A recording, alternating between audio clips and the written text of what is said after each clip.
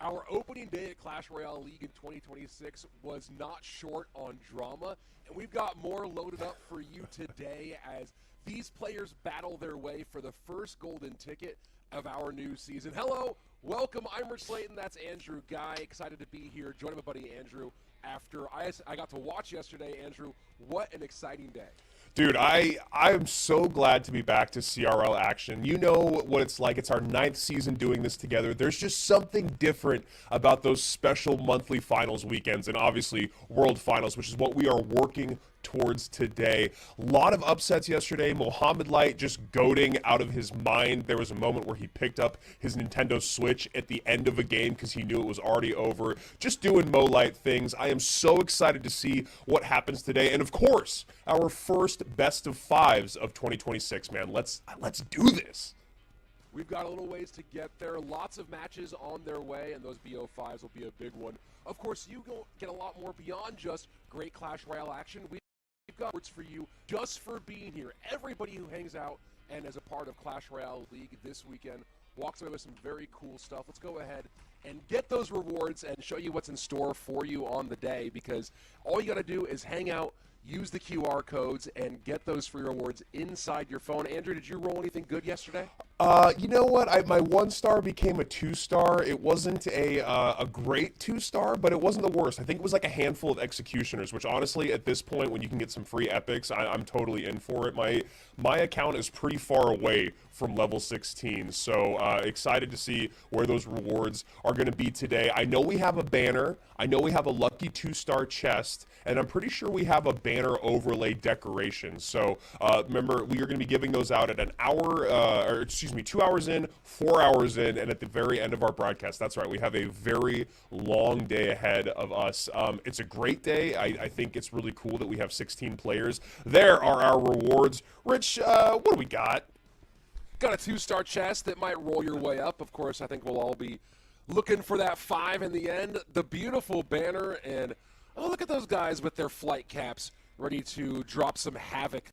Yeah, what's really cool, excuse me, about the format in 2026 is that we are allowing more players to come into our Swiss stage. 1,500 players. It used to be 1,000 players. Now it's 1,500, which brings more names into the mix. And as we saw yesterday, some of those new names can pull off some big upsets. So yes, all you people in the chat talking about how you're better than these players for year in, year out, you could be here. There's 500 more spots. Then you get to the Swiss stage. After that Swiss stage, you're going to go to the group stages, which is what we talked about a lot yesterday. You're put in a group with several other individuals, and the top 2 players from each of those groups will be in our monthly finals, which is where we were yesterday. 16 players in, which means there is no longer a first round bye, but there is still elimination games. It is a dual mode format, best of 3 dual mode, of course, double elimination. So you get one chance to lose a set, you're still in it, and obviously in dual mode you cannot repeat any said card in any said set unless you get a perfect draw. And like I said, 3 best of 5s coming your way. Rich, we're giving away gold, we're giving away points. How much money we got going on here? We got nice pockets of change coming your way for our winners, and all the way through down to people who played in our group stage as well. But here in the top 16, just for making it, you walk away with $500. Everyone who's left right now is in our top 12, so $1,000 minimum what they've cashed in if you make it all the way to the end and hoist that monthly final trophy. $14,000 for our monthly champion. And, we know a few players who've raised that cash a few times. Oh, yeah. And it's going to be a big victory for whoever makes it to that final stage. Yeah, but like I said, there's a lot of action to get through today. We're going to start in the lower part of our bracket, starting right off with eliminating players. That's right. And there are big names on the line. As I said, Rafael Nadal is where we're starting off. He eliminated Riley yesterday in a 2-1 in the first match of the lower bracket. Very, very surprising there. We're going to start things off actually at the bottom with Tanjiro versus Samuel Basoto. Samuel Basoto got a 2-0 win over Ta. That was actually more of like a 2-0-1 win with a draw in the middle of it. If you guys weren't here, absolute madness. Then we have Sandbox versus our former world champion in Ruben from Team K, so very excited to see that one.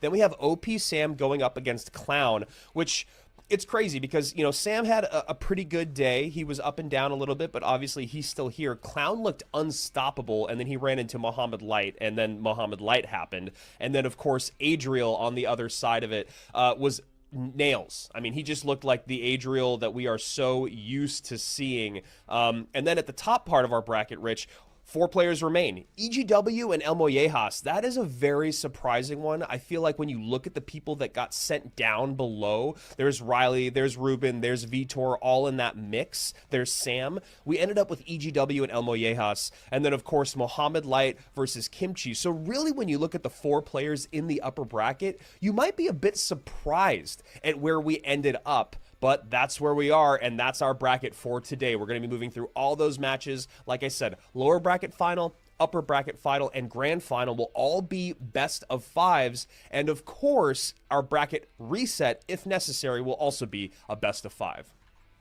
You know, I'm excited to see EGW here in that upper bracket, Andrew. He's been a guy that has been kind of on the fringes for a long time. In 2023, he had a really good run in team format competition. He even gave Muhammad Light a run for his money in a couple of occasions, lots of creative deck building. And then he's been a guy who's made it to the group stage a number of times throughout 23 and 24. So seeing him make a monthly final here in 2026, pretty exciting stuff.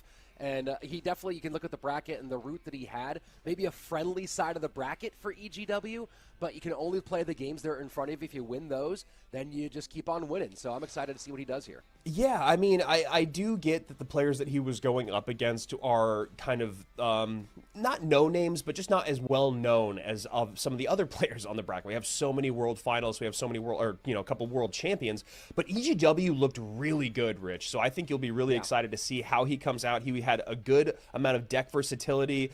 He was kind of all over the place. I mean, it's easy to be all over the place when you only have to play 4 games. Sure, yeah. You can kind of spread your deck pool out. You might have a deck pool of 5 decks, but you look pretty deep across just 4 games. Of course, we'll find how deep that goes as he gets drug in the deep waters. You know, Andrew, when I look at this bracket today, the most interesting thing here is how many of these fresh faces have made it further along in the competition. You look at that upper bracket, right? Muhammad Light is the only former world finalist who's in that upper bracket at the moment. And then down on the lower side of it, we still have a lot of new faces who are mixed in. And, of course, right now we see one of those new faces up against one of the classics all the way back from 2019 CRL, Samuel Basoto. And you were here with Josh yesterday. Of course, there was that great matchup with Ta. But talk to me a little bit about what you saw from Tanjiro yesterday.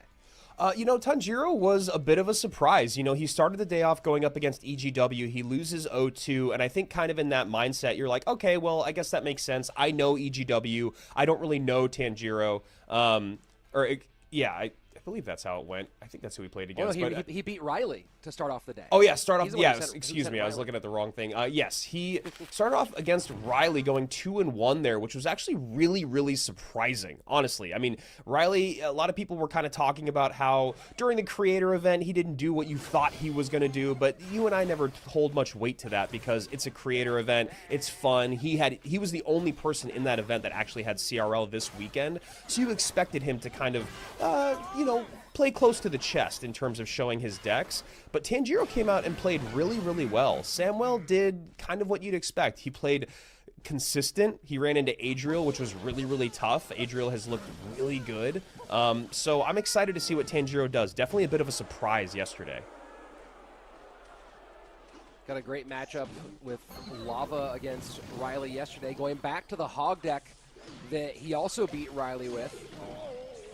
We'll expect a potential, actually a little bit change here with the Bomber. He ran Mega Knight in it yesterday with this Hog Rider Golden Knight configuration. Yeah, he ran into EGW later on, and that did not go well. As I said, EGW has not dropped a game. He went 0-2 against him, but yeah, Tanjiro was able to pick up game 1 against Riley, drop a game, and then come back. So he's also got a little bit of that gumption. And quite a lot of leaking as Tanjiro's just slowing things back down, maybe waiting to see what Samuel Basoto is going to do. Yeah, Sam looks like he's going to drill, maybe not wanting to get too aggressive with the drill, maybe not wanting to ruin his cycle. Yeah, he might just have the perfect 4 cards in hand for a response. Very interesting. We don't see the game slow down like this very often these days. Yeah, I mean, especially once you've already seen this many cards come out, and you can already see that Sam's deck is pretty fast. It makes maybe a little bit, I mean, not really. Even Tanjiro's deck, it is a heavier hog deck, but we've seen a lot of heavier hog decks in the current meta with MK, with Giant Skeleton. But both these guys kind of happy to sit back and play incredibly patient, which is, you know, kind of impressive for young new blood. So going arrows instead of log in this Hog MK deck, and the Bomber in lieu of the Dark Prince that he used yesterday. Mega Knight met easily. Maybe you see some of why Tanjiro was sitting on that Mega Knight, knowing the Mighty Miner was there to drill him down. Yeah, I mean, yeah, makes sense. I mean, he obviously does want to get to the Evo Mega Knight, but it's just too much to spend in single when you don't really have a plan, especially when your opponent can punish. So Samuel playing really, really patient, which I like. I like seeing Sam kind of poised, you know. As AC talked about yesterday, he's a guy that can get emotional. We saw that not really yesterday, you know. He ended up playing very, very well, even in spite of some of the struggles he went through. Evo Mega Knight working on the right-hand side. Hog going to go right past as the Tesla goes down. Drill to hold mixed with the Evo Snowball, and that will prevent any Hog shots on the left-hand side. So far, very slow play from both these two. Very methodical. No one really getting over-aggressive. That might be the most offensive move we've had so far. Oh. That connects, though. That's a big connection for Sam. Yeah, I mean, considering that Sam has only used his drill on defense, the fact that he's actually in the damage lead is probably a great showing of why he's okay to play so patiently. You know, drill is one of those decks that just because it's a fast cycle, it doesn't mean you have to play hyper aggressive. One of the worst things that you can do is kind of send in uneducated drills or drills that just give your opponent an elixir advantage. Final 50 seconds. Right now, 25.93 top left, bottom right 22.80. Tanjiro has not been aggressively getting earthquakes on tower. Instead, you see him go again here. Earthquake higher on the Tesla, hoping to sneak a hog through, but of course, the drill has been effective defensively. It's crazy. Even with 30 seconds remaining, Sam only has a 300 HP lead, and he's happy to poison the weaker of the two lanes. He's using his Evo Snowball basically only defensively, and he's cycling his Mighty Miners like crazy. He's letting these Demolishers just create a little bit of pressure, and that hog gets... Did it get a hit? Got very close. Did not get the hit, though. I don't think it got the hit, yeah. Right there. And look at that. I mean, Sam... Oh, the hog is there. The hog is there. The hog's going to get another hit. Oh my goodness. And I was just going to say, this is something that we saw from Sam yesterday, is he has played like kind of lights out for 4.5 minutes or so. And then just in the final moments, just making a few errors that cost him the entire game. That was one of the most passive, crazy losses I've seen in a while. That was absolutely astonishing, Andrew. I mean, you know, I understand trying not to let, you know, and this is the hard part, right? He's working up against an earthquake, so the buildings are circumspect in that situation. You have a lot of concerns about the Mega Knight and the Golden Knight be able to break through and just kind of create this big downhill situation, and the Hog sneaking. So I understand trying to make sure that you don't let that big avalanche come down at the end, but at some point you have to create a little bit more separation there, and those last few moments, just the Hog sneaking through. And I don't know, maybe it was more SimCity. Maybe it was trying to lean on the cycle and get multiple Teslas down. Might have been the answer, to spread around and away from the earthquake. Either way, what looked like a clinical game from Samuel Basoto ends up with a throw in the final few seconds. Yeah, I mean, that's really the best way to put it. And the matchup is not bad for Sam. You know, he's his Demolishers and his Mighty Miners can't get reset. His Demolishers can't really be dealt with very well. You know, he should be able to get good poison value with the pile-ups. He used snowballs a lot for that instead. I mean, here's the thing. if Sam won that game, we would all be talking about how great he was, how poised, how calculated and all that, and methodical. And he was very close to doing that. I just think that he needed to be a little bit more aggressive with his offensive evos when he had the drill, when he had the evo snowball. And I think maybe use the poison and Teslas in lieu of just dropping more and more of his units on, you know, his side of the map that didn't really ever turn into counter pushes. It was just a really passive game, almost too much so. Yeah, you know, it's easy for us to litigate it on the back end, obviously. You know, I used to do a whole series on my YouTube channel of litigating things and saying what would happen in an alternate universe if you've done one thing differently.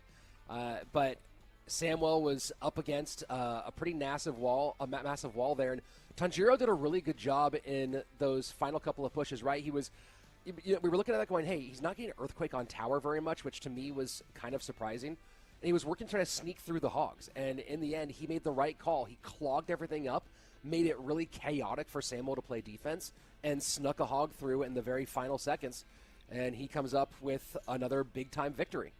Yeah, you know, and when you play that close to the chest throughout the entire 5 minutes of gameplay, you cannot make any sort of error at the end of the game like we saw him do. He plays the drill defensively, and then he snowballs the hog off the drill into his own tower. Now, again, that is the reason he actually lost the game, but if you look at the grand scheme of things in the full 5 minutes, it's kind of like when a kicker misses a field goal and then a team loses in football. Sure. It's not the kicker's fault that completely. Like, sometimes it is the kicker's fault, but there's other times when it's like a lot of things had to go wrong for the last several, 48 minutes or whatever it is, whatever sport you're talking about, for that to matter. And that's how I feel like it went with Sam in game 1.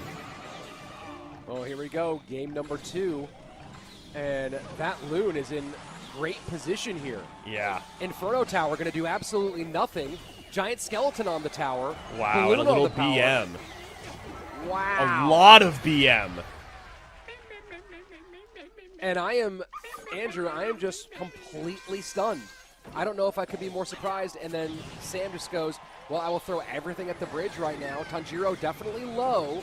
Hey. Will there be enough to actually turn back around here? I mean, it's looking pretty good. Those Evo Bats are still alive. The Miner is in, and the BM is still happening, and you can see the look on his face. That's the look on the face of a man that knows that he got a little ahead of himself. This is still Samuel Basoto we're talking about. And look, he did something smart. He went and got the tower advantage. He got the tower down. He sold out. He didn't sell it to the point where he lost his King Tower the opposite direction. But Sam was savvy and recognized the low elixir situation and just full sent the opposite direction and able to turn this into a real contest. And now, Andrew, a much more difficult contest, I think, for Tanjiro, as Sam really has no questions about what that Inferno Tower is going to do, and that's what we're talking about right there. Yeah, the Inferno Tower was something that we talked about a good amount yesterday, just wondering how much more it was going to show up in the meta just because of how heavy the meta is right now. We're seeing so much lava, so much Mega Knight, so much Giant Skeleton. You have to think about what can be another way to get around these big beatdown decks, and Josh was talking about how the Inferno Tower could be a great answer.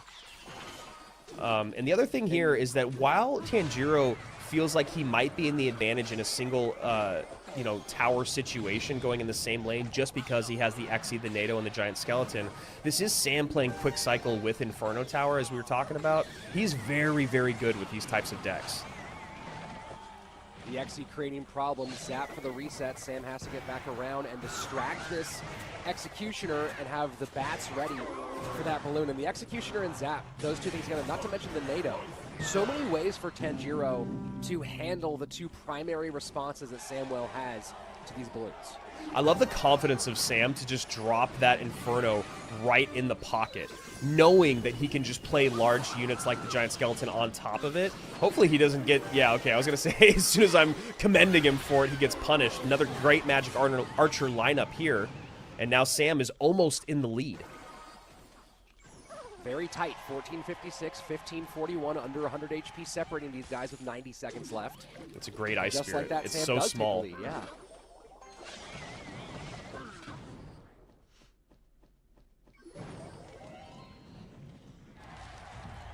And just happy to get that Inferno down. It's a nice miner to pick up. Oh boy. Oh boy. Back to the tower one more time for Sam. And that little bomber berry does come out with the death damage, but Sam gets a connection? No, he does not. Oh. Tanjiro doing a good job of sequencing here. He's trying to find different ways to break through, and now getting a little bit more aggressive with the miners. Yeah, Sam having a bit of trouble playing some defense here. Everything is just so heavy going in the same lane. It's just a really tough spot to be in. He's been doing a great job with the double-cycled Infernos, but that Exy in the back is just a menace. Executioner still alive. Balloon still up as well. And that's a really nice high cannon, and Sam is going to actually go down 2-0 here. The BM comes back. And the crowd goes wild, if you will, at the BM in the chat. I mean, it was filthy the first time, and then Tanjiro. So let's be very clear here. Tanjiro a little lucky to survive after the way that Samwell turned that game around and fought a really good fight. And yes, we got triple elixir, and it got a little bit too heavy. Samwell did a really good job of trying to keep up with everything, but in the end, all the different pieces together, the Executioner playing such a huge role, the NATO pulling stuff together, and it was just a little bit too much for Sam to solve that problem at the end, but he made it very, very dicey for Tanjiro. Yeah, it'd be interesting to hear Sam in the conversation about how the beginning of that game went. You know, so many things went awry so quickly. Just with the placement of the Inferno, only having the Magic Archer, just the aggressive Balloon, and Tanjiro very happy to take that tower early on. Sam able to even things up, as you guys can see, with his very quick cycle deck. He gets a Magic Archer with some Evo bats behind, and, you know, with the Miner comes in. A lot of good stuff there, but I think the bigger problem is you go back to game number 1 and the passivity of Sam, how passive he was is what I'm trying to say, was just a bit odd, especially with a deck that cycles that quickly. You know, there wasn't a lot of Evo drills going out, which is what you really, really need when you're playing a drill deck. The Evo drill can just be so brutal. You can really play stout defense and then get in an Evo drill late, but we just didn't really see that aggression that we needed to see from Sam. A big bummer to see him kind of drop game 1 in the manner that he did, and then the BM comes in game number 2. Tanjiro eliminates our former world number 3. And you know, that's a couple of top 3s now that Tanjiro has gotten wins over. So, you know, you look at some of these newer guys here, and they might have had different, varying matchups, but Tanjiro, 2-1 on Riley, and now a 2-0 on Samuel Basoto. Those are 2 wins you can hang your hat on. Yeah, I mean, absolutely. I feel like, I mean, he's not done yet, but I feel like if you're Tanjiro and you think about the first monthly final that you've come to, where you're hearing the CRL stage, commentators talking about you, looking at the chat, all that, if you come out and you beat those 2 guys, you know, you might be able to be like, oh, well, you know, Sam was number 3 in the world years ago. Riley, it's been a couple years, but no, that's not how this is. Here they are in 2026, still at the top of their game, and Tanjiro has taken out both of them. Well, you know, it's been interesting you mentioned that about staying top of the game for a long time. I made a post about it. I was blown away by how many long-term veterans, how many OGs of CRL Season 1 there were that made it to the group stage of CRL this time around. There's a lot of dudes. I mean, it was great to see Belican in there and Surgical, all that.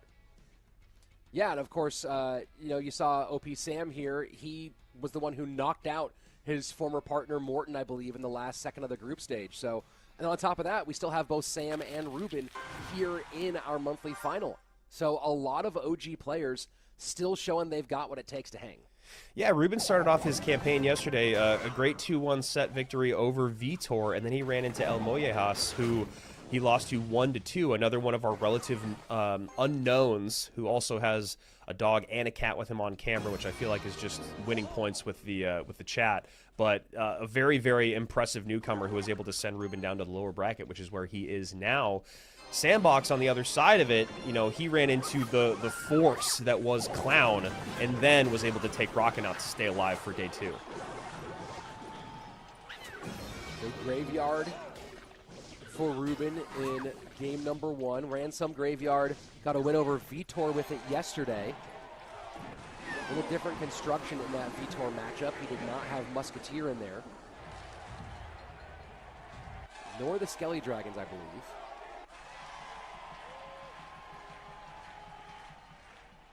And Sandbox going drill.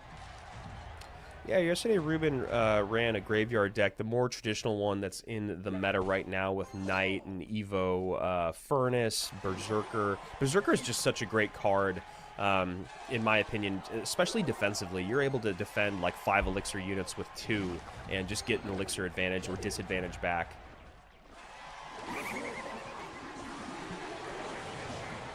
That's a nice bit of poison value for Ruben, getting a couple of troops plus the tower, plus the Tesla. He's going to get rewarded for it here. Yeah, Skeleton Dragons, still to this day, one of the most underutilized card by the general public, but one of the most frustrating cards to deal with at the highest level.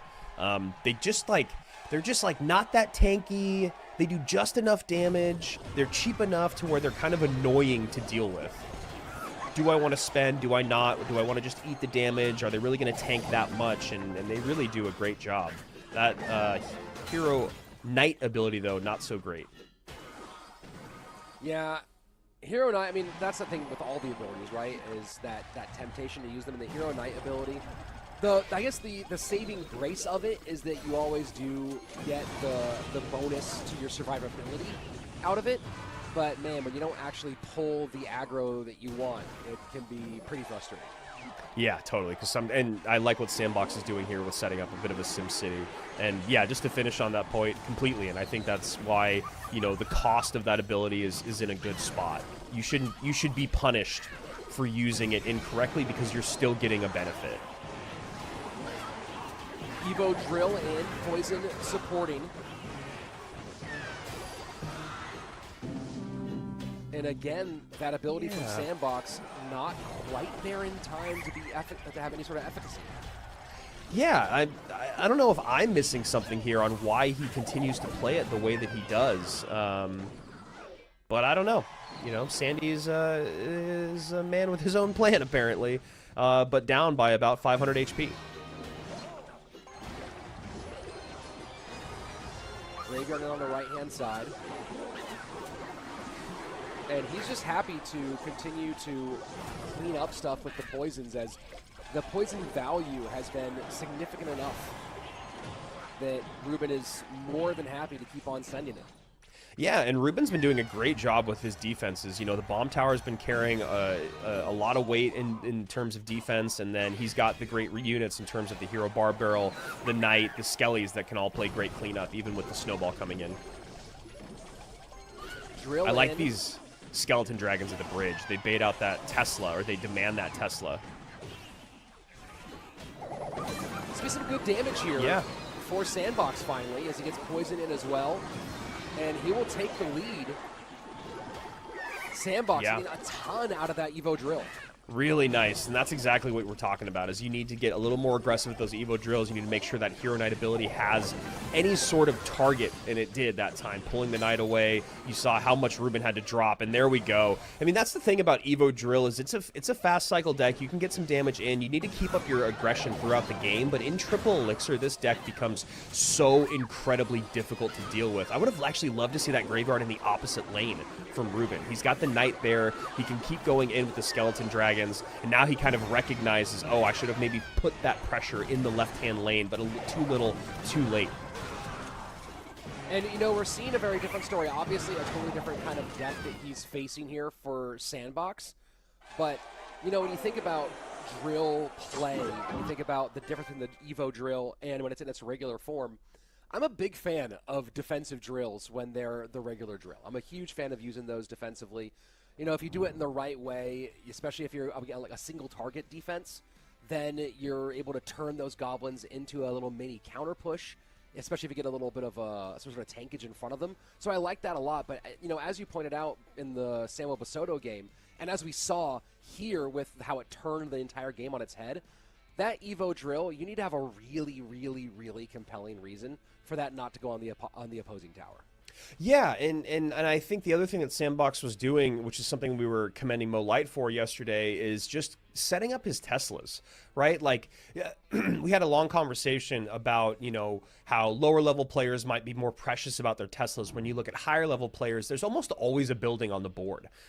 Even when they have nothing to like in their mind, they're like, oh, my hand's not that good. I don't want to get super aggressive. My cycle's actually okay, but I still want to maintain a little bit of map control. I still want to get closer to my Evo Tesla, my Evo Cannon, what have you. And so cycling the Teslas, if you watched what Sandbox did, he had them on the board so much more. And, you know, the conversation didn't really come down to, oh, how much the Evo Teslas saved Sandbox down the line, but it did come down to him just working through his cycle a lot more than like Sam did earlier today, so that he could get more drills out, he could get more aggressive. Because here's the other thing, is with drill, you're not always looking for damage, you are looking to throw off your opponent's rhythm and elixir, and that's really what drill does a lot in single and double. And then in triple elixir, you can really punish with that fast cycle, the Evo drill, Evo snowball combo, plus the poison. Well, I do like what you're talking about with the buildings as well, where, you know, people will sit on a certain card for a long time, and it could be a variety of cards, but buildings, the example we're talking about here, a 4 elixir card typically, when you're talking about Teslas and bomb towers, that clogs up your own cycle, right? And you mentioned getting the cycle moving, the ability to get that going and then possibly get one of your lower cost cards into hand, so now you can speed up the entire process. There's so much value to that when you're thinking about how often you can get your win condition down over the course of a 5-minute game. So here we go, nice King Tower activation to start there. E-Spirit on E-Spirit action.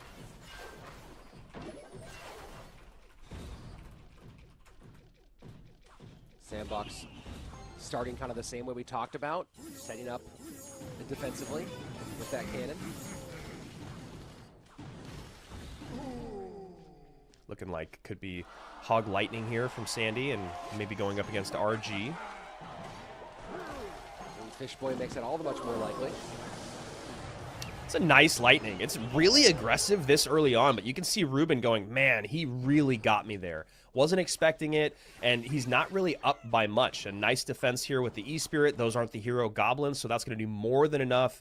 And this is the Sandbox that we saw in the second set yesterday, kind of vibing. I think yesterday when he first came out, he was feeling maybe a little nervous or something, but in game number 2, you saw him dancing, vibing, feeling himself, even when things weren't going his way.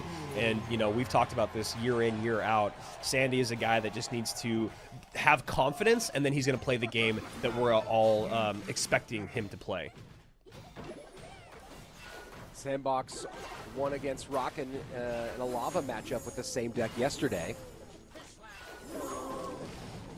Yeah, you know, Sandbox, it's really interesting when you look at his deck pool. I think he's leaning pretty far away from Royal Giant. We saw him play very little Royal Giant in the group stage. A guy that was kind of starting to be known as a one-trick RG player. Sometimes he almost would paint himself into a corner in best of threes because you knew it was going to come out. That is not the Sandbox of 2026. That was kind of an unfortunate Hog Rider before Sandbox, as the timing just let the Hunter completely take care of business. And he's going to have a successful defense here, but he's going to spend a ton on this defense, and Ruben's not going to have to do a lot when he decides to go ahead and Fireball instead. Not going to have to do a lot to clean that up. Yeah, it's really interesting because these Lightning Hog matchups are with RG can be pretty tough for the RG player. You've got a fast enough cycle. You know, your Monk isn't reflecting a lot of things. The Lightning coming in can actually be really effective against those units that are usually behind the RG. Whether it is the Monk in front or the Fishboy plus the Hunter behind, the Lightning can really kill those pushes. So curious to see, you know, how Ruben's going to break through. He's a guy that is, you know, over the last few years, we've talked about how Mugi is the best RG player in the game. Ruben is not far behind. Lightning to try to clear the way. Hog gets completely gunked up, though, as the mass of that Monk clogs the lane well. 1764 to 2312. Sandbox comfortably in the lead as we go into the final 2 minutes. But this is where Ruben can turn up the heat.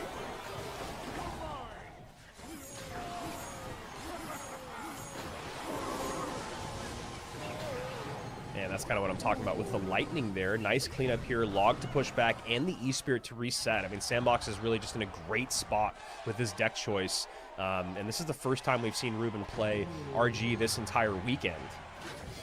Probably not going exactly how he'd expected, but he's not far behind. He's got, you know, he's got the Fireball, and obviously an RG shot is going to be more than enough.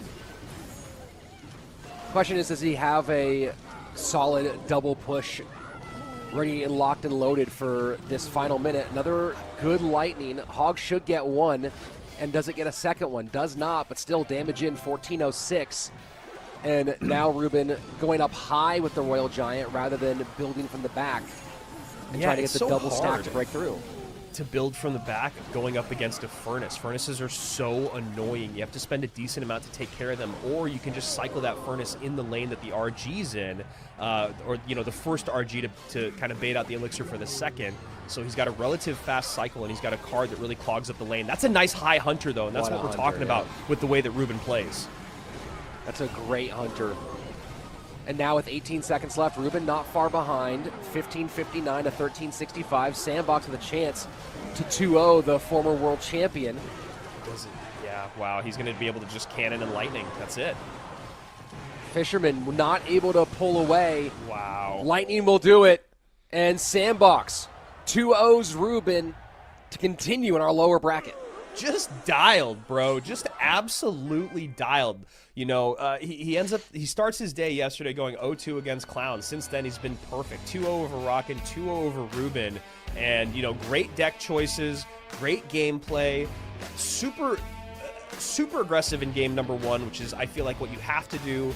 He recognizes the matchup. He starts to figure out ways to pick apart, the defenses on the drill. We see some better hero knight abilities. And then in game number two, we saw this yesterday with a similar type of matchup, RG against Hog Lightning, and the ability to get back around, the lightning on the support troops, the annoying hunter, and then, of course, you look at, just how much damage a Hog is going to do early on, and then you're able to kind of just sit back and play the game that you have kind of designed over the next few minutes. It's so interesting when you see a Royal Giant game where the Fisherman really can't get involved in the conversation at all. It's been such a critical part of RG success for such a long time. Yeah. And in this game, whether it be because the fire spirits from the furnace were clogging at the lane, or the electro spirit and the skeletons were there, or the lightning taking it off the board, the fish boy was pretty much neutralized. And at that point, you're almost reverting to playing an old school version of Royal Giant where you actually are playing beat down and trying to break through and push through. And when you look at what Ruben was up against in that situation, trying to get to the second level was going to be nearly impossible. I'm pretty impressed with the job he did of getting it back within shooting range at one point. But this was just a phenomenal pick by Sandbox, knowing that Ruben is, from a deck pool perspective, going to lean on Royal Giant a lot, and he was rewarded for it. Yeah, I mean, so far 4 games up, 4 games down, 2 sweeps back-to-back. Former world champion sent home, former world number 3 sent home. Sandbox staying alive, Tanjiro staying alive, and they'll be facing off in our lower bracket in the 3rd round. Next up is going to be Clown versus OP Sam. But if we want to take a look at the guys that are sitting pretty top of our bracket, EGW and El Mollejas still hanging out with Mo Light and Kimchi. 3 relative unknowns, Kimchi and El Mollejas more so than EGW. And then you have the goated one in Mo Light, who he hasn't. So Josh was telling me this yesterday, where he had already won 6-0 in the group stage, and he'd gone 2-0 in every single one of those games, or every one of those sets, and then he played some meme decks against Ian. So if it weren't for the meme decks against Ian to probably farm some content, he ended up losing that set, so it didn't work out. He has been undefeated for over a week now in CRL. He is just playing lights out, and we're going to have that conversation when we look at Clown, because, you and I talked about Clown and how he's an exceptional player. He's a guy that has just barely missed the mark on World Finals year in, year out, and we've expected him to be there for the last couple of years. He hasn't made it. And I do feel like in 2026, he's still looking just as strong as ever until he played Mo Light, and then it just looks like chess and checkers. Sam, on the other side of it, had a much more Sam day, right? Kind of battling, gritty. He actually had 3 games with mirror win conditions that he won in the final 20 seconds, that he was losing for the other 440. So Sam is also locked in. He's going a little bit of a harder route than Clown is. Sure, definitely a big uphill battle for Sam from this spot, but taking things back to Clown to continue along that. Clown's another one of those guys. You talked about him being just kind of a cusper for World Finals a number of years in a row. And he gained a lot of respect in those non-CRL competitions during those years, right? He gained a lot of respect when he put some pressure on Mohamed Light, another one of these guys who's a smaller name who took some, and probably more so than anybody else, took some unexpected games off of Mo in team competition. And this was kind of on his way towards some of his more individual successes in CRL. And, you know, I don't know what the formula is for Clown to finally break through. The reality is that this league rewards consistency, right? You can have one great competition and win a golden ticket, or you got to be there every single month and putting it together. And this is one of those questions is, does Clown have that consistency where he can really break through enough to make that top 16? This feels like it could be the year. Or is he going to need to be somebody who has one good run that he relies on? Yeah, I mean, considering we're now allowing the top 1,500 in, you know he's going to make it every single month. It's just about what he can do in the Swiss stage so that he can get the points in the group stage. I don't know if he's going to win a monthly final. That's such a difficult thing to do, but I really, really hope to see him at World Finals, at least based on the leaderboard points. Well, it's very possible that you can lose a monthly final and still go to World Finals with a golden ticket this year. We've seen it happen a number of times in the past. Archer Queen, not a card that we saw much of at all yesterday. I don't know if we saw her even once. She is actually back in the meta. Not the most popular card in the meta, but she's there. That's a really nicely timed Vines. Yeah, she's going to go bye-bye, and Dark Prince requires a response. Valk will come out to clean it up.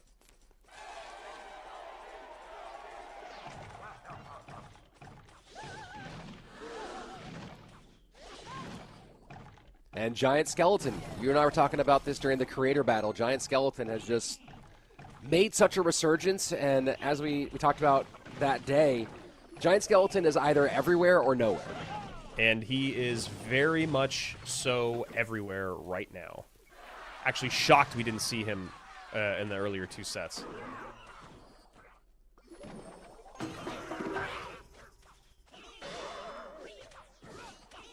Mad Scientist always doing Mad Scientist things. We talked about that mirror deck yesterday. Yeah. one of those ones that I would have loved to see. Yeah, it didn't work out too well, but it was definitely a fun one to watch. I don't know what the lore is, but it does feel like there's some relationship, maybe younger sister happening between the Valk and the Berserker. Oh, yeah, totally.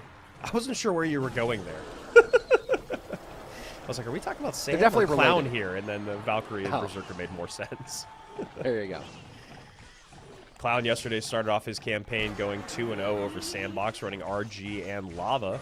But going with a Drill Goblin Hut deck here, which is just a really, really unique deck. It's one of those decks that you look at and you're like, are you trying just a little bit too much or are you brilliant? And as of right now, defense is making him look pretty smart, but the game is still very, very close. Very new. Well, you know, Sam has played a lot of, like, Battle Ram, Hog Rider, Royal Hogs, and he knows he probably has to cover those style of decks. He's at least maybe preparing for that throughout this best of three. And so this might be partially because of, and that might result in a small connection there. It does. Just barely stops. Well, the spears get a little bit of damage on the right-hand lane, so Clown's still in the lead. I guess, you know, the thing that I think about here, Rich, is that Sam did not run Lightning once yesterday, and I don't think he ran it much during the group phase, which is probably why we might be seeing AQ here. Yeah, I don't know who's coaching or who's, like, helping Clown with deck picking, but, you know, you think about not worrying about the Lightning, you think about going with a non-traditional building option for Drill because he probably knows he has to cover certain cards that require building responses in later games. And it definitely seems like someone's out there doing their homework. Yeah, and the Goblin Hut is really difficult to break through. That building is actually very, very HP heavy, and obviously the spears coming out just give great support. Didn't see as much Goblin Hut as I thought we might see yesterday, but starting off today, wow, this is a tough push to deal with. Only 4 elixir. Maybe he gets back to Valkyrie. No, he goes back to his Goblin Hut as I'm singing its praises. Yeah, and that's just trusting what you have in cycle, right? The Evo Snowball able to roll everything back up. Has to drill defensively here. Ooh, this is a really nicely constructed push by Sam. Delivery comes out with the snowball. Wow. I mean, that was good by Clown, but it feels like he is fighting for his life right now. I mean, he's facing true bridge spam right now. It just is relentless. For the first time, Sam gives him a breather. And, I mean, that was about 90 seconds, maybe 2 minutes of just relentless pressure at the bridge. Yeah, and still just barely behind is Clown, even though he hasn't been on offense in what feels like forever. Obviously going to be a bit difficult just looking at the responses that Sam has, but more so the aggression. You can see Clown with the shake of the head, as that is a big breakthrough on the left-hand side. Yeah, Wow. and that the writing was on the wall there when that second hut had to come out right in the thick of everybody. That was going to get evaporated, completely disappeared. Some Chris Angel stuff. It was gone.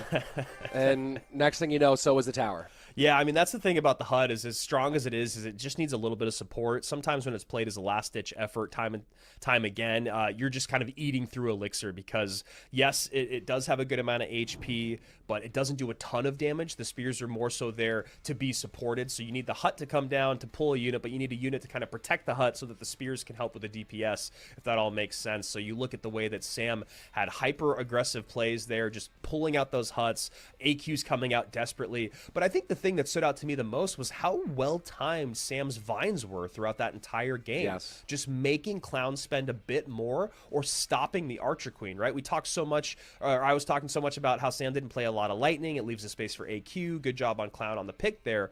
But well-timed vines, a lot cheaper and just as effective for Sam.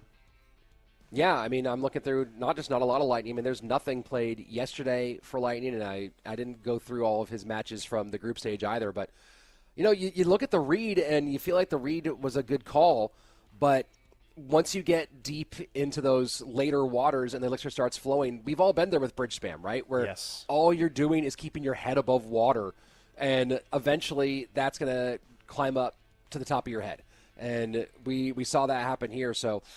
a tough one on the side of Clown, and now he has to go back and regroup and figure out, A, what does he come out with in game number 2, and B, is Sam going to continue with the themes he's done here, or is this that moment where suddenly Sam does something unexpected?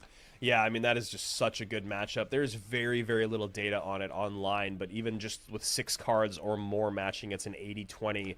7 cards, 8 cards or more, it's 100-0, but there's only 1 sample size. And in total, there's only 7 sample sizes of this matchup, so obviously not played very often. That happens a lot in dual mode, as we talked about yesterday. You know, with the way that the decks are constructed for dual mode, they're going to be just a little off what is traditional.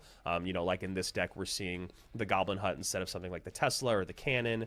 The Valkyrie comes out instead of, you know, like a Knight or a Mighty Miner. But, you know, this is a very, very tough matchup. You've basically only got 1 true ground tank in the Valkyrie, and you have just so much to deal with on the ground.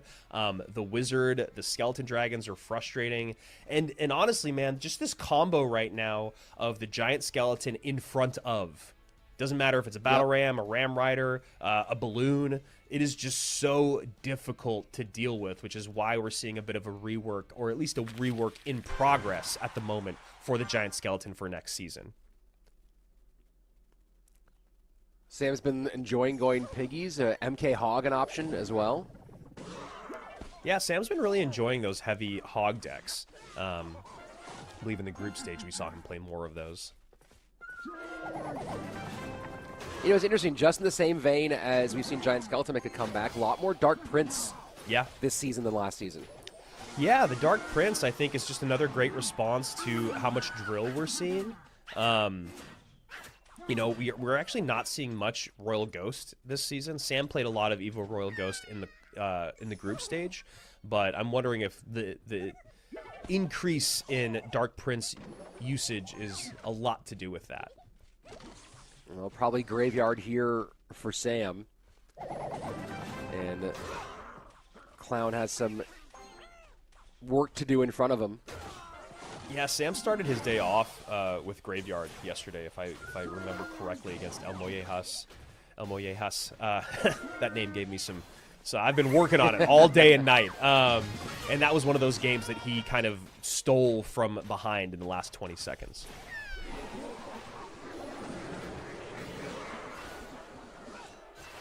And is happy to work slowly as Sam Pigs go opposite direction. Out of his own here in defense. This Hero Wizard has just been a menace in ladder, in competitive play. You know, we talked about it a bit during the creator event where you used to see Wizard or Witch, and you're like, all right, this game is, I'm going to win this game. Not the case anymore with the Evo Witch and the Hero Wizard. We even saw Evo Wizard yesterday, I believe. Nice little barrel to clean up right into tanking for the graveyard.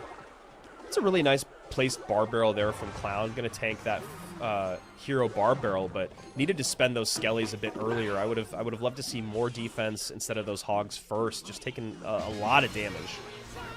There just isn't a phenomenal graveyard response for Clown in this deck. There are a lot of okay graveyard responses.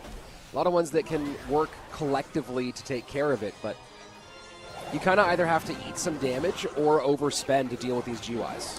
Yeah, and, you know, I like the way that Clown is doing it here. I would have maybe liked to see the E-Spirit first, and then the Skelly, or excuse me, the Skellies first, and then the E-Spirit second. Oh, wow. The bar barrel has to go up high on that Evo Furnace, but yeah, WoW is right. Just so much damage in already as these Evo Piggies come down the lane to try to narrow the gap for Clown. Well, to add insult to injury, you saw that last Fire Spirit leap onto the Dark Prince as it got away from the Furnace, and that one was one of those ones where just a little extra damage you'd love to have back.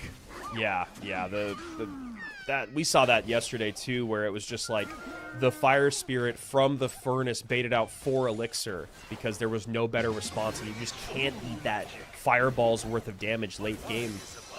But it ends up being a -4 trade, which is just insane to think about for something. 0 from your opponent, 4 from you. Just tough stuff. And so here goes Evo Tesla plus Skellies to deal with the graveyard, but you know, you don't always have Evo Tesla. That's part of the problem. The other thing, too, is that Sam has been one of the best players with the Hero Bar Barrel, which is a card that you can be, like, it does deserve that level of conversation now because of how offensive it has become.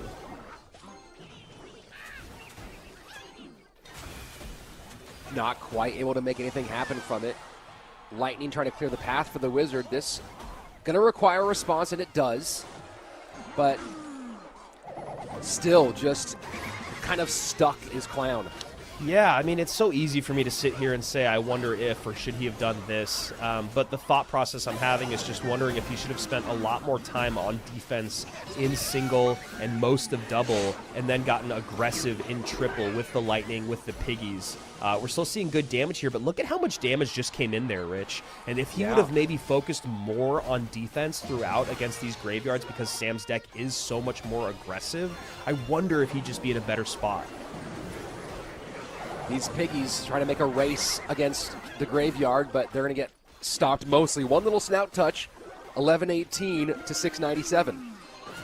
Because I feel like if he was a little more passive earlier on and then aggressive later, it makes it so hard for Sam to play these huts as confidently as he did throughout the game, because you know the Lightning's going to come in. I mean, that's only a difference of 300 HP.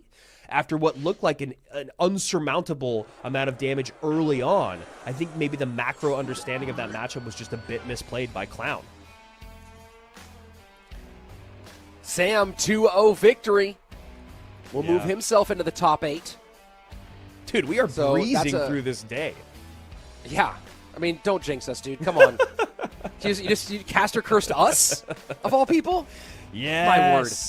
I got nothing better to do on this Sunday. All right, here are the 2 games that we saw from OP Sam and Clown, who has just been eliminated, walking away with a little bit more cash, a little bit more points, but obviously going to be pretty disappointed at the end of his first monthly final. Who's not going to be disappointed is Sam, who played this very, very well. We saw game number 1, bridge spam. If you don't know how to play it, well, might not be the deck that you run, but if you do want to run this deck, Sam showed you exactly how to play Vines, and he showed you how great dual lane pressure can be created. And then, of course, the synergy of the Giant Skeleton plus that Evo Battle Ram, one of the most difficult things to deal with in the game. We had a delivery, we had a snowball, we had a poison, and we had a hut, and that still could not be stopped. So pretty crazy stuff there when you think about that. And the Archer Queen, the fact that the Archer Queen was just completely snuffed out by that Vines, great stuff. And then in game number 2, Josh said a really great thing yesterday, which was that Lightning, not only does it, deal with stuff on the board, but if you're playing against Lightning, you have to think about where you place and play everything, and you start to play a little scared.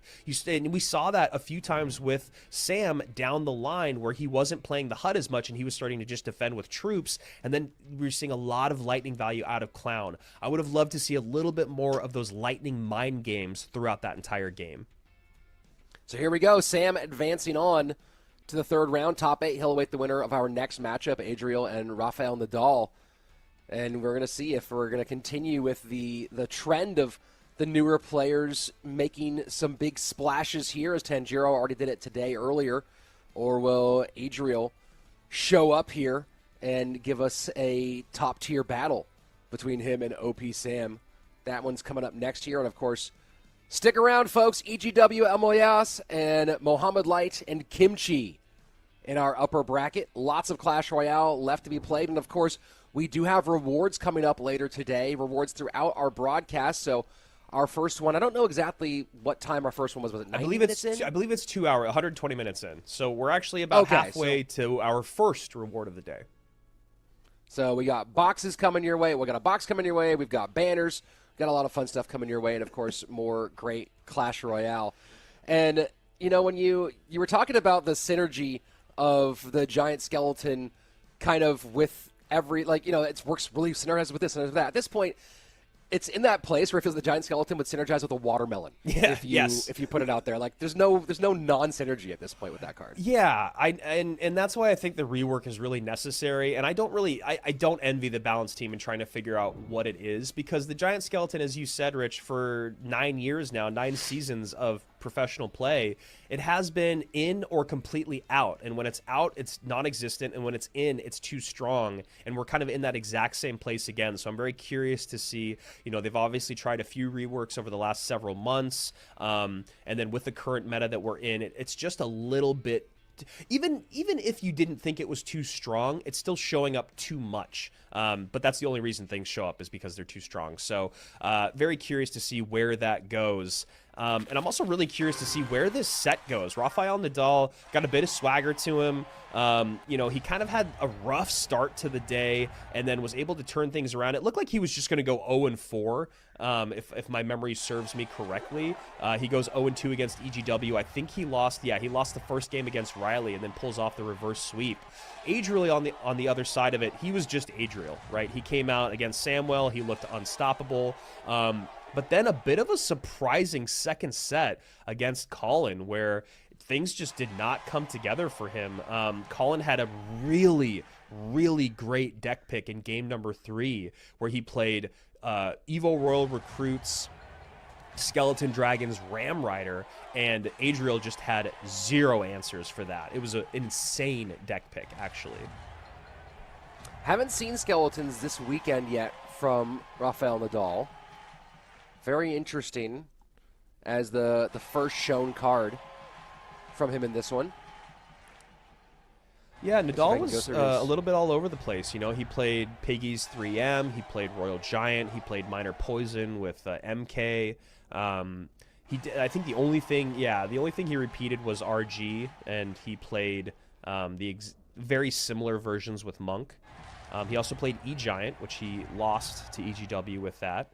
So both these guys looking a bit heavy at the moment. Curious if we're going to finally see our first battle in the skies today. We saw a good amount of lava yesterday.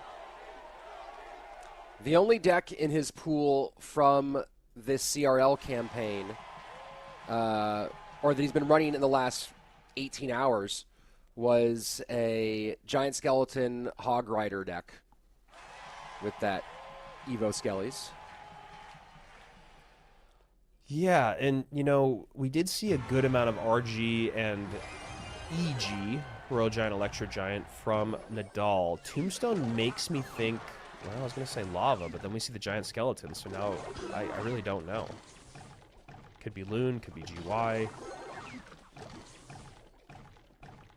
And now the X. We've seen, and it is Loon. and yeah, there you go. So we've seen how successful the Loon can be with these two cards already today. Miner gets in front. Tesla's second one does get down.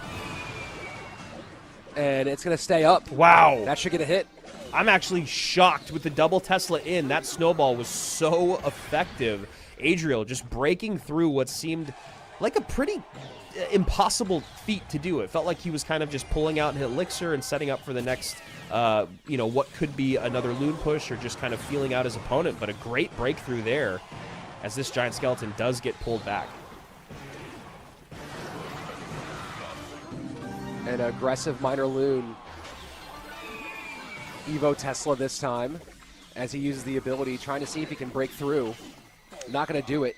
I know. I think that ability is just in the right place, honestly. Not in terms of placement just now, but in terms of balance. It's not too strong, but when used correctly, it is incredibly frustrating, and I feel like that's kind of how it should be with heroes. Shouldn't be game-breaking, but it should make you think twice, and that's a really nice Magic Archer from Rafael Nadal.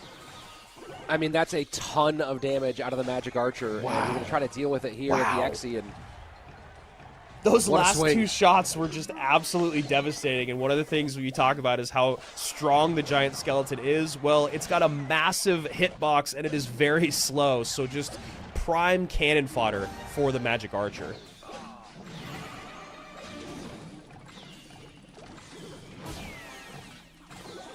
Loon going to get pulled in. The giant skeleton pulled back by the Hog. Brilliant play from the doll to allow the Tesla a little bit more space to go to work. This giant skeleton might be a problem, though. Log to push it back.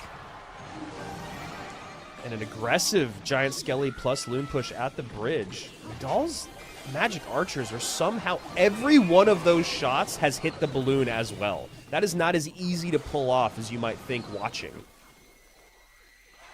Death damage might be in range, and it is 11:07. Very tight here in the final 30. And Evo Mega Knight, one of the cards that is just a great counter to that giant skeleton. Just really, the Evo Mega Knight controls the conversation, whereas the giant skeleton usually controls the conversation. And that's one of the things that's so great about Evo Mega Knight, and it's another reason why, the giant skeleton and the piggies are bringing out so much of that MK. And wow. Man, yeah, Wow. Hero Magic Archer ability going from 1 to 2, no problem for Rafael Nadal. Yeah, I mean, the Magic Archer was the MVP in that game for sure. The huge lineup in the middle section that got so much damage, and then consistently, and it created a problem for Adriel where he kept on getting the giant skeleton involved for these pushes, but then it did exactly what you talked about, where it created a really easy target for lineups. And what he did really, really well was using that Hog Rider to pull the giant skeleton back and give the Magic Archer more space to do more damage. Look, I mean, this guy could be a problem. I've heard about him on the tennis courts, but here in CRL, it's a little bit different.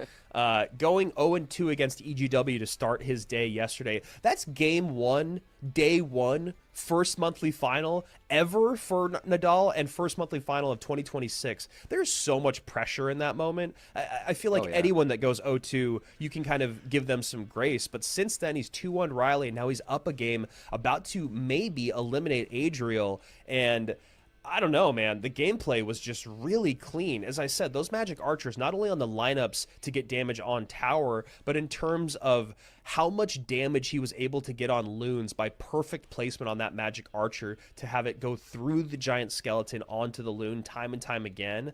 It was just really great stuff. Every time that the Loon was close enough to finally get some value out of that hero ability on the Magic Archer, it was usually too late.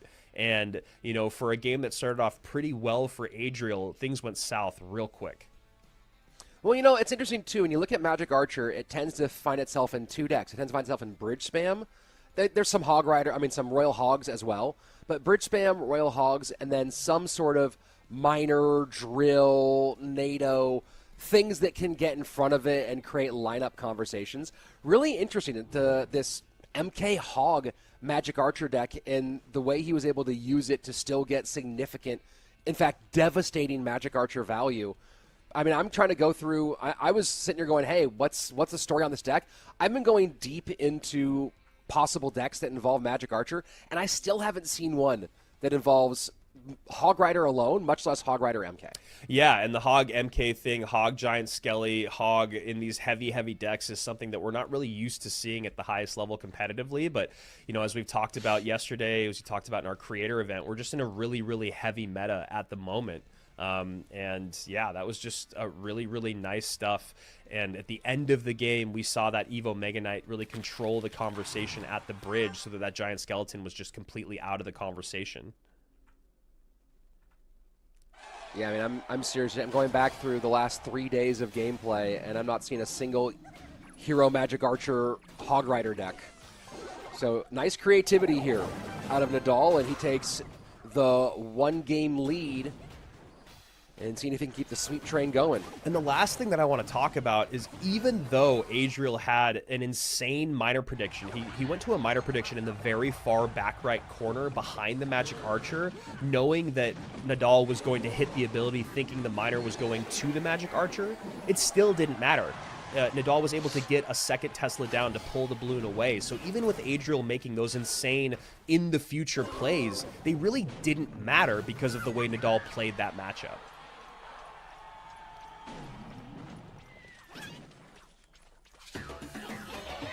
That is one of my more satisfying things in the game now, is when you send a spell to where the Magic Archer ability is going to be, or like a minor. It's just cool. It's like a prediction that didn't exist before, and that's a thing that I always like to watch.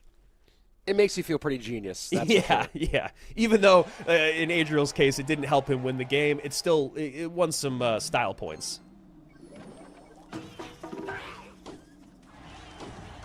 So you being the mortar player of our long-standing pair here, Andrew, if you're in the situation for Adriel, how do you feel about the matchup, and what do you feel about your methods for getting on tower? You know, the nice thing here is that you can play your mortars offensively. That's something we were talking about a little bit yesterday, which is just like the inability to play offensive mortars because you have to have your mortar be a tank for like an RG or a Hog or something. So that's one positive. This deck in general is going to match up pretty well against Graveyard, just because you have the goblins, you have the rascals that you can split, you have the Dark Goblin. But the biggest thing is about breaking through. How do you break through that Goblin Hut? How do you deal with those Evo Bats? So I'm just curious to see how Adriel's going to play this out. But I do like that he's running this version. I like that the Mortar can get on offense. I like that he can still send out Skelly Barrels to bait out those Goblin Huts. And then when poisons do come down, you can start to stack your heavier units like the Cannon Cart and like the Rascals. Cannon Cart goes down in the backfield. Will he pop the Goblins on the left? And of course, Nadal has to sit there and stare at that for a minute and eat some mortar damage. And this is kind of what I'm talking about. The poison's out, Goblin Hut comes back in cycle. Goblin Hut, when it's not super effective, starts to kind of eat through your elixirs. You can see a bit of an advantage for Adriel there. And the aggressive fireball on top, I don't mind this, but that is a beautiful Hero Barb Barrel. It does get a shot on tower, but you saw how much Adriel had to spend. Gets the shot on the tower, and you see Adriel popped the Hero Goblin's ability a little late and didn't even prevent the shot from connecting. Yeah, and I think the other part of this conversation is that Adriel has to be really okay with keeping up the dual lane pressure just so you can't get that gigantic big beatdown push, and then the Graveyard comes in behind. Final 80 seconds. Slight lead for Nadal in that left-hand lane, 24-33. Log will get some chip damage and make it a tad closer, but we keep seeing those giant skeleton bombs making the ability to create counter pressure, especially out of that Cannon Cart, almost non-existent. Wow, and again, that Hero Barb Barrel ability just baiting out the Rascals, making Adriel have to spend. Now switching lanes again. It's Fireball versus Poison, or it's Fireball Log versus Poison at the moment. You know a Graveyard's going to come in right now. Right now is the moment. That Dark Goblin is so high, it should be able to still help out, but you saw it as soon as that second Giant Skeleton comes in. And look at the damage. Yeah, Log coming down, trying to let those skeletons pile up, but that's the problem. Is the skeletons did pile up. Good damage on the right-hand side, and now a full send on the left as the giant skeleton comes down. Poison trying to stop it. Nadal, though, knows he's going to get got here for quite a bit. Fireball in, and he sees the writing on the wall. Skelly's still down, tower down, and Adriel steals that one back from Nadal in just one big flurry of action. I'm a fan of Mortar. I'm a fan of Adriel. I'm a happy man right now. So well played. Actually saw a little bit of a celebration there from Adriel. A bit of a shake of the head like, buddy. We are going to game number 3. And he did so much right in that game. You have to keep up the aggressive pressure. You really do.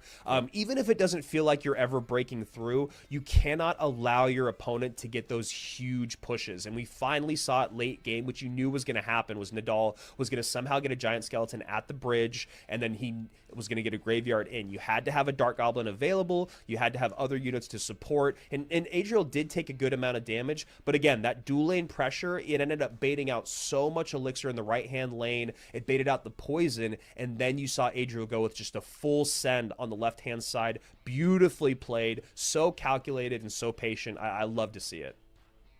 Yeah, I mean, the moment he saw so much elixir being used on that right-hand side, and there's a time you just got to put the pedal to the metal. And, one of those skills that I think we don't talk about enough in Clash Royale is tempo control, right? Is knowing when to slow down a little bit, when to push really hard.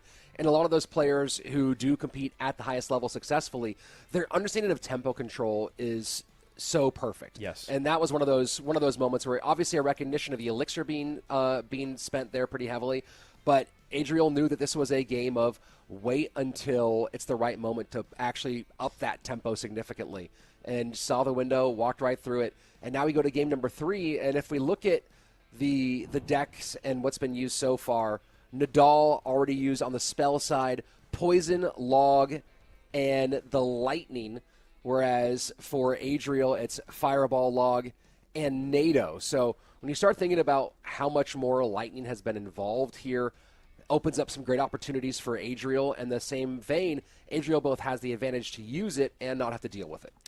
Yeah, and there's something that I remember from Lapocati. There's 2 things, actually. One of them is him falling asleep with the phone in his hand and his thumb playing Clash Royale while he was asleep. His thumb was, he wasn't actually in-game, but he was holding his phone and his thumb was moving like he was playing Clash Royale. That is one of my favorite memories. Yeah. The other one, though, is when he was a very confident dude.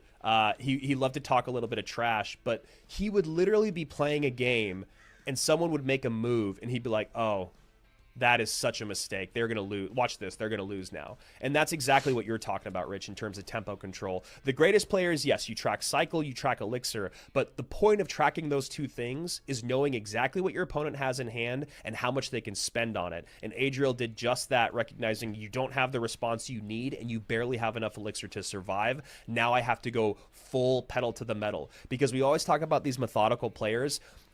Just sitting back and being passive like we saw from Sam in game 1, not to go too hard on Sam here, it just doesn't work out. But if you're going to hold for 4+ minutes, and then when your opponent plays the wrong card in the wrong moment, you have to be able to have the recognition to punish. And that's exactly what we saw, and that's exactly what Lapo was talking about 7 years ago.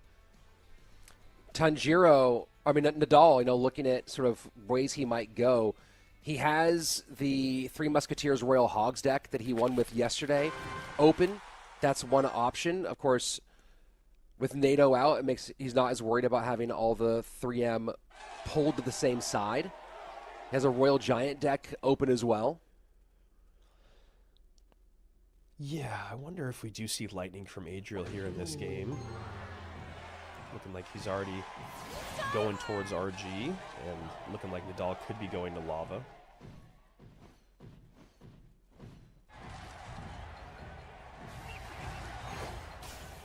seeing the praises of the Spirit Empress yesterday is just another way for lava decks to have some presence on the ground.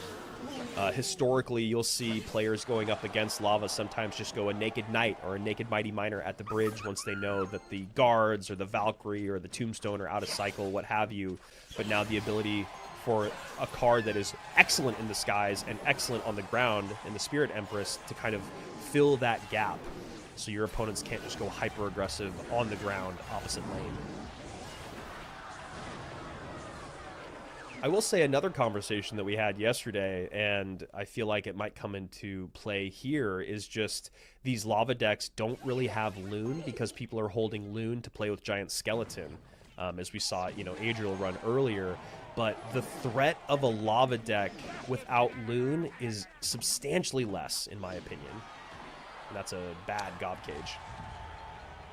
Yeah, definitely a direct counter to the Hog Rider when placed correctly, and Nadal may be starting to show some cracks in the armor as the stress starts to build. Yep, and that is a tough place to be in when you're going up against Adriel, because you know that he is not a guy that feels any sort of pressure no matter what situation he's in. And that's a great Mega Minion ability. Yeah. The retarget from Tesla, the ability to take care of the Furnace. And wow, you see Nadal tilt his head back going, really? You have delivery too? Yeah, that was brutal. You're sitting there going, hey, he hasn't shown a spell yet at all. Maybe anticipating lightning as the spell. Logs out, which makes the Hog Monk deck all that much more interesting. And Adriel opting for a more defensive variation. Ooh, this is a scary push. Yeah, you can see Nadal already going. I think this is over. The Lightning plus the Evo Furnace behind. Now we have to see him trade towers. Adriel only has 4 Elixir, though, so I'm excited to see how he defends. And that's a perfectly placed and timed Monk. Absolutely brilliant. Evo Tesla comes to clean up. And Adriel, absolute clinic. And, talk about deck variants. Pulling the Hog Monk Lightning out here without Log being one of your options and opting for this more defensive posture with the Royal Delivery. I mean, ended up being a stroke of brilliance and absolute shutdown win against this lava deck. Yeah, and this lava deck doesn't always give the best targets for lightning, but we saw Adriel use that spell absolutely perfectly to just create that massive breakthrough. Just really, really clean stuff from a guy that we've expected nothing less from, pulling off the reverse sweep and finally sending Rafael Nadal home, who has had a great run so far in 2026. Yeah, you go back to game number 1 and Nadal running this MK Hog Lightning deck with the Magic Archer, and that was a really beautiful game out of Nadal. He did a lot of things really, really well. Game number 2 just, ran into a couple of challenges and one really good pace change from Adriel. Yeah. And then game number 3, right? If I'm Nadal and I'm preparing for this game number 3, arrows are still out there, poison's still out there, delivery's still out there. A lot of spells that are good against lava are still out there, and this is one of those ones where you wonder if this was more of a comfort choice or if he was looking for a specific matchup and didn't get it. Yeah, that's a good point that you make, because with Lightning and Tesla not being used yet by Adriel, they're so popular. It's so tough, though. We used to do a lot more of what do you think they're going to play next, but with the way that the game has been blown wide open in terms of variability in decks with heroes and evos, it's just become so much more difficult. I would love to hear what the thought process was, but just ran into a very, very tough matchup. So there we go. Our lower bracket is flushed out for the next round. We have Adriel going up against OP Sam, 2 former world finalists, and then going up against Tanjiro and Sandbox. Sandbox, obviously, another former world finalist, multiple world finalists here in the lower bracket. And then we are going to go to our upper bracket for the first time today, Rich. Yeah, very excited to see this upper bracket shake out, right? Of course, all eyes are on the 3-time Mohamed Light and what he'll do here. You know, it's Muhammad Light's scary enough in the lower bracket. Upper bracket, Muhammad Light with a life to give is a whole nother problem. Yeah. And so all these guys have to just, you have to play the guy in front of you, obviously. What's interesting to me is that in this situation, we have either players who only have been to multiple World Finals or players who've never been to World Finals. Those are the two groups that we have right now. Which is again such a great thing about CRL in 2026 already. We are halfway through our day 2, basically, or getting close to halfway through our day 2, and everyone's just like, shut up so they can show the QR code. And we still have world champions and we still have newcomers. So here we go, guys. Your very first reward, or at least maybe just a tease of the reward. I don't think we're actually 2 hours into the stream. This is just to make sure that you guys aren't going to go anywhere because you have more rewards coming your way. So first thing's going to be a 2-star lucky chest. After that is going to be a banner once we get 4 hours in. And then after the final match of the day, you'll get a little decoration to go on top of that banner. But talking about this next matchup between EGW and El Mollejas, EGW, perfect on the day, but against two relative unknowns. You know, when you talk about Tanjiro and Rafael Nadal, El Mollejas on the other side of it, going up against a former world champion and a repeat world finalist in Ruben and Sam, respectively. So two very different runs for these two guys. And honestly, it's actually really hard to give either one of them an advantage just because EGW is perfect against newer guys, whereas El Mollejas went to Game 3 twice against seasoned veterans.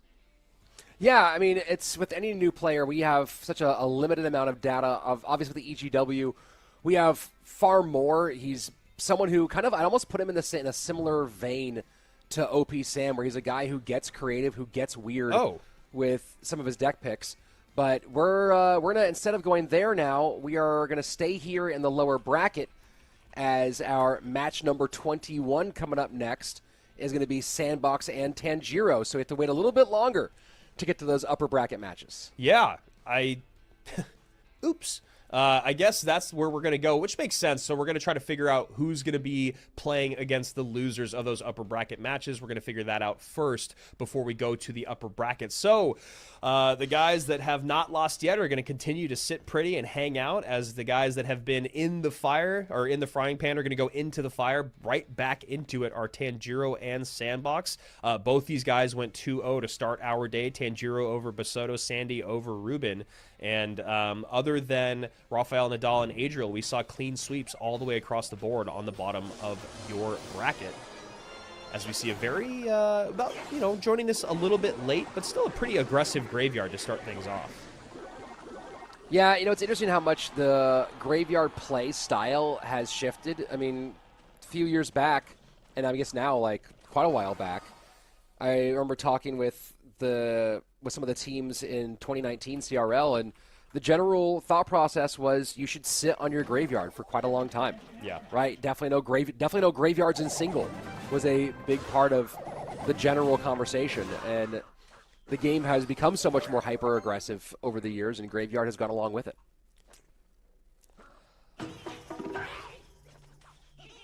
Hero Barb Barrel, man. Shout out to the team. I feel like that card is just fascinating, though. Well, it's definitely one of the ones, and when you're trying to create an evolution ability or a hero ability, I'm sure I don't know how often they iterate on different concepts, right? Like, do you have 3 pitches and you go with the best one? Is it changes? Sometimes you hit it the first try, sometimes you go with a few different ideas.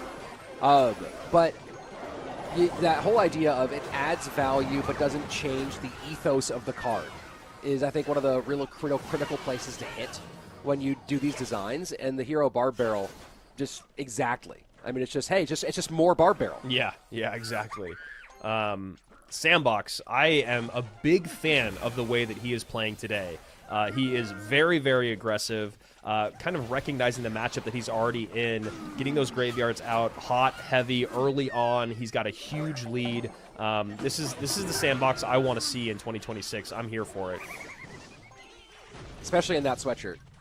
Yeah, I know. Yesterday I was like, Mo's wearing it and someone else is wearing it, but I couldn't remember, and how could I forget that it's Sandy, just looking like a complete stud. Are you surprised by the Golem here? I'm definitely surprised by the golem here. I really was not expecting it to come out. It is interesting, though, because if you can see right now, it is changing the pace of the game a little bit. We're seeing a bridge spam moment here in Golem, so we're going to see a reset now after a perfect defense. And if I'm Sandbox, I go in at the moment. I mean, you're about to tick to 7. Can he do it? He doesn't. He decides to reset, and hopefully that won't come back to bite him in the butt, because you know that his opponent is going to go aggressive. So here we go. Dark Prince to work across the board. Good pickup by the Berserker from Sandbox. Ice Spirit to hold everything together. This looks like it could be a successful defense as long as that Dark Prince does get taken down, and it does. Yeah, and you can see that Sandbox is in the damage lead, and he baits out, trying to bait out the response, and he goes with the late Graveyard. I like that. And the NATO King activation attempt fails, and that should be it. Yep. That should be the final swing. Of course, we have to do some cleanup duty here for Sandbox, but that is a brutal 3 elixir to spend for nothing. Yeah, totally. And, you know, you really want that Graveyard King Tower going up against Graveyard. You really want that King Tower activation to come in, but Sandbox just recognizing I'm going up against something heavy. Who in the beginning, maybe it was going to be lava, but it didn't really look like traditional lava decks, especially with, you know, the Dark Prince in there and the Hero Bar Barrel, but the Golem ends up coming out very, very late game. And at that point, you're playing in the exact same lane against an aggressive Graveyard deck with Poison and Gob Hut. Just really tough to break through, and really nicely played by Sandy.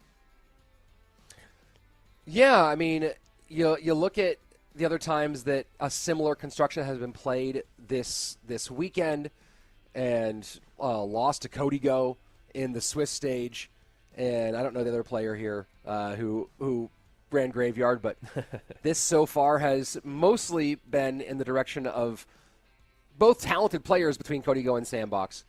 But just an interesting choice here. It feels like Golem, I don't know if I see a really clear spot, especially as a game 1 deck.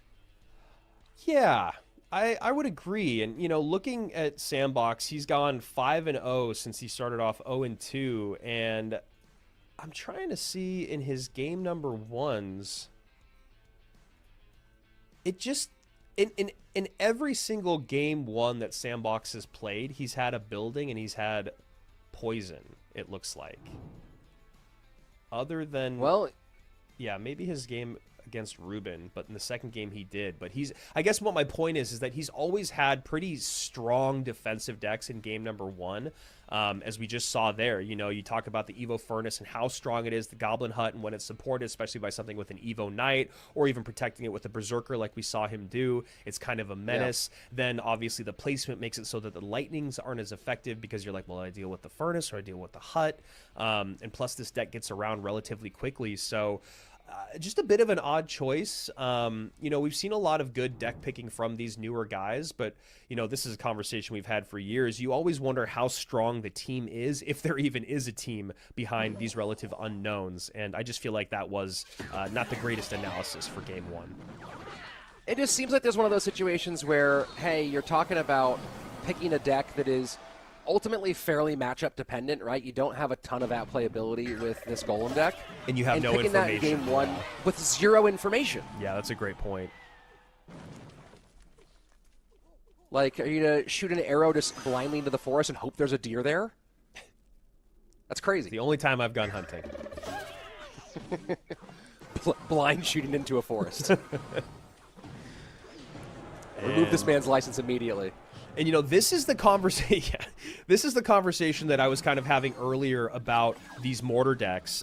You know, we've talked for a long time now about how Mortar has always had to have a secondary win condition for a very, very long time. It's been the Skeleton Barrel. We're starting to see, you know, different versions with Hog, with GY, with Miner once again.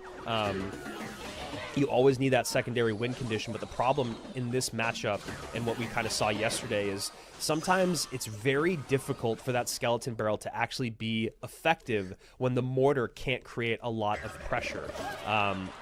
The other thing that if I'm Sandy, I'm thinking about is do they not have a big spell with arrows coming out? So once you recognize they don't have a big spell, that's when you kind of have to take control of the map with your cannon cart and with your rascals.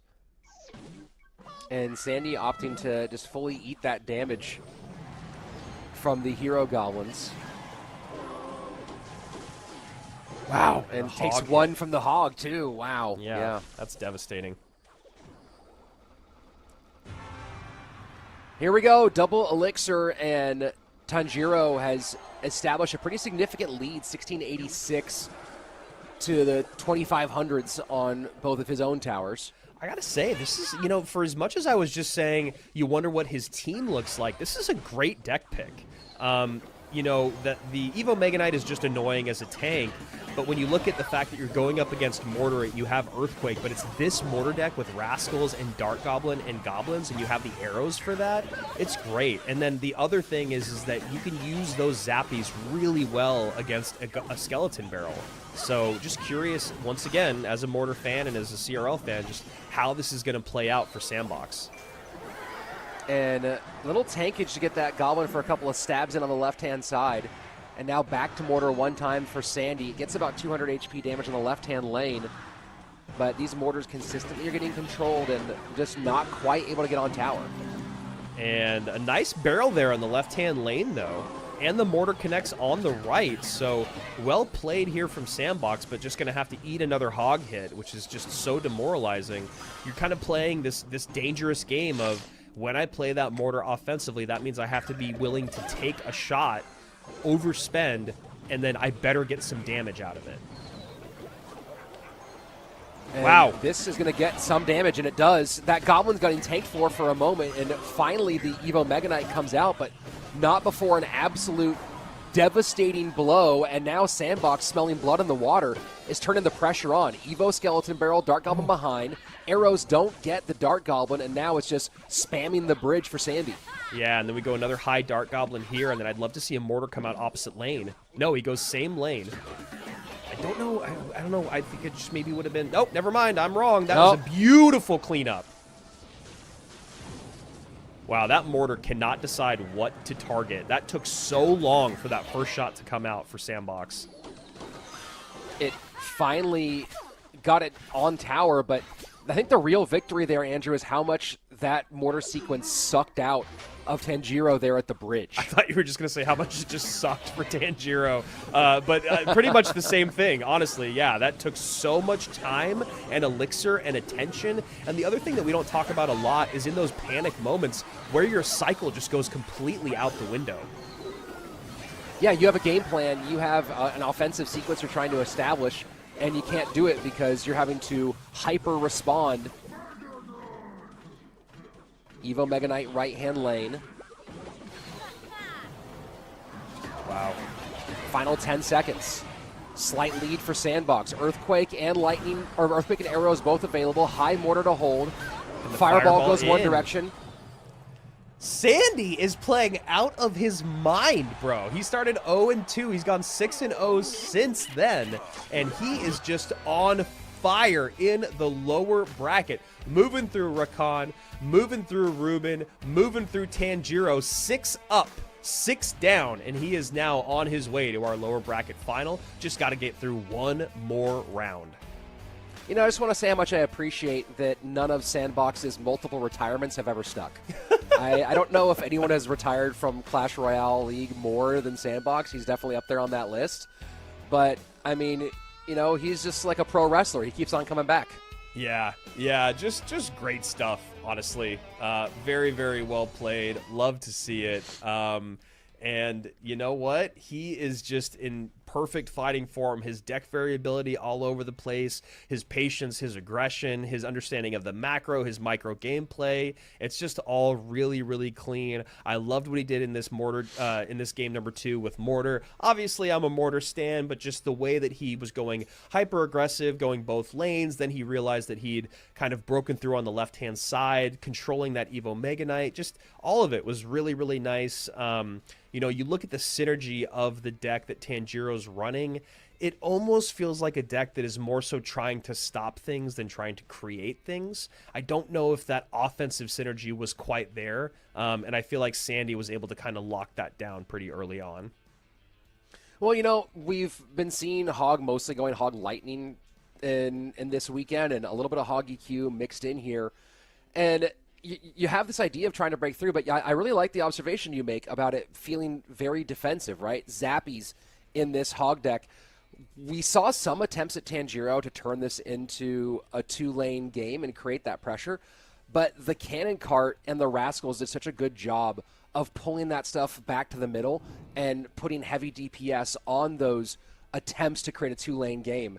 And Tanjiro just was never able to get it going. Sandbox will knock him out in the top 8 and find himself in the top 6. So Tanjiro takes out Basoto with the BM. Sandbox silently takes Tanjiro out in that third round. At the bottom of your screen there, Adriel and OP Sam up next. This is going to be a really, really exciting one. We got two guys that have ice running through their veins. One of them, though, the mad scientist, you never know what you're going to see. And then Adriel, who has just been a guy that plays pretty firmly in the meta year in, year out, and has gotten him to World Finals time and time again. And then we will finally get to our upper bracket, EGW, El Mollejas, and then Mohamed Light and Kimchi. Excited to see what all those guys are going to do, especially Momo. You know, it's just so funny because we have this conversation every year where people are like, oh, stop talking about Mohamed Light and oh, Holy Glaze and blah, blah, blah, blah, blah. And it's like, you just watch him play and he is just too good not to talk about. Josh was even saying yesterday, if you're the coach of anyone going against Mo, do you just tell them not to watch? The coach will watch the gameplay and he'll come up with a strategy, but I feel like it is demoralizing to watch Mohamed Light play. Maybe watch later so you can learn something, but in the moment of it, I don't know if you watch him play because he is just on another level. So curious to see if he can keep that going or if we get the biggest upset of the weekend and Kimchi sends him down to the lower bracket. No, I feel like watching him play before your matches come up is like when they have the TV in the back of the warm-up rooms for the UFC. Yeah. And you're like, did that guy just get knocked out stone cold? Maybe I made a mistake. I'm not supposed to be here right now. My dad runs a construction company. I could have been like the VP by now, and instead I'm doing this. This was a terrible choice. Yeah. They show the highlights of the guy you're going up against. You're like, wow, really? That's what? Okay. Yeah, here we go. Right. But right now we're going to go to Adriel and Sam. This is going to be a really, really exciting one. Adriel started his day off yesterday going 2-0 against Samuel. Since then, he's gone 1-2 against Kimchi or Colin, and then 2-1 over Rafael Nadal. Sam on the other side of it gets the second upset, I believe, of day one, where El Mollejas sent him down to the lower bracket. But since then, he's gone 2-1 against Vitor and 2-0 against Clown. So Sam has really found his footing here in day two. Adriel, a 2-time world finalist. Sam, I think, also a 2-time world finalist. I think that last year's solo appearance was his first time making a Worlds during the solo era. I can't remember if he made it before, but obviously... Actually, three-time world finalist for Sam. 2021 or 2020, right? Well, he made it twice in the teams era. Oh, he and gotcha. SK Gaming went in 2019 and 2020. And then that Last 2021 year where we had like 800 people in World Finals. I don't think he was in that one. And then he made it last year, of course. Yeah, that best-of-1 finals, that was a tough one for so many players, and I'll never forget the repeated card at the end of the day. So here we go. Adriel, bottom of your screen. Sam at the top. Giant Skeleton back in the mix, or did he never leave? Goblin Hut seeing a lot more today than we saw yesterday, actually. Yeah, quite a bit of Hut and quite a bit of spammy decks at the bridge as Sam goes back to sort of the well here. I think when I looked at the group stages, which I spent a good amount of time on Friday night, just looking through all the group stage matches, it was Battle Ram, Ram Rider, GY. Those were probably, and Piggies. Those were the 4 most popular win conditions that we saw.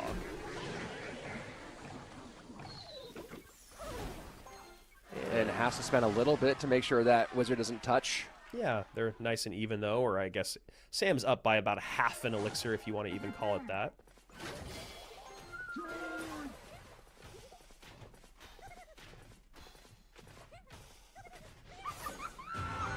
Here we go. Double elixir starting to flow. We'll see if Either one of these guys have to turn up the heat a little bit. Adriel, of course, more of a counter-punching deck. Yeah, I mean, if I'm Adriel, I'm probably just going to hold Stout on defense for a long time and hope that my opponent starts to get a little antsy and makes a mistake. These graveyard decks with Poison, with Berserker, with Furnace, with Hut are so difficult to break through. You can do what he's doing right now, Adriel, and just try to get Poison value where and when you can. And then finally, deep in double and in triple, you can start to get really aggressive. But if he sees a mistake, then he can turn up the heat. Skelly Dragon should get one on the left-hand side, and it does. And Sam finally starting to get into the damage conversation as we are just ticking away into sudden death. Yep, and there's another good Poison. I think you definitely pulled the trigger on that Poison. Don't know if I actually like that Hero Wizard ability, but it's obviously not the worst thing. All right, we got a lot to the left-hand side. Now Dark Prince to the right-hand side, just getting in the mix. And it should get, and it does not get to the splash damage there. It gets stymied just a little bit early. So right-hand tower staying clean for Adriel as he now gets his first real look at offense. Yeah, this is kind of what we're talking about, right? Deep into double, getting close to triple, get some good damage in on that right-hand side. And, you know, we've talked about this for years with Graveyard, Splash Yard being one of the most powerful defensive decks in the game. We'd see a lot of players just kind of hold fast until towards the end. And similar to this Graveyard deck, it's just incredibly defensive, even though it's a completely different look than what we're used to. And that's I mean, that's such a great Poison. That's a lot. It's such a good Poison because the Ram Rider wasn't even, or the Battle Ram wasn't even there yet, and Sam is forced to play into the Poison, which you never want to do. Final minute. Adriel just maintaining a stingy lead. Yep, and then you cycle. Completely shutting down. Yeah, you cycle the Furnace because it completely clogs up the lane towards your weaker tower, even though it's still very, very healthy. And you know you have at least the damage conversation with your Poison plus the lead that you already have, regardless of the spell that Sam has, even if it were to be a Rocket, which it's not. This is such a patient game out of Adriel, and exactly what he needed here. Yeah, this is one of those things where Adriel's like, you're going to play my game, and you can see Sam just going, what on earth? Like, not even going in the lane that he got the Graveyard damage in. He's going to the lane that got chip damage and Poison chip damage from throughout the game, and, I mean, look at that. Just perfection. Absolutely clean, and just a good job of recognizing early that all he had to do was stack up tiny pieces and make sure that nothing got through. And that's a very mature win, right? Yes. We've seen Adriel competing for quite a long time. We finally saw him break into true CRL right when he turned 16, and he'd been doing his best to try to do that beforehand as well. So we've been seeing Adriel through a lot of iterations, and the maturity that we've seen develop for already at a young age he had it, but now we're seeing it here, and that was just a really, really good job of recognizing early, of not feeling like you have to do a ton of damage, just do enough and play a smart game. Yeah, really great dude, really humble guy. Great meeting him and his dad. You want the best for Adriel. It's been so nice seeing him show up in World Finals, numerous times now. Hasn't got the finish that he's wanted, but he's always finished, at least deeper into the tournament than just getting eliminated on day one. And when you talk about that confidence and that poise, he's just a dude that has worn it forever to us in CRL. Legally, let's talk about. He's just ice in his veins, and as you saw in that game, and as we've seen so many times, even on the live stage, he doesn't ever reach for the finish line. It is so very rare that he makes mistakes late game. He's human; it'll happen. Other pros will make you make mistakes, but for the most part, it's exactly what we saw there. So Sam has opened with bridge spam a decent amount during this tournament. What we haven't really seen from him yet today is, I don't think we've seen lava from him on the weekend, where something he leaned on a fairly decent amount during the group stage. So very curious to see if he kind of switches things up and gets that involved. Maybe he decided that he did it too much during the group stage or that he was going to retire it for this one, but Lava was one of his go-tos. And now with Poison out, Adriel's going to have to do a little bit of work to cover, obviously. Delivery's still there, Arrow's still there, some other good options, but very curious to see if Sam gets that back in the mix or stays with these kind of spammy ground attacks that have defined his weekend so far here at Monthly Finals. Yeah, it is really interesting because, when you do talk about what Sam was playing, he did have a lot more variability, like you're saying. He played a ton of Evo Royal Ghost in the group stage, and we didn't see barely any of that at all, the Royal Ghost, this whole weekend. And I don't think any from Sam yesterday and today. And yeah, like you said, he played Lava a good amount. He actually played a decent amount of Mourner. And then, yes, back to the Battle Ram Rider conversation that we've seen a lot of people play. He also was playing really heavy hog decks with Lightning. So yeah, curious to just see where he's going to go here now with his back up against the wall once again. If I'm going up against Adriel after that game one, I think I still want to play aggressive. I think I still want to go with a more aggressive deck because I don't think you win that long, calm game against someone like him. Well, we'll see in a moment here as someone thinks about playing a card. The idea of playing Clash Royale maybe more than the reality so far. I was going to say, Bomber out against the Goblins. I feel like I can see him going Graveyard, but it looks like it might be Drill. Or maybe not. Who knows? Just opts for guards instead of any sort of building. And it's Lava. And here he goes. Yeah, that's what I was wondering if he's going to go this direction after being kind of predictable on the ground throughout the weekend. Yeah, it's a good call. I mean, that's one of the notes that I had was just that he did play a decent amount of Lava in the group stage to some pretty good success. So nice to see it come out here. Probably not very happy about the matchup, though. This Hero Wizard is going to be super annoying. He's got the Tesla to deal with as well. And there we go. Okay, this is nice, though. This is the conversation that AC and I were having quite a bit yesterday, which is these Lava decks are just not as threatening without Loon. And already we're seeing that Loon is a great card to play with Lava. Who'd have thought?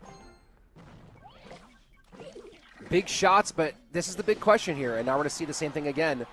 What do you do against Hog? He's going to take Hog hits, it seems, every time, unless maybe he can get his Evo Valk in the mix. But so far, both Hog pushes have resulted in damage for Adriel. Yeah, this is a tough one. I wonder if Adriel does want to switch lanes or if he wants to just go right into this time and time again. And in my opinion, I just don't know if that's the right idea, especially when you know that there's that Evo Valkyrie looming. That's the last thing you want is an Evo Valkyrie to defend your Hog, and then all of a sudden a Lava's dropped in front of it and Inferno's behind it, and you're just in a world of hurt. Also, those guards are going to get a decent amount of value. Just well, I guess actually the Wizard should do a pretty good job of cleaning them up, so we'll see. Yeah, a lot of common wisdom is to play under the Lava. And like you just called it out, the Wizard might be the key to making that happen. And Adriel, I think, looking for a spell there with that early pop of the Monk ability, but he's going up against the Mad Scientist who has Freeze! Why not? Why not? And this is why we call him the Mad Scientist, folks. We coined the name back in the first season of CRL when he was the late addition to TSM and was just doing what you can only describe as absolute nonsense, especially in that era of Clash Royale with so far fewer cards. Came in and went on, I think, a 9-game winning streak when he first joined the team.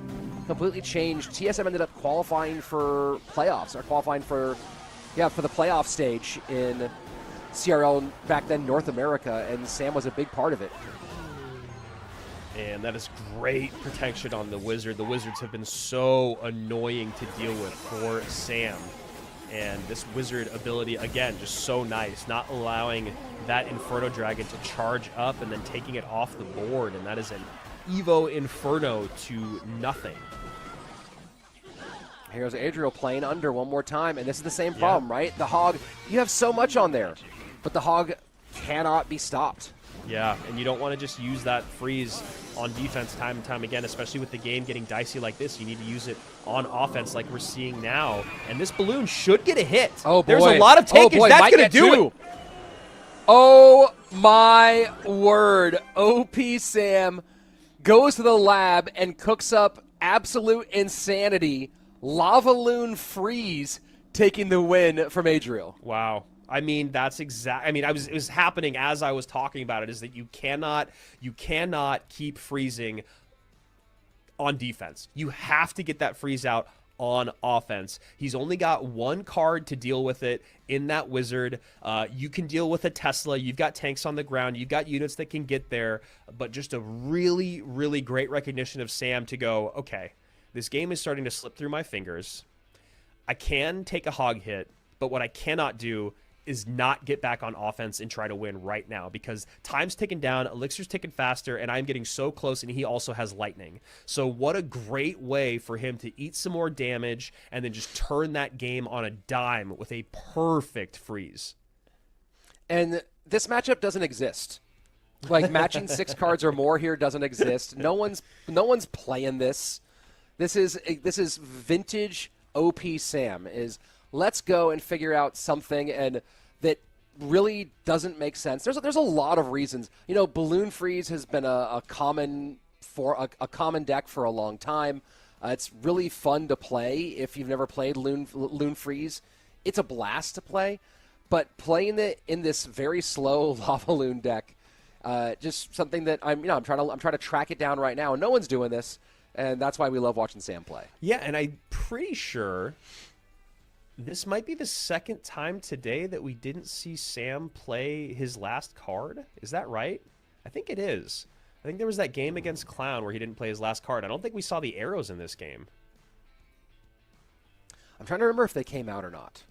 But either way, that's like part of the it's the double-edged sword of the mad scientist, is you create this brilliant deck that somehow still works out and you don't end up using all the cards. So I guess in your mind, I mean, you're looking for matchup, right? So sure. There could be something that those arrows covered that never came out, but you were glad you had them. But it is just so interesting to see Sam and the way that he constructs these decks and not having to use all 8 of those slots because he's made the 7 do enough.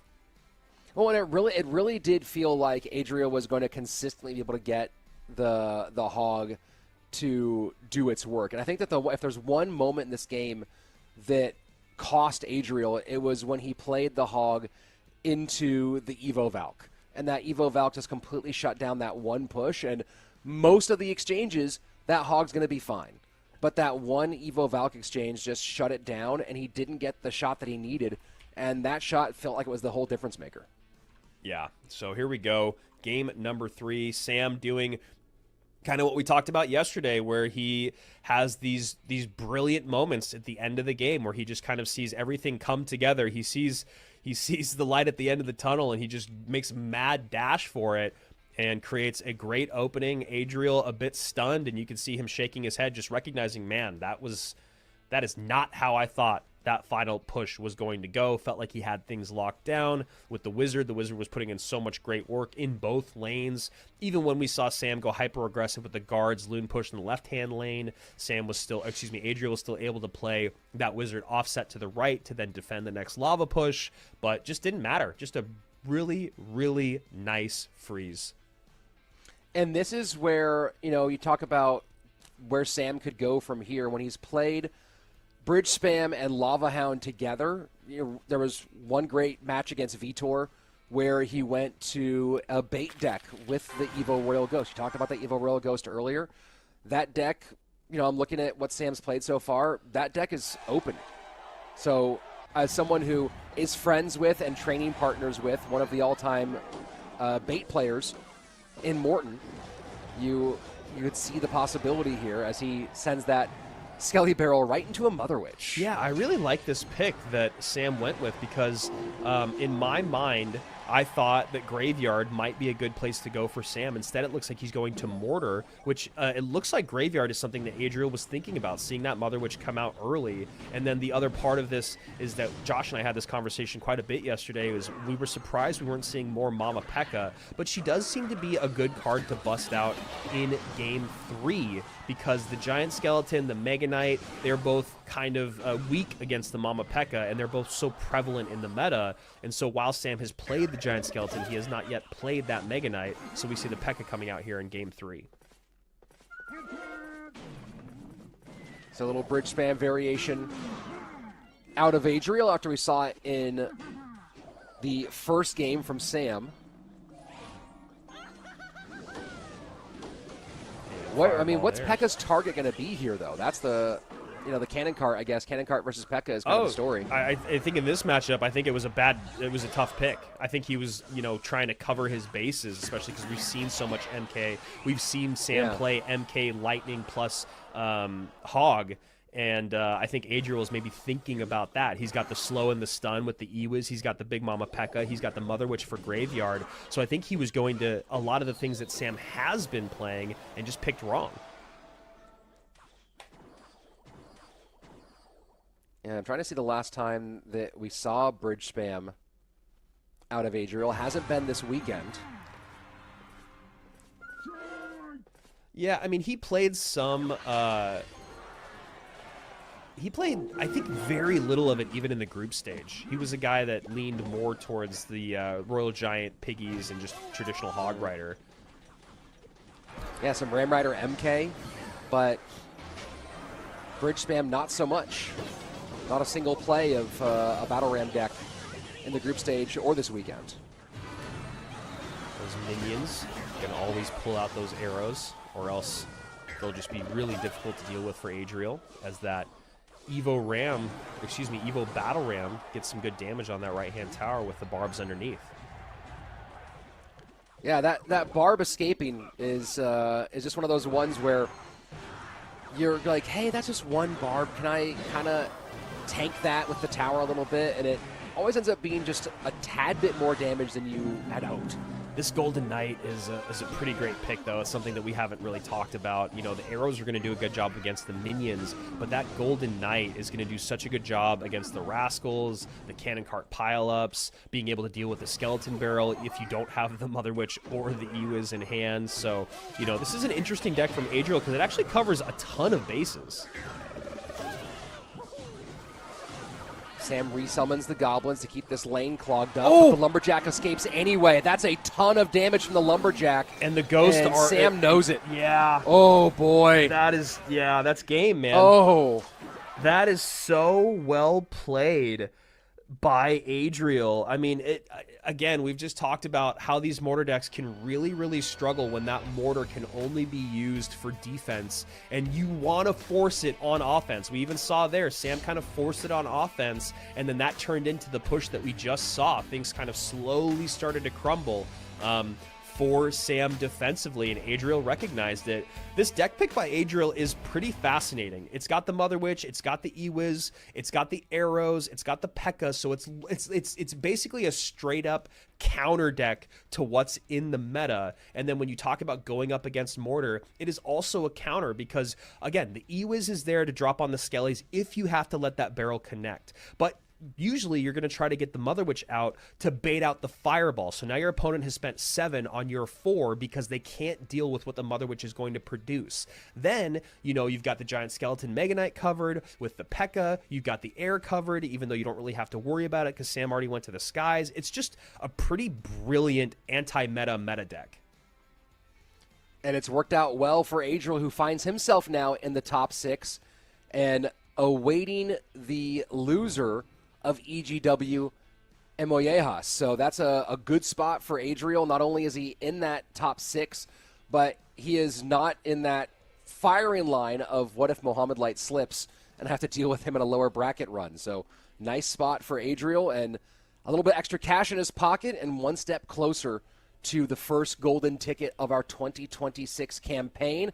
And now finally, Andrew, we're going to turn our focus to the upper side of the bracket as these 4 guys have been waiting quite a while to get into the mix. And we're going to start with EGW and Mollejas. The loser will go down and face Adriel. Reminder for those of you who are just joining us or don't know, in this double elimination format, if you're in the upper bracket, you still have 1 match loss to give that would knock you down into the lower bracket. So these 2 guys not fighting for their lives, but of course the path to a golden ticket so much easier if you can stay up here and not have to fight your way through the bottom.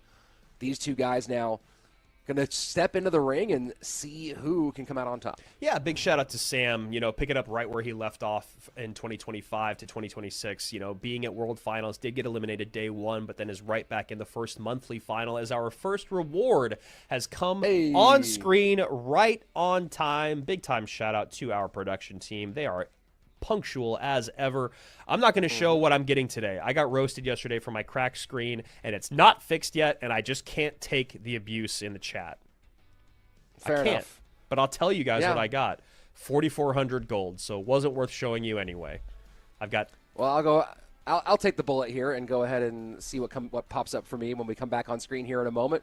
Let us know in the chat what you're getting from your chest. How high did it roll up? Did it stay at 2? Did you get it pushed all the way to 4 or even a 5?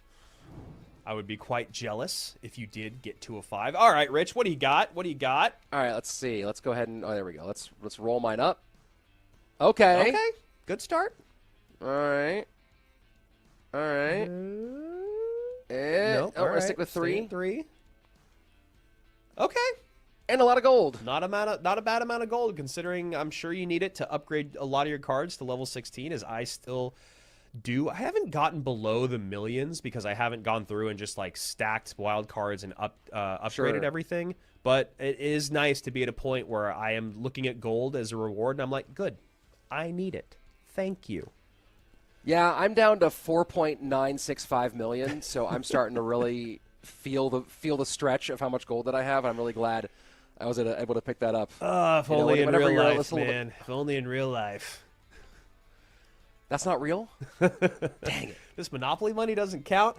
All right, EGW, El Mollejas. El Mollejas started his day off yesterday going 2-1 against OP Sam. He lost game number 1, then pulls off the reverse sweep. And then with Ruben, he goes back and forth. Game 1, he comes out with Giant Skeleton Battle Ram, kind of a bridge spam with Vines, is able to take that game off of Hog Lightning. And then in game number 2, he loses with Graveyard to a really nice gameplay of Ruben playing Mortar, which I feel like that, so many games, so many matches, but I feel like that was a game that Ruben kind of took towards the end. I feel like it was maybe a mistake or anyway. So then game number 3, El Mollejas comes out with, I believe, one of the first Evo RGs, Royal Ghosts, excuse me. I know how that can drive some people crazy. One of the first Evo Royal Ghosts yesterday, and it was an MK Ram Rider deck there. EGW, like you said, man, a guy that you were excited to see come out. He just had an exceptional showing yesterday. After seeing how far Nadal and Tanjiro went, I think you can give even more credit to how EGW played, going 2-0 against both of those guys. One thing that stood out to me in the very first set, Rich, which was really interesting, was game 1, he ran, Giant Skeleton Battle Ram, but he ran it with Vine Snowball. And then in game number 2, he runs a Rune Giant Mega Knight Minor Little Prince deck with Rage and Goblin Curse. So no big spells in both the games. First match of the day, and a really weird Rune Giant deck in his game 2 when he was up a game. So there's just a lot of things there. There's the deck building, there's the saving the spells, and there's just the confidence of running something so weird in your first monthly final. Well, I mean, that's been kind of defining EGW's play style for a long time, and that's one of the reasons I'm excited to see him here in the mix in CRL, is sort of that weird stuff that he does, the way he really views these tournaments or these duel modes as 3 games, not 3 individual games, right? He views them as a collective, and the way he plays through that. And you look at EGW, he's only dropped 3 sets along this entire CRL path, right? He dropped 2 in the Swiss stage, one of them to Sub, who's a multiple-time world finalist. Yeah. And he dropped 1 in the group stage to Pedro, who's a multiple-time world finalist. So, he's been really, really clean. The only knock you can say on his route to getting here is that, maybe you would say that his Swiss stage was kind of easy. Not a lot of big names that he faced in Swiss. And his group was not totally soft with Pedro and Sub both in there, but not like a super stacked group. There was no one who he really had to get by that was devastating. Oh, look at that. You talk about devastating, just a misplaced Inferno there, trying to do duty in both lanes to deal with the Big Mama P.E.K.K.A, who still gets a swing on that tower. So a little bit rocky for both of these guys, but El Molleja still somehow in the lead after that Valkyrie Goblin Barrel push on the left-hand side, even with the King Tower activated. But because of how much he spent on offense, ended up having to take a good amount of damage on both lanes' defense. Hey, that's Clash Royale for you, right? Yeah. You try to take advantage of that moment and cash in, and then you realize, oh, the rent's still due. Wow, and a P.E.K.K.A Loon deck in CRL. You love to see it.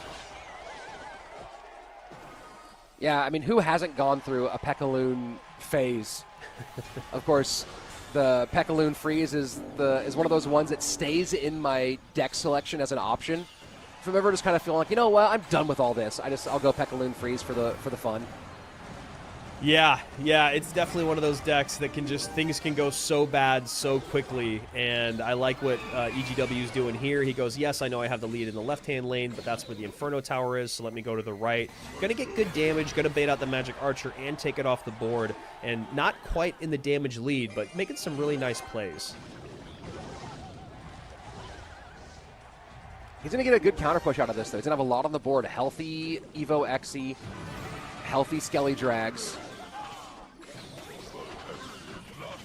And for the moment, the Xe tanking.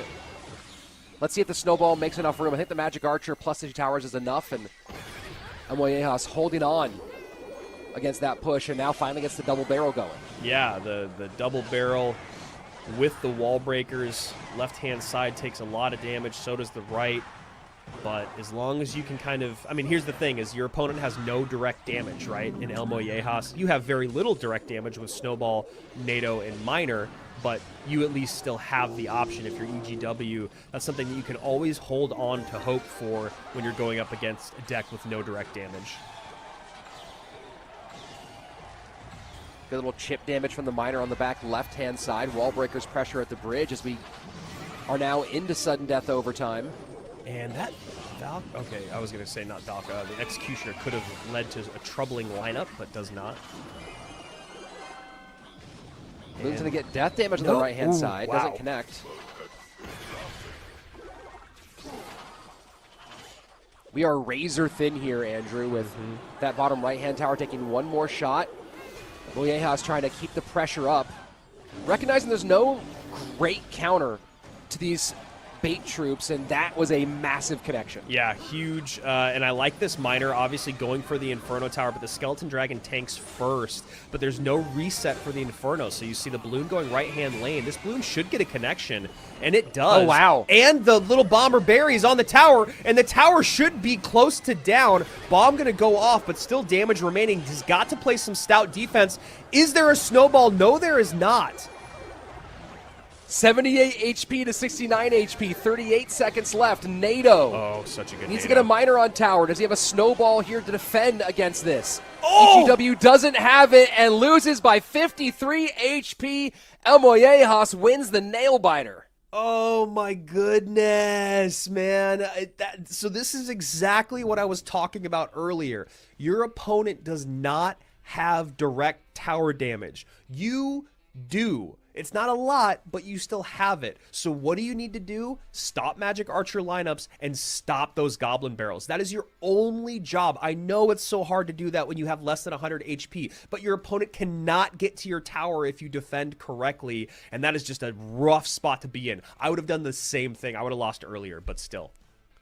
Yeah, I mean, that was absolutely brutal because you're sitting there going, and here's the thing is, Molleja's sitting there knowing that he's going to consistently either get damage or force overspends, which will then pay dividends on damage on the back end. And the consistent, let's go take a look at the ending here. And that's a little replay, thanks from the booth. And this NATO play, for a moment, it looked like EGW was going to steal this one back as he holds the defense off.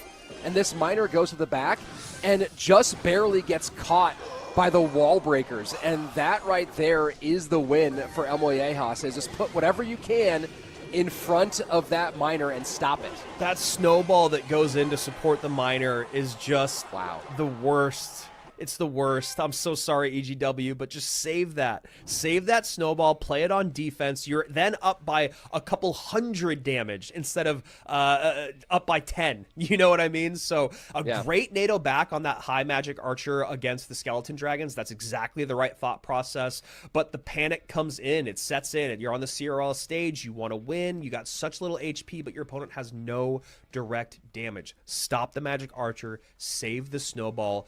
Just then cycle NATOs or, cycle snowballs later. Keep sending in minors. He can't catch every minor.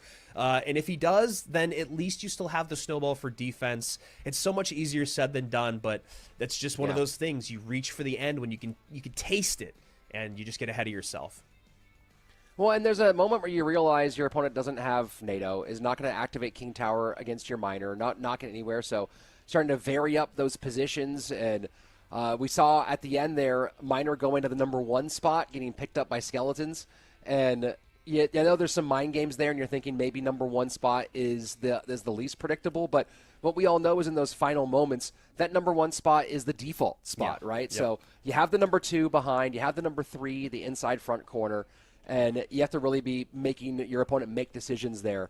And EGW did a really good job of getting some critical hits in here, but as you said, just at the very end, trying to decide, and we talked about this with Adriel earlier, the deciding when to really press versus sit back and defend a little bit and hold is one of those hardest decisions that you always want to go back and think about, oh man, maybe I should have done it a little bit differently here.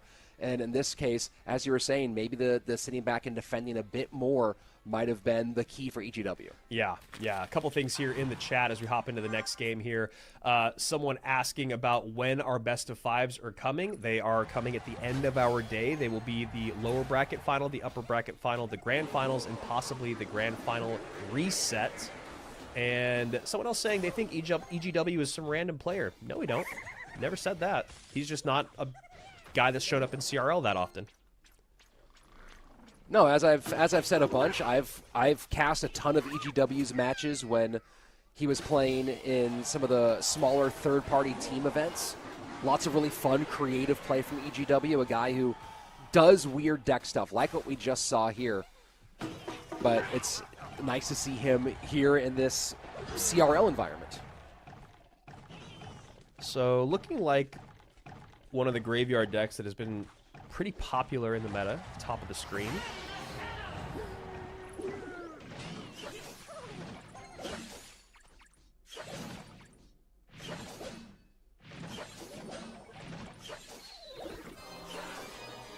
Yeah, looking through it, I don't think he did have a monthly final appearance in 2024. This is not his debut in a monthly final. Went out early, 6th place in that Season 3 monthly final. Yeah, one time a couple years ago, so glad to see him back.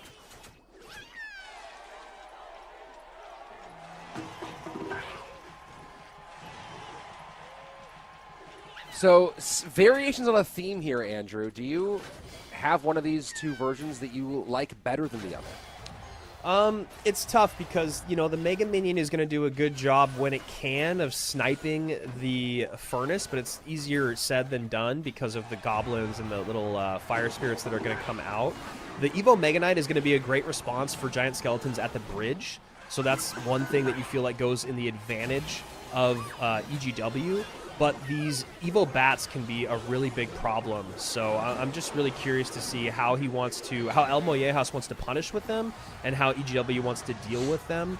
The poison coming out on top of that Evo Furnace, you can see EGW pretty unhappy with. It's actually pretty tough here because the thing is the Bar Barrel also from El Mollejas gives him the ability to always have a tank, even if that Mega Knight is stopping the Giant Skelly. Berserker Bar Barrel going to work on the defense against that graveyard. Poison getting some value. Wow. And a huge Evo Mega Knight slam. The giant skeleton just getting a little distracted by the graveyard spawns and opens up a door. And that Mega Knight just jumps right through it. Yeah, Mega Knight Berserker played on defense here. Should get a couple leaps from the Fire Spirit. No, High Ice Spirit comes out. And while he did take a good amount of damage, I like that he uses the Mega Knight to get it back in play to defend so that he can then try to get a counter push out. Nice setting of the line here up high with that giant skeleton. Now El Mollejas has to think about how that Evo MK is in play and what he wants to do with it. Against it, I should say. You like the theory there with the hero Mega Minion, right? Seeing the giant Skelly Bomb at the bridge, using the ability to get past it and try to get into the backfield. Went and targeted the Bar Barrel, which wasn't the first target that you want. Didn't get really much damage in the way of tower damage, but you like the idea of what EGW was going for. And giving great poison value up high, obviously not on tower, but I'd be very happy to take an Evo Furnace and a Goblin Hut off the board. The other thing is that when you talk about defense here, you know, that Bar Barrel is just a little bit more effective than a Berserker plus Ice Spirit. So you can go Bar Barrel plus Berserker or Bats plus either of those, and you're going to probably have a little bit cleaner of a defense, but we're basically tied up here, 30 HP the difference. Final 45, and every time you use a poison to win a bridge fight right now, you're behind by 30 HP. That's poison you're not getting on tower. El Mollejas has to recognize that. I really like that El Mollejas didn't go in with the Graveyard after he baits out the Evo MK with the giant skeleton at the bridge, knowing that the Evo MK was in cycle. But it did allow EGW to get on offense. But this push coming back it was almost like a bait of, here, I bet you think I'm going to play Graveyard, but I'm not. Let me get your MK out of cycle, and now I can punish you. This is an overwhelming push at the bridge, Rich. Yeah, this is way too much, and there's no way to get back from this one. El Mollejas, wow, dancing his way to the upper bracket final as he stymies EGW in back-to-back games. This kid can play, man. This kid can play. He has been playing so well this weekend. He has played against really tough competitors.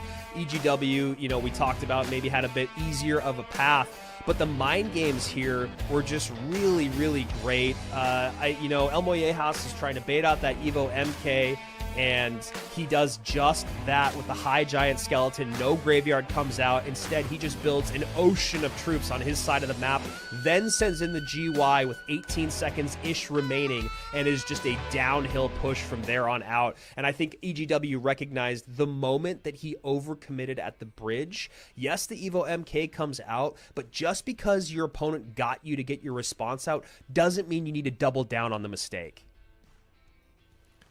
And Mollejas just kind of putting a little bit of the screws here to EGW as EGW goes with the sort of fun little off-central meta pick with the P.E.K.K.A. Loon minor deck in game number 1. And then game number 2, as you talked about, you mentioned the bats being a real potential problem, those Evo bats. And you look at the overwhelms that happened in the final one that pushed El Mollejas over the finish line to get this win. Those evil bats, there wasn't really a phenomenal way for EGW to deal with them, which is why we saw those poisons being used on the troops defensively, maybe a bit more than you saw them on the tower. And those bats ended up helping create this big opening for all those massive troops to roll on downhill. So El Mollejas takes game number 1 by the skin of his teeth there. No direct tower damage, only looking for a Magic Archer connection, and EGW just gets a little ahead of himself. Very difficult for him, I'm sure, to look back on that game and think what he could have done differently. Game number 2, near mirror matchup. Giant Skeleton versus MK is one of the big conversations that are out there in the game right now. These two compositions fairly even, but El Mollejas does a great job at the end with the mind games. We are finally going to get to the goated one in our next set, Mohamed Light versus Kimchi. And then as you can see, it will be EGW versus Adriel. And then Sandbox waiting to see who he's going to go up against, probably hoping for Mo to do Mo things so that he can have a chance to stay in the tournament longer without having had to run into the GOAT. And if you're looking to get more of El Mollejas, he's a creator on TikTok at Selamorash21. Tried it hard to follow that one. But then on Instagram at El Gran Mollejas. So if you're interested in seeing more of him, a couple of ways to go check him out. But right now we turn our heads towards this matchup of Muhammad Light and Kimchi77. And, you know, it's one of those ones where, hey, you have to draw that first big matchup at some point in your career, Andrew. Kimchi's competitive experience is pretty limited to global tournaments. Yep. He did win a global tournament earlier this month, so, you know, but that's really been where his focus has been.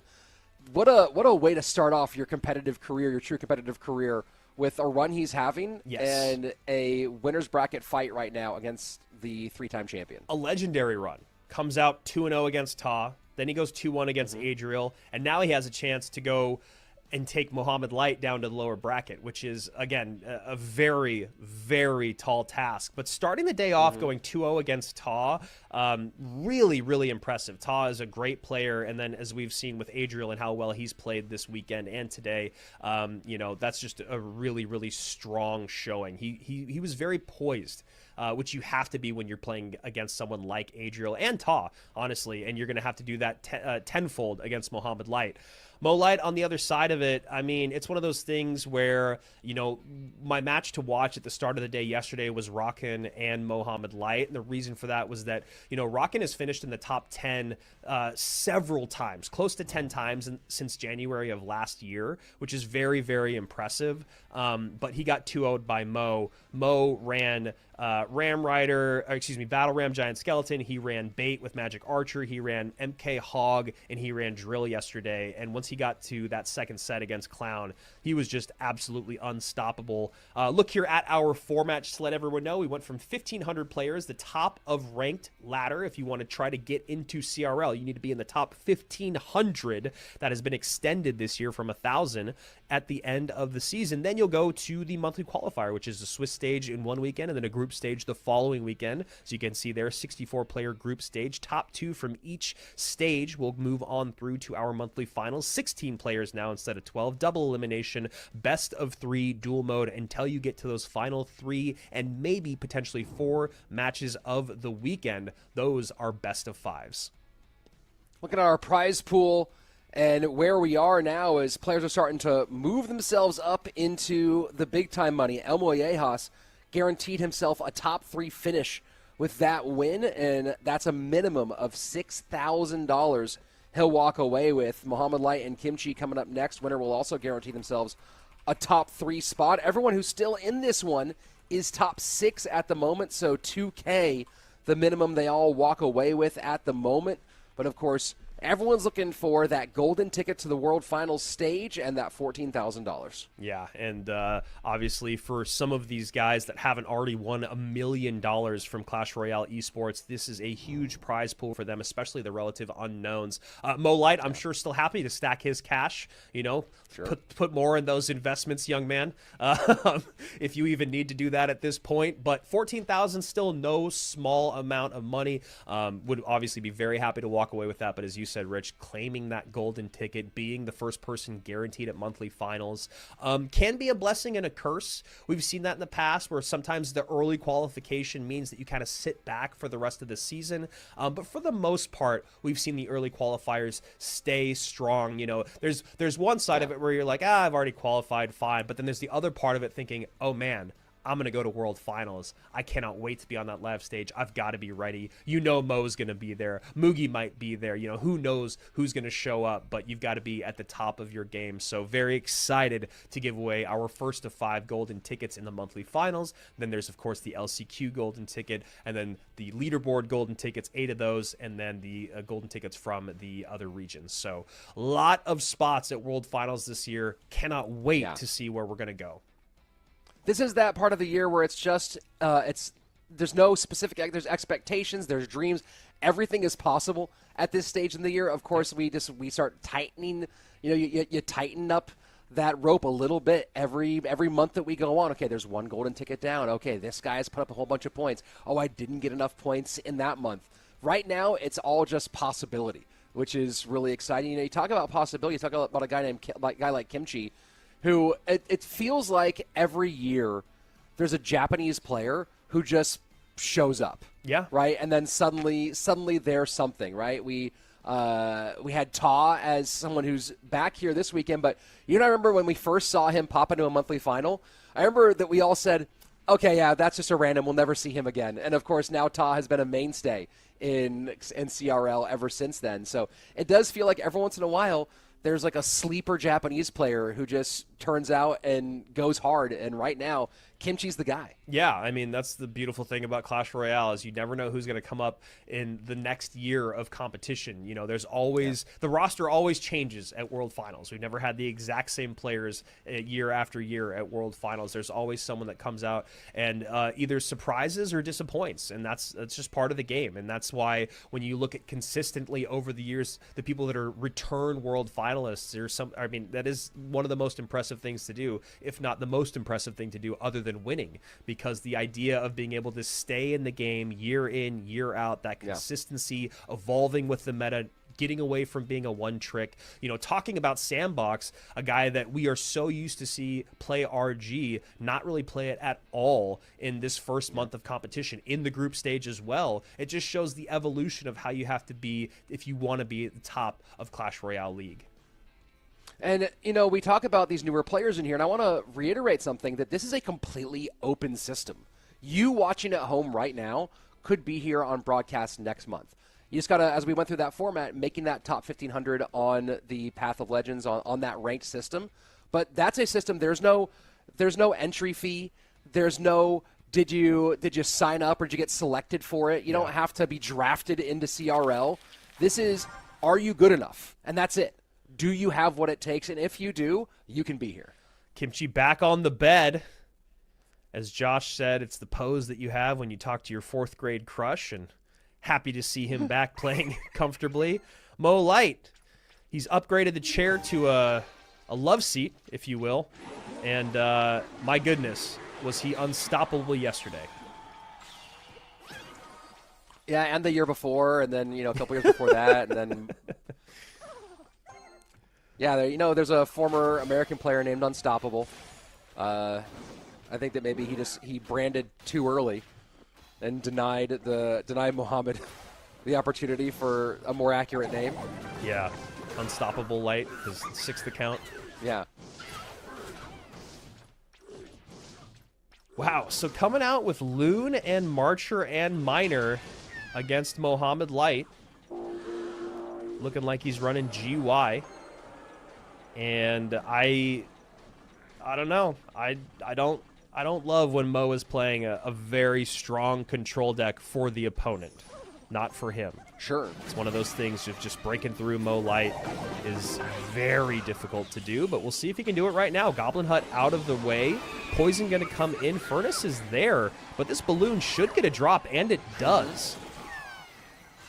And he has to get the late Ice Spirit on. Will take a lot of damage. Magic Archer connects, and that's a ton of work getting done early by Kimchi. And Muhammad Light opting not to play something high in the middle for the King Tower activation, which feels like that could be really impactful in the long term for this Loon battle. 100%, especially when you're talking about how tanky this deck is that Kimchi's running. You got to get through the P.E.K.K.A, you got to get through the Baby Dragon, you got to take down the Loon, you have to deal with the Miner. That King Tower activation is huge, but it's also one of those moments where Mo recognizes, man, I don't know if I can go that far down in Elixir at this moment, and ends up, as you said, opting not to activate King Tower, which does feel like a bit of a mistake, but he's Muhammad Light. More like a missed opportunity than a mistake. I like that. He had to make the call. The opportunity was there. He couldn't take it. And that Fire Spirit does not leap on tower, but damage already done. And now giving a little bit of poison value, and he does as this freeze comes out at the bridge. And Muhammad Light has screamed into control of this match. P.E.K.K.A Loon freeze. I mean, we've been seeing freeze pop up a little bit today. We've seen some P.E.K.K.A Loon pop up a little bit today. This variant with the Miner mixed in does give some flexibility to Kimchi. And this time the Goblin Hut does pull, as you should assume the Miner is going to go to the Furnace, and it does. Berserker there to help. And now Mo is double cycling Huts, but still takes death damage. Yeah, he wasn't willing to risk that one. It felt a little bit too dicey. Here he goes, Graveyard in. Berserker trying to work on the Bomber. He'll get a little bit of damage here, take the lead. Yeah. And he's going to get poison value as well, which I think you probably just take. And he does. Yep.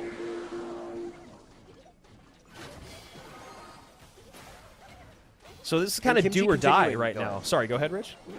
I was saying Kimchi continuing to set up P.E.K.K.A.s in the back and play a breakthrough game, right? Noticing that he's really putting a lot of pressure. Not a ton of great balloon responses in this deck for Mohamed. Oof.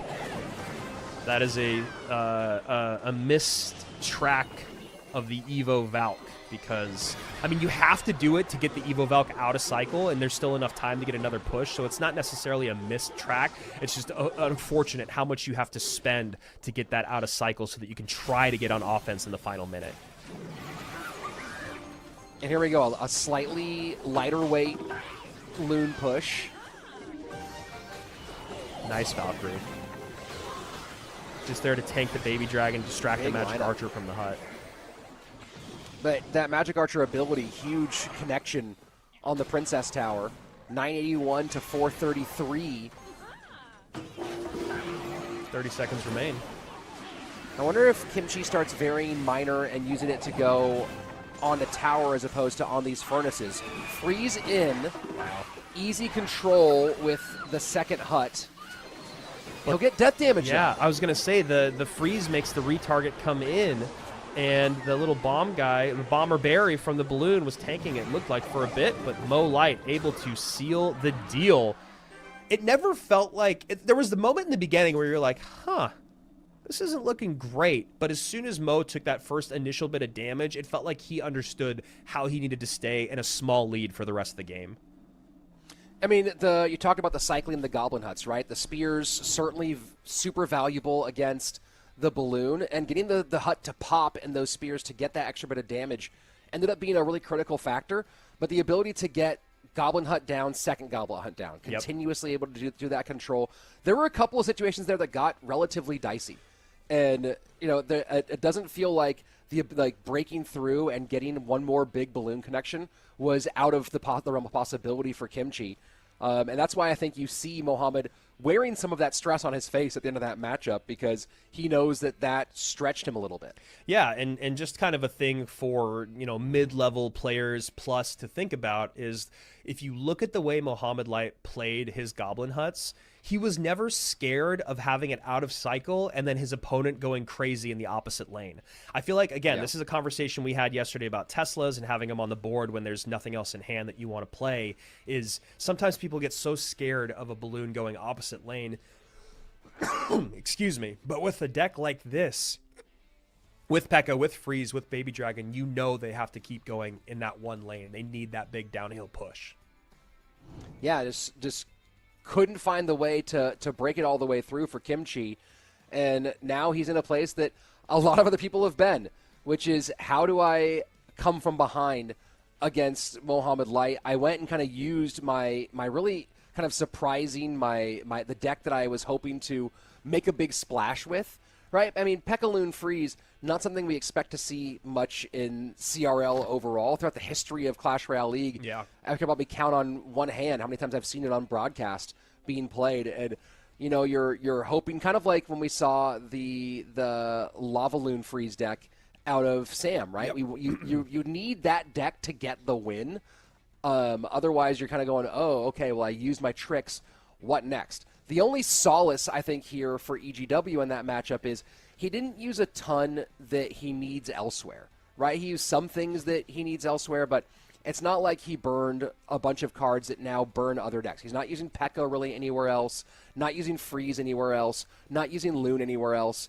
There are definitely good replacements for the Baby Dragon, for the Magic Archer. Miner is the only thing, but really this is one of those ones where he does pretty much have the entirety of his deck pool open, even with this deck being burned. Yeah, and Miner is most of the time coupled with Loon. We have seen some Miner Poison, Miner Wall Breakers, but for the most part this weekend it has been coupled with Loon. So, yeah, I like deck choice. I like trying to come out with something unpredictable. I think that is something that you have to do against Mohamed Light.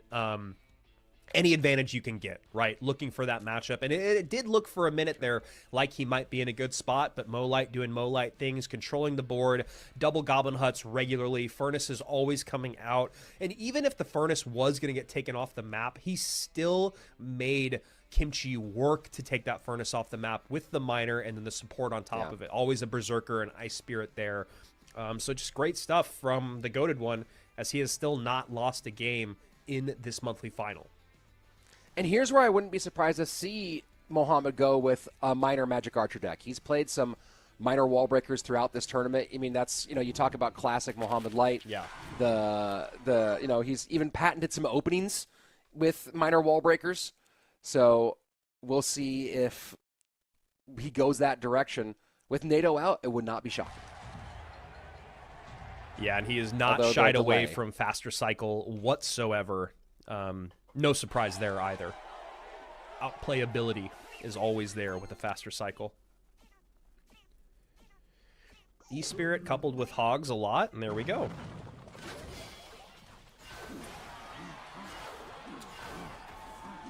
And that's going to be some pretty significant value out of those first Royal Hogs. Yeah, Kimchi just opting to eat most of the damage, and then Molite doing exactly what he loves to do, which is just control the board with a Tesla. Nice and high here. Going to get that Furnace to cross the bridge, take it off the board, and still be able to do some work in the right-hand side. Good call on the Magic Archer, Rich. Well, that's one of those outplayability cards, right? And Mohamed Light has used it a lot. I think that we've seen the outplayability increase not just because of the addition of the hero ability, but people are really starting to think about the layering that happens with Magic Archer to create opportunities at the bridge, right? It's not just about getting an opportunistic moment where you drop a Magic Archer because they played one piece of defense too high, which is certainly part of it, but also the ability to use your other attacking troops to move defensive troops into position, which we saw earlier today with the Magic Archer Giant Skeleton Hog Rider deck. Yes, exactly. The nice thing about the Hero Magic Archer and how strong it was when it first came into the game was I think it made all of us kind of take a small masterclass on how to play Magic Archer. Again, if you weren't a person that really loved it, you kind of were forced to play it in that meta. And yes, it's going to work on all of those micro interactions that you're talking about. And me, someone who never leaves Magic Archer even when it's not as good, I was very excited for the hero ability. I mean, just so strong. There's still moments where I'm actually surprised it's not used a little bit more, but 6 elixir being spent, a little dangerous. So nice adjustment there. Yeah, just makes you have to think about it a bit more. It's still a great ability, but one that you just are a bit more precise with. Tough Furnace there, but a great push still from Kimchi, although he does get damage in, but at what cost? And while it felt like he might have had a good run there, it started off a little bit weird. It almost felt like Molite kind of baited it all out with, yes, that Furnace comes out and gets sniped by the Tesla. Probably a moment for you to pause instead of go double down on it. Molite takes some damage and then gives a boatload as he is still perfect through the weekend. And, of all the people who are involved in this tournament, obviously Kimchi may be the most disappointed in what happened just now. But I can tell you right now, El Moyejas, the second most disappointed person, as he really was like, hey, maybe I have a true just path to the grand final. And now he's going to find himself playing in the grand final against, this feels like final form Mohamed Light, the way he has been playing so far in this first monthly final. Oh, yeah. And, yesterday he was really playing it up for the camera, for the crowd. We talked about how this dark Mohamed Light has kind of come into the ring over the last couple of years in a good way. You love the swagger, you love the confidence, and all of that feeds into him playing better and better and better. And I couldn't agree more, man. It does feel like we've met Final Four Mohamed Light. And his deck pool is just absolutely insane. Yeah, it isn't a deck pool. It's just the cards. Yeah. You know what I mean? I think that's the most important thing to realize when you talk to coaches who've worked with him over the years, I think that's one of the biggest emphasis they give is that there really isn't anything he can't play, even if it's something that no one's ever played before. He can figure out how to play it. And that gives you so much flexibility. Yeah. And he's played 6 games. He's won all of them, and he's played 6 different win conditions. He has not repeated once yet, which is, again, like, just terrifying if you're the field out there. So here's our lower bracket. It has rounded out. Sandbox will be going up against Kimchi. Adriel will be going up against AGW, 2 of our former world finalists. Few-time world finalists going up against 2 guys that would love to punch their ticket to the world finals at the end of the year. And as you said, El Mollejas hoping that Colin would have pulled off, or Kimchi would have pulled off, a big upset there. Not the case, as the goated one stays perfect, and now it's going to be El Mollejas and Mo Light in the upper bracket. And just like that, we're down to just a few more players. You know, I need to go back and look through all of Muhammad Light's runs in these monthly tournaments, because he's 16-2 between the Swiss stage, the group stage, and here. And you mentioned that one of those was him kind of running meme decks against Ian, so you could call it like 16-1 if you want to take that one, just kind of wipe it off the board. I don't know. I mean, maybe someone out there knows off the top of their head. I don't know what his best run of Swiss through group through monthly final is, but this has to be up there with one of his best runs of all time. I mean, he's like at 90%. You know, Adriel was the other guy when you went through Swiss and group, had both of his win percentages in the high 80s. Sure. But Mo's was still better, and it continues to be better, obviously, as he stayed completely perfect. Yeah, man. And then again, you talk about he played Graveyard, he played Piggies, he played Drill, he played Hog, he played Bait, and he played Battle Ram. Like, it's just insane. And, you know, even that deck he ran yesterday, the Bait deck with the Magic Archer, Evo Barrel, Evil Wall Breakers, was a deck that we hadn't seen yet. It was kind of an evolution of the deck that he played last season at 2.8 Elixir, you know, Magic Archer, kind of spammy. So, yeah, we won't talk too much more about Mo Light as we're about to hop into this next game between Adriel and EGW in this elimination game. But, my goodness, the goated one looks pretty scary. And easy pickup there for Adriel, as he drops the giant skeleton to pick up the miner. And first bowler of the day. And no surprises, it's coming from EGW as he continues to be unpredictable.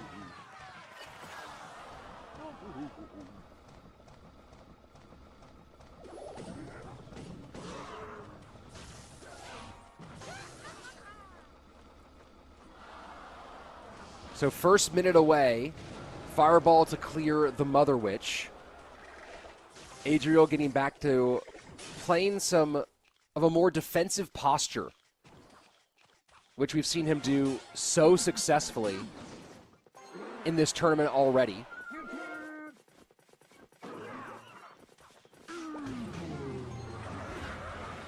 And Ram Rider opposite lane, EGW late with the mortar. The mortar trying to do too much here. And this is maybe an experience level thing in terms of being comfortable playing at this top level in monthly finals. That Inferno Dragon is just still hanging. It might turn back. Inferno Dragon going to be on tower here. EGW gets a tiny bit of sizzle. But the playing the mortar so high, trying to get double duty, you know, at that point, you have to play that mortar low and guarantee that you pick up the battle ram. You can't always be hoping you're going to connect offensively. Yeah, I mean, that is just a really, really tough couple of minutes to start this game. And when you're down that much against someone like Adriel, it's got to be incredibly demoralizing. He's trying to get a big downhill push here, but this deck doesn't really create damage that way. So we'll see. And mortar out, so once again, some pressure in the opposite lane. Guards will go and pick up. And mortar does connect, but again, you know, 2 mortar shots is not the equivalent of having 500 HP left on your tower. Oh, that's such a good play. That is such a good play. Adriel knows that EGW has to protect his left-hand tower from the Hero Wizard ability, and so he waits for the second that his opponent responds and then goes with the Evo Battle Ram push in the opposite lane. That is just playing 3D Clash Royale. Amazing.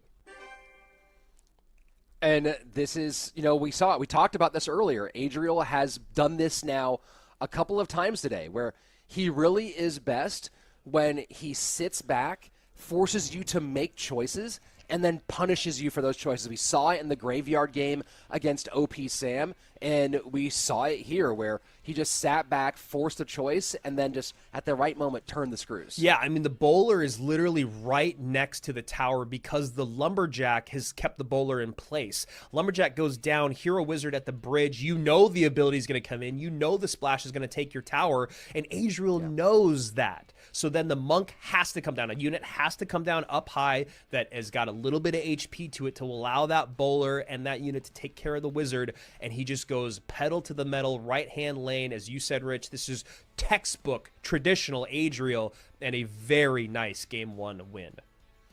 And it's one of those ones where you think about how the end game played out in this one, and it all comes back to the mistake made by EGW early to try to get the extra juice out of the mortar. Yep. You stop that battle ram from connecting, and you play that cleanly. You don't open up that opportunity for Adriel to decide how the game is going to be played. You allow the game to continue being played on an even footing. And that's one of those, we've talked in the past about the horse to the barn syndrome, where the player seeing a tower get low and trying to go too much to kill the tower rather than sit back and just continue to play the smart game. And same thing here, where it's like, hey, I really want to make sure I get this here. I see this opportunity. You got to lock down. You got to make sure that you're taking care of business and giving yourself the full 5 minutes to win a game. It doesn't have to be won in those 5 seconds. 100%. I feel like everyone that wants to compete in CRL should listen back to that, because if you watch Riley, his content, you watch Mo, his content, you watch the top players in the world streaming, they spend the first minute plus sussing out their opponent. What's their big spell? How do they want to win? How do they like to defend? How aggressive are they? It's pretty rare that there'll be a big enough opening early on against the best players in the world that you can really go for that uppercut, that knockout uppercut. It happens sometimes. A lot of the times when it does happen, it does work out. But for the most part, you watch these guys and I'll be like, oh, dude, he should go in with a barrel in front of that, or he should send in a miner behind, and they do nothing. Because that card on the board is already going to demand a little bit of a response from your opponent. You get to see how they respond. You get to see what elixir they're going to spend. And then as the game goes on, you can pick that apart. That's how the best players in the world play this game. They don't try to win before overtime. Very regularly, or very rarely, are they going for that win before overtime. They're feeling out their opponent. And that's something that EGW is going to have to start to recognize if he's going to start showing up more in the monthly finals. This is just a different pace of play than top ladder. It really is. Top ladder, you lose a game, you lose trophies, you can hop right back into it. You only have so many lives here at CRL. Yeah, I mean, it's like being a tournament poker player versus a cash game guy, right? Yes. Like, Yep. you can buy back into a cash game, you get knocked out in a tournament, and you're KO'd. So same thing here in this version of Clash Royale. You have that aspect of it where you don't get to hop right back into game and try to get those trophies back. But number two is you really don't know, like a lot of those Clash Royale ladder players, when they're playing top ladder, they know kind of what everyone's running this season. There might be some variability, but a lot of the times they'll see someone's face and they'll go, oh yeah, I know that guy is running Hog Lightning right now. Yep. And you don't have to feel it out. That's not what's happening here. Also, I saw this yesterday in the chat and today. Riley was number 2 in the world in 2024. Put some respect on his name. I'm sick tired of people just going, no, he was never number 2. You can't call him number 2. Is he currently number 2 in the world? Who knows? But was he before? Absolutely. And he's got the money and the prize and the title to go with it. Yeah, there's a lot of recency bias in Clash Royale. And that's the funny part, right? There's recency bias. So, hey, this guy isn't the guy right this second, therefore is trash. But then you talk about the guy who is the guy the second, and they go, no, stop Glaze. And it goes, dude, which one is it? Probably and the that's guys... why Yeah. I was going to say, probably the guys that have commentated for 9 years and have World Finals kind of memorized for the last almost decade might know that. So anyway, just a little shout out to chat there as we see EGW start things off very nicely with a huge Magic Archer connection against that Mama P.E.K.K.A. I think this is our first firecracker today. Is it? Wow. It really feels like it. Yeah. And Adriel waiting real long on that one. That was interesting.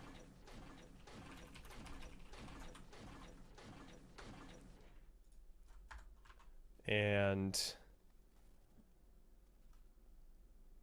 seeing a little bit of a challenge with some of the tech here for a second. yeah. A little bit of a speed up as Adriel has taken a ton of damage. And tower down to 483, trying to get that Wi-Fi right, and obviously trying to get the elixir back for you guys watching.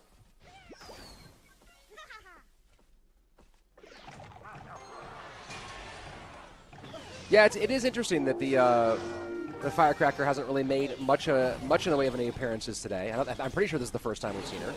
Yeah, we saw a good amount yesterday, so I think that's a great call there, as this Evo Snowball actually does some really nice work on a non-Evo drill for Adriel to kind of come screaming back into this one, and a really nice Golden Knight ability to stop those Firecrackers in their track that were starting to become a bit of a problem. Well, and then you're talking about how the elixir is missing. This is maybe why you and I were both a little confused earlier, as we saw how late the P.E.K.K.A. came down against that earlier push of EGW, right? There was the Golden Knight, I think it was Dark Prince push that came in, and Adriel's P.E.K.K.A. came down really, really late. And I saw that come down so late, I was like, let me look at the elixir, and I go, oh, there's no elixir.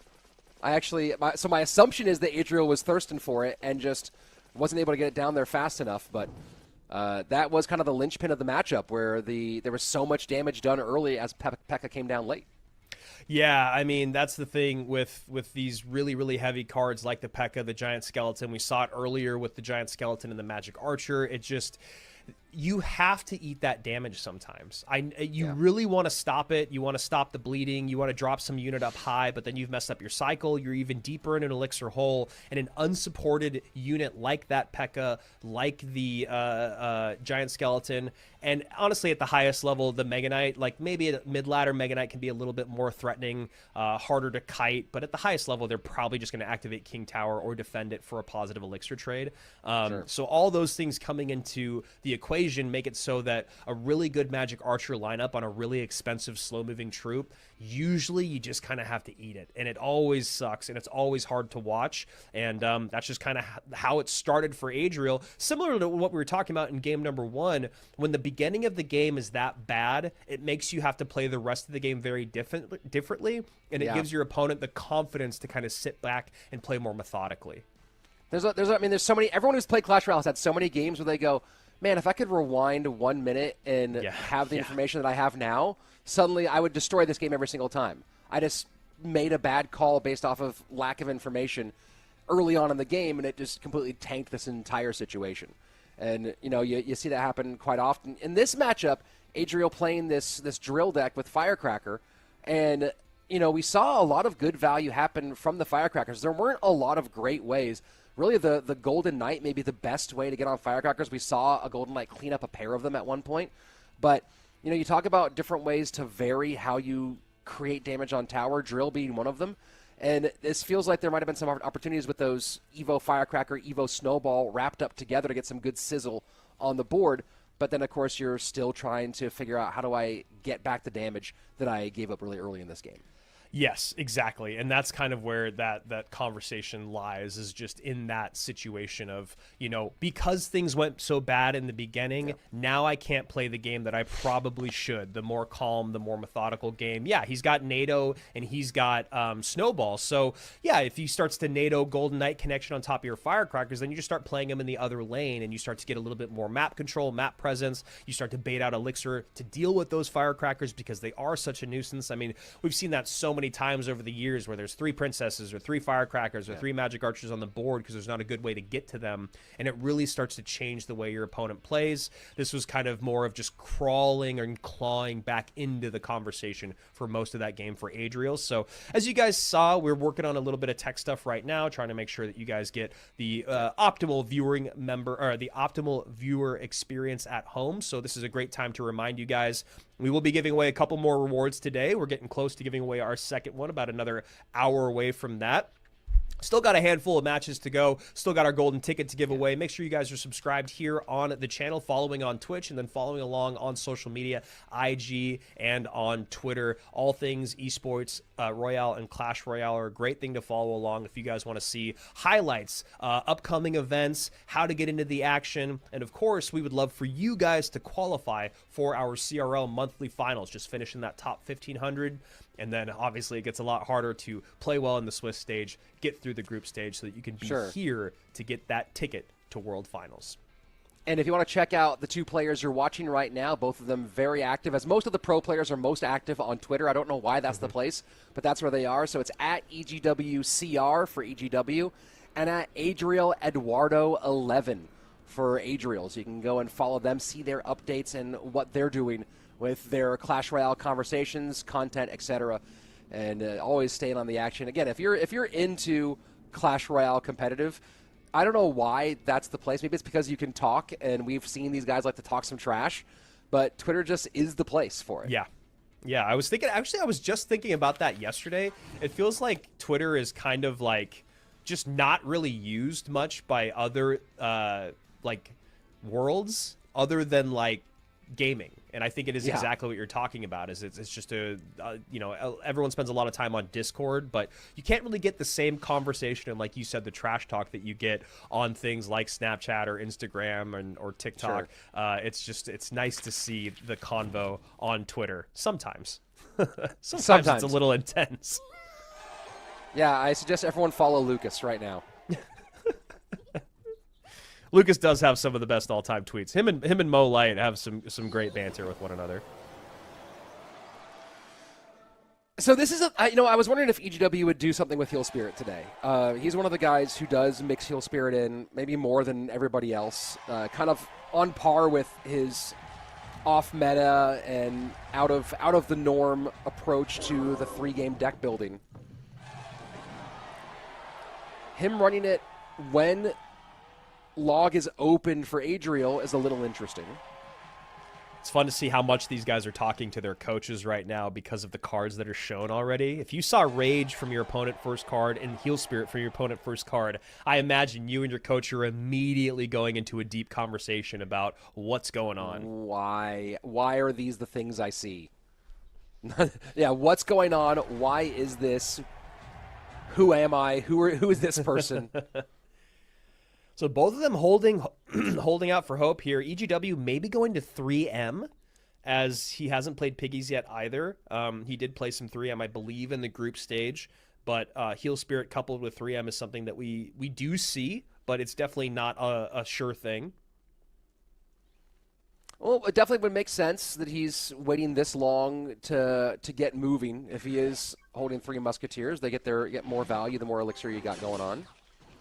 The Skelly Drags support that idea. Guards at the bridge to feel things out a little bit here for Adriel. Recruits. It might be recruits pigs. Yeah, I mean, honestly, when I saw the Skeleton Dragons come out, I was thinking it could be recruits. Could be recruits pigs. And then yesterday we saw recruits Ram Rider, which was actually pretty effective. But that would be so stupid, Rich. It's recruits Royal Giant, of course. Obviously. How did you not know that was what was happening? Oh, I don't envy us most of the time, but E-Wiz and an Executioner are going to do some damage there on the right-hand side, or excuse me, clean up some of that damage on the right-hand side as this Ram Rider connects well on that Princess Tower, and the MK comes in too. This is tough stuff, man. Stays alive on that left-hand tower, just barely gets the King Tower activation. And at what cost, my friend? At what cost? That should be the Clash Royale documentary title.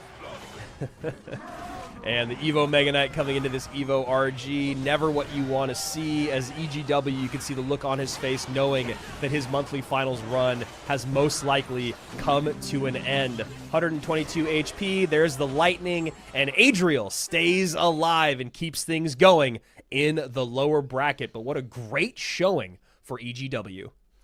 And, this is when you talk about getting creative with deck picks. This is the challenge, right? This is what you got to figure out is you can be creative, you can do stuff that's unexpected, but what's the intention, right? So I'd love to have a conversation with EGW, or if he's working with a coach, I don't know if he does, of what was the intention behind this deck? What were you expecting out of Adriel in this moment? Obviously, the recruits, they create a lot of pressure on both sides. They distract if you're, they were really big when Fisherman was everywhere. Fisherman's not everywhere. Yeah. So what's the idea behind this? Obviously, the Heal Spirit hoping to reinvigorate the push and let it get a second life. Then you run into Evo MK and Evo Executioner, and you go, oh, well, everything I thought was wrong and bad. And are you good with this deck? That's the other part of it, right? It's Yeah. not just the matchup. It's how many times have you played this deck? Someone in the chat called that King Tower activation it was actually a Princess Tower deactivation. Shout out to you in the chat. That's a great little line there as we see EGW's monthly final come to an end. Adriel doing Adriel things, starts things off in game number 1, a pretty dominant win. Actually, it's really interesting. All these games were just massive swings. Game 1, Adriel won really, really quickly. Game 2, EGW put an insane amount of damage in with that Magic Archer against the P.E.K.K.A. And then game number 3, the long pause, the standoff, if you will, at the beginning. And then as quickly as it started, it was out the window for EGW with this Recruits deck. Recruits RG into that push. I just feel like it was a little too aggressive when your deck is that heavy. Your RG is going to get some value, but it creates no value on defense. And your opponent, it's obviously going to be able to defend that, and very healthy troops come back across the board. So Adriel moving on in our lower bracket. As you can see, Kimchi and Sandbox is going to be facing off, and we'll see who's going to go up against Adriel. And then there will be 4, El Moyejas and Mohamed Light hanging out in our upper bracket final. That will be a best of 5.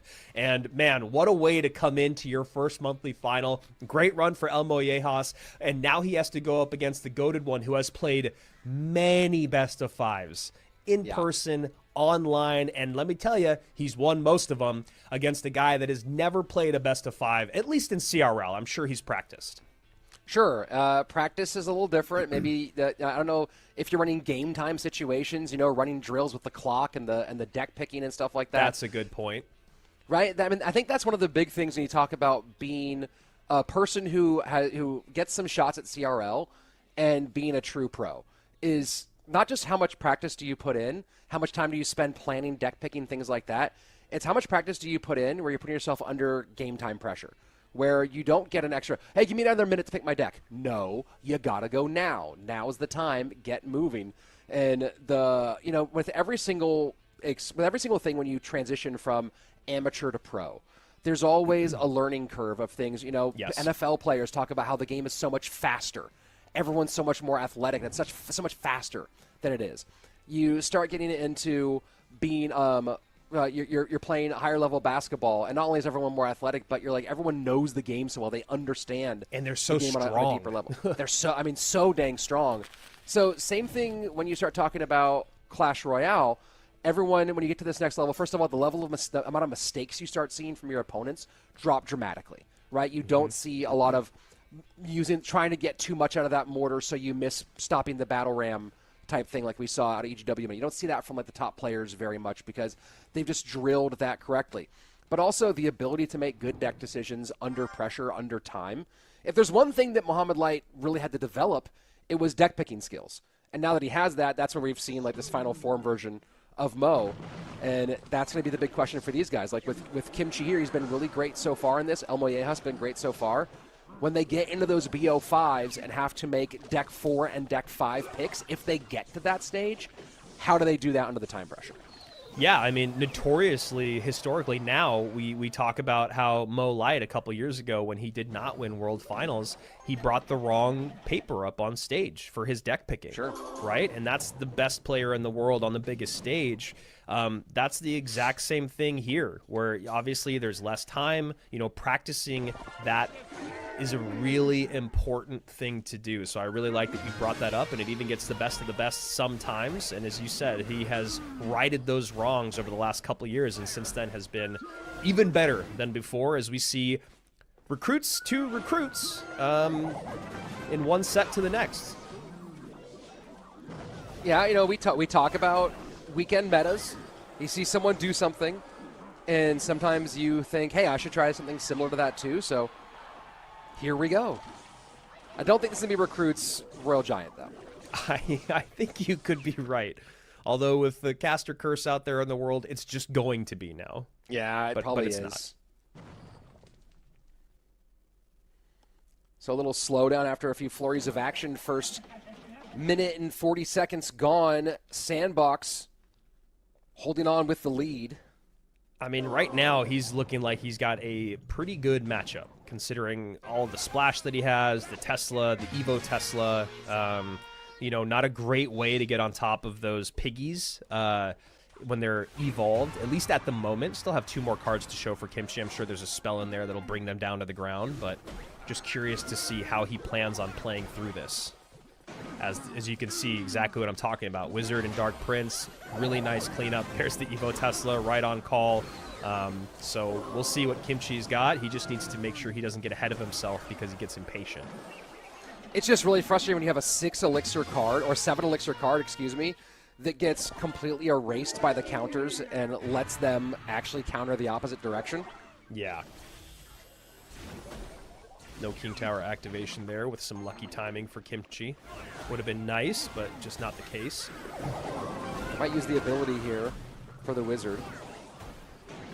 Decides to hold off. Man, it's just so tanky.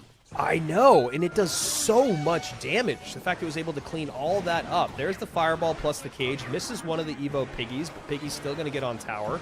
Oh, boy. They're feasting. 1432. Sandbox has just been lights out since the start of his run. As we mentioned before, day didn't start off great yesterday, but since then has just been absolutely lights out. 0-2 against Clown, 2-0 over Rockin', Ruby, and Tangy. So high recruits.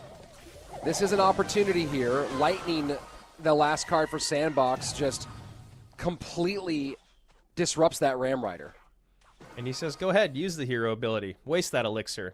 I'll take a little bit of damage and I'll get right back on offense. And here we go.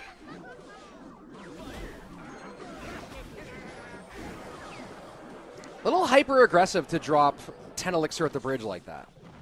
Yeah, I mean, I think he just recognizes he can't get punished. This deck is so heavy that he's going up against, and it just played its win conditions. So the worst thing that can happen is you can start another recruits push that he can literally counter with this Wizard. And he's not even using the ability. It's bonkers. Yeah, brutal stuff. And now he can kind of sit back. He can SimCity this and just make sure that no mistakes happen. Yeah, I mean, I literally have no idea how you win this game. You have the log, you have the E-Spirit, you have the Tesla, all of those things to reset and stun or pull in the Ram Rider, and then all of your troops do splash damage. You also have the lightning if somehow things pile up and you don't have any responses, as we saw Sandbox already do.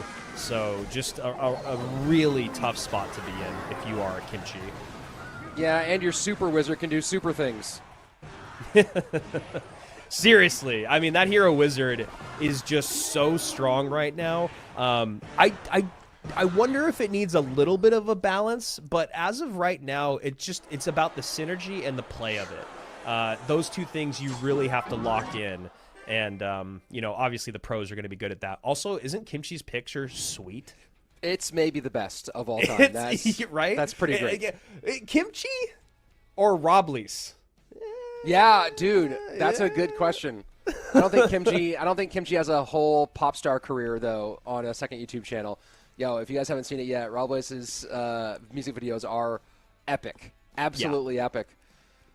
Speaking of epic, going back to that Hero Wizard, you have the tankiness, You have the ability is like the mini tornado part of it. This is the kind of game where you think that ability might actually be really valuable, right? Take this giant glut of troops and pull them all together. Didn't need it whatsoever. But the tankiness really came to play. Plus the damage, like now with the golden outfit, looks like Homelander kind of from The Boys. Like it feels like we should just rename him Homelander. He's so powerful, almost unstoppable. I mean, seriously, I think you and I were both looking at that stop at the bridge after dealing with the recruits, and then I believe there was a skeleton dragon and a mother witch or something like that, and it's like, oh, is he going to support this? Oh, is he going to use the ability? Oh, no, he's going to do nothing. It's going to take out both of them, and it's going to give 0 counter push potential. And, as you also pointed out, I don't know if 10 elixir at the bridge... Or not even, you don't know. It was just that was a very aggressive push, and it was crazy. but there's just no stopping it, right? It was an educated push, but it was still just completely unstoppable, dumping the whole elixir bar at the bridge, which is not traditionally how Clash Royale is played at the highest level. You usually don't just go 10 elixir at the highest tile and then win.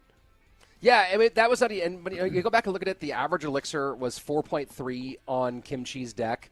It was a 14 elixir cycle to get back around to anything, right? So you look at the weight, the cheapest card there was the Evo Bar Barrel. Everything else is 4 elixir or more, right? Yeah. So you think about that, and now you can kind of go, oh, I get why Sandbox would see, hey, you just spent a little bit. As you mentioned, win condition was out. Sure, full dump and make you play a little bit right now. And it was pretty devastating.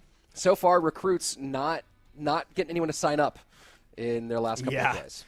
Yeah, yesterday they won over the crowd at the end of the day, but since then have just not been very strong. And it is really interesting to kind of see this player pool getting thinned out as you're looking at the levels of this game. EGW looked so strong yesterday. Today he's running into a higher level of competition. We just had to say goodbye to him, and now we're left with Adriel and Sandbox and Kimchi or Colin and El Mollejas, who are still kind of the unknowns. But right now, Sandbox looking strong in this set. El Mollejas has Mohammed Light ahead of him. Going to be a tough set there. So it is cool to just see, again, the consistency paying off year in, year out. And I bet we're not too far away from being 3 world finalists and a newcomer, but I don't want to take away too much from Kimchi. Great gameplay yesterday, could still stay in it, could still pull off the upset. Now remember, when we look at what Kimchi has done over the weekend, 2-0 over Ta to start, then a 2-1 over Adriel, right? So that's a tough thing to do. Then he runs into Mohammed Light, and now here he is against Sandbox.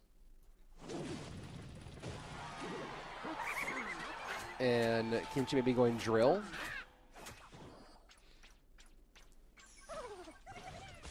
And Sandbox looking very happy right now. Yeah. Man, he has literally been vibing. He's not even drink. There's not even anything in that cup. He's just doing it for the motion of it. It's an empty cup. That's what you think.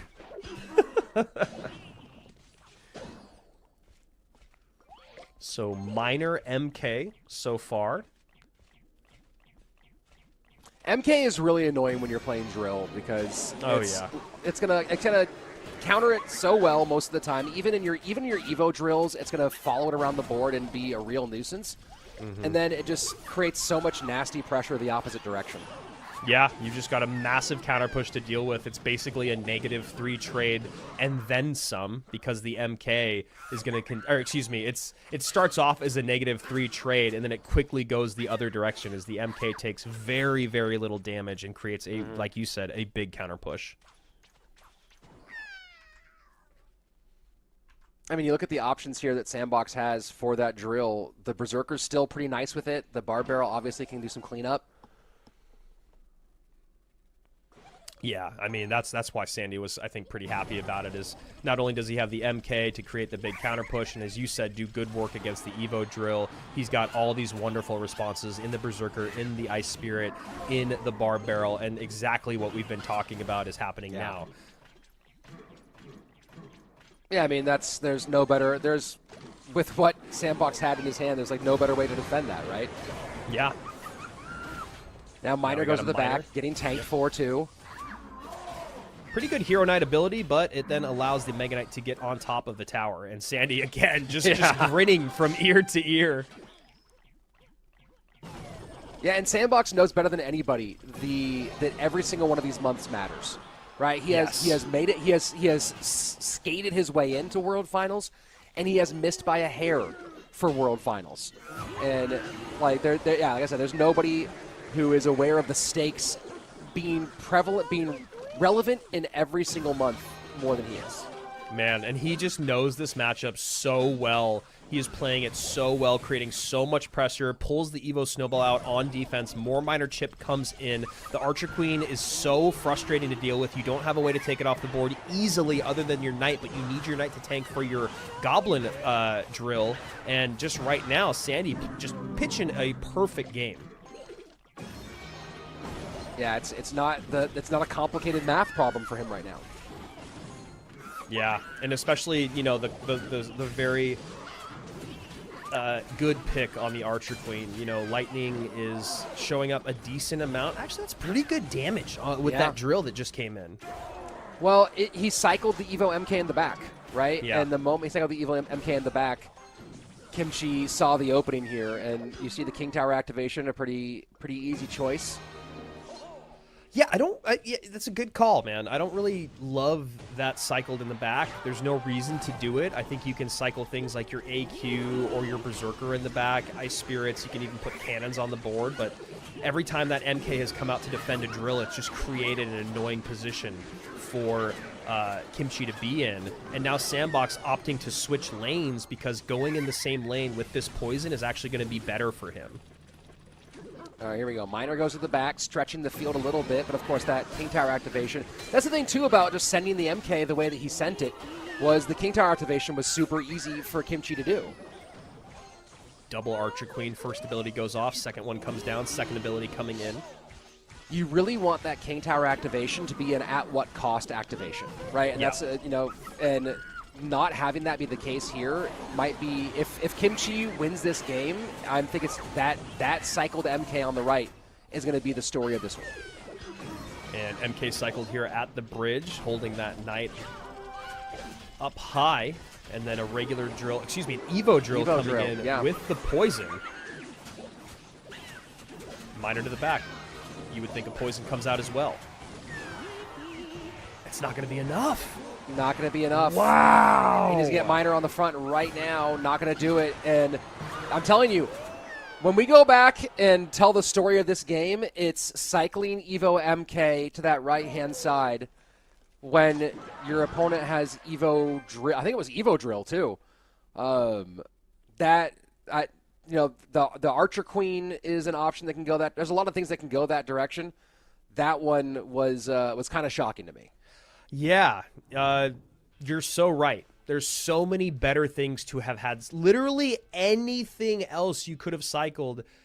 I mean, even if you just play your cannon right next to your lower Princess Tower, and let's say it does somehow. I mean, I don't think Kimchi poisons that, but let's say for some reason Kimchi does poison that. Now you've created an opening for your Archer Queen. Like, there's just so many different ways to have gone that route. I just think Sandbox got a little overconfident in what a great spot he was in, and then started to take that drill damage. We talk about that drill damage. It really becomes very difficult to keep up with in triple elixir. And you know, you kind of understand why Sandbox did cycle that MK, because he just defended a drill well, so he knew drill wasn't in cycle. He thought maybe he could build this push, but I think two things. You don't cycle that MK. You don't need to. It's your Evo MK. Like you said, Rich, you're giving away that King Tower activation. The other part of it is maybe just recognize earlier on, if you're playing Miner Poison in the same lane, but you have MK to kind of set the line and create a tank for your Miner, maybe then if you're going to switch at the end, you should have switched sooner. Otherwise, I think that you just don't cycle that MK, and you're just in a way better spot for the rest of that game.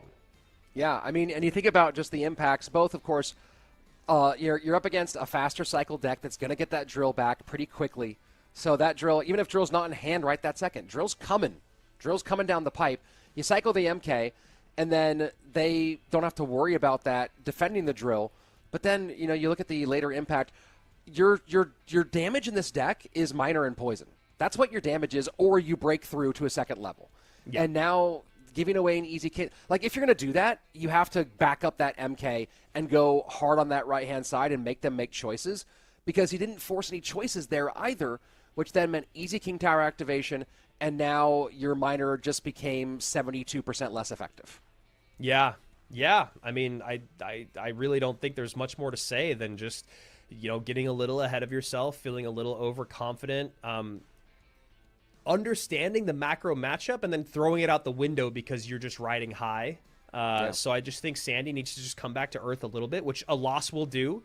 Like we said, he's been perfect, basically. I mean, I think 100% until now after he started 0-2 in this tournament. So, yeah, just a bit of a misstep. Only loses by a couple hundred HP. So all those things come into play. Shouldn't have cycled the MK. Should have went same lane earlier. Control the board a little bit more with Archer Queens and Cannons. Try to bait out those poisons. All these things. So good game for Kimchi, though. We're going to go to game number 3. Great recognition. Again, yeah. And this is a game number 3, an elimination game. Sandy could be eliminated. Kimchi could continue this Cinderella story. I mean, that's the big thing, right? Is, when you talk about underdog versus favorite in matchups, I was just commentating in the Ultimate Frisbee Association on Friday night, one of the bottom 3 teams in the league versus one of the top 3 teams in the league. And the coach of the bottom 3 team said that he told his players that, well, watch the broadcast, because if it looks like Atlanta is having trouble, they're going to start saying what's wrong with Atlanta and not what has Houston done right. And it's the same thing here, right? Like, obviously Sandbox opened the door, but what did Kimchi do right here? Well, Kimchi did a great job of really recognizing the situation when it happened, pressuring heavy, making sure that Sandbox maybe didn't feel comfortable backing up that MK, that making Sandbox make a choice. Do I double down on this MK push on the right, or do I defend here in a less than ideal fashion? Gave up tons of damage, and then because he couldn't support the MK, put something behind it, there was no cost to the King Tower activation. So Kimchi doing a great job of recognizing the opportunity and putting the screws to the more experienced player.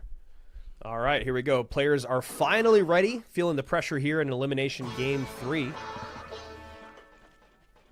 And Hero Mini P.E.K.K.A comes out, which we saw very briefly yesterday, I believe in only one game. I see very briefly at all. Yeah, just I believe one time. The ability, the hero ability is so weirdly situational, right? You see there, nearly charging the whole thing up, but then there's zappies, so there's no point in using that ability. And I think that's one of the reasons why the hero MK we don't see very often is because almost every other hero... Oh, Hero Mini P.E.K.K.A, yeah, Hero Mini P.E.K.K.A is because every other hero card pretty much, you really dictate when the ability is usable, whereas that one, you hope that your opponent gives you a chance to use the ability. Yeah, did they make a mistake defensively, so now this one sliver of HP can turn into a third of a bar, and now I can just get 2 massive hits on tower. Wow, that Mini P.E.K.K.A almost got pushed on top of the Princess Tower, which would have just been such an unfortunate interaction. Yeah. And so that's one of the situations, right? Like, could that have been a place where Kimchi pops the ability and it stays alive just long enough to get one annoying hit or to force out a response? Yeah.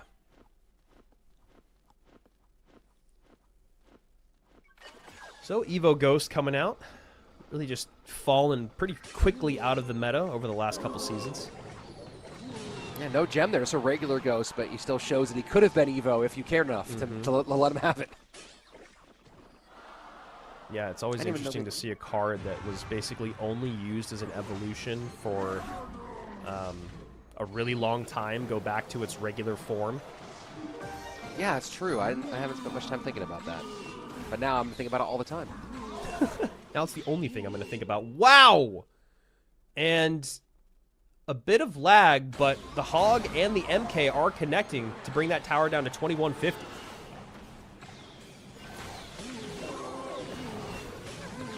And a little technical difficulties here. Yeah, I know production's working on cleaning this one up. We were all a little worried about that giant skeleton connecting, then it teleported away. And the Evo Lumberjack, another Evo that I've talked about a good amount over this week in the Creators Tournament and in CRL, is just, it's not that much of a problem. It doesn't get on tower that often at the highest level, but it's just something you really got to be very wary of and a bit scared of. And oh my goodness, Sandbox with the complete overwhelm in the right-hand lane with that same combo of Giant Skeleton plus Evo Battle Ram that is so difficult to stop. And Kimchi's CRL journey will end here for now as he falls after making a valiant effort in this best of 3, battling back in game number 2 when Sandbox opened the door, but in the end, Sandbox too much for him. And now we have our top 4 as Sandbox will move into the lower bracket semifinal. Yeah, just really tough there. Great recognition by Sandy. You know, MK gets cycled in the back on the left-hand side. He goes Giant Skeleton with the Royal Ghost in front, Evo Battle Ram behind. Those guards are really difficult. The Mini P.E.K.K.A. was out of cycle, so you think, okay, guards plus Evo Furnace is going to be enough to defend, but the problem is the guards need to avoid the Royal Ghost, get on the Giant Skeleton, and avoid the Evo Battle Ram because of the charge. So there's so many layers to that offense that you have to be very careful in defending because you don't have that Mini P.E.K.K.A. or Mega Knight in cycles. So maybe just losing track of the best ways to defend, losing track of your opponent's evolution and where it's at. And Sandbox, once again, yes, he drops a game, but stays perfect in sets and just takes him out in one massive blow. And really, this should have been a 2-0. Like, this really should have been a clean win in game number 2. Sandbox made one mistake and gave Kimchi a little bit of light to stay alive in this one. And then game 3 just absolutely shut the door on him. No real opening at all. And Sandbox now, in a weekend where we started with so many players who were newcomers, we now get to our final 4, and we have 3 multiple-time world finalists, and Elmo Hayas, who is gonna have to find a way to beat at minimum 2 of them.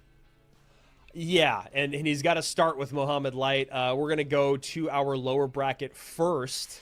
And yeah, these decks still on screen if you guys want to use the QR codes at the bottom, respectively 1, 2, and 3 on the left, 1, 2, and 3 on the right. You guys, if you want to run any of those that you saw that you like, that is the best way to do it. Shout out to Production and Stats Royale for being able to make that happen.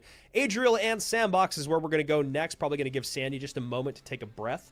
We all know how patient you guys are in the chat. And then, yes, Elmo Yejas against Mohamed Light. And these are all best of 5s from here on out. So in case you guys have not seen a best of 5 before in CRL in duel mode, it's just the exact same as a best of 3 with 2 more games, which means that deck pool has to be even deeper. Your analyst, your coach has to be incredibly on top of it when talking about this deck picking. Basically, you know, it's a regular best of 3 in the beginning, but the idea is that when you get into those games 4 and 5, you do not want to put your player in worse than a 40-60 matchup.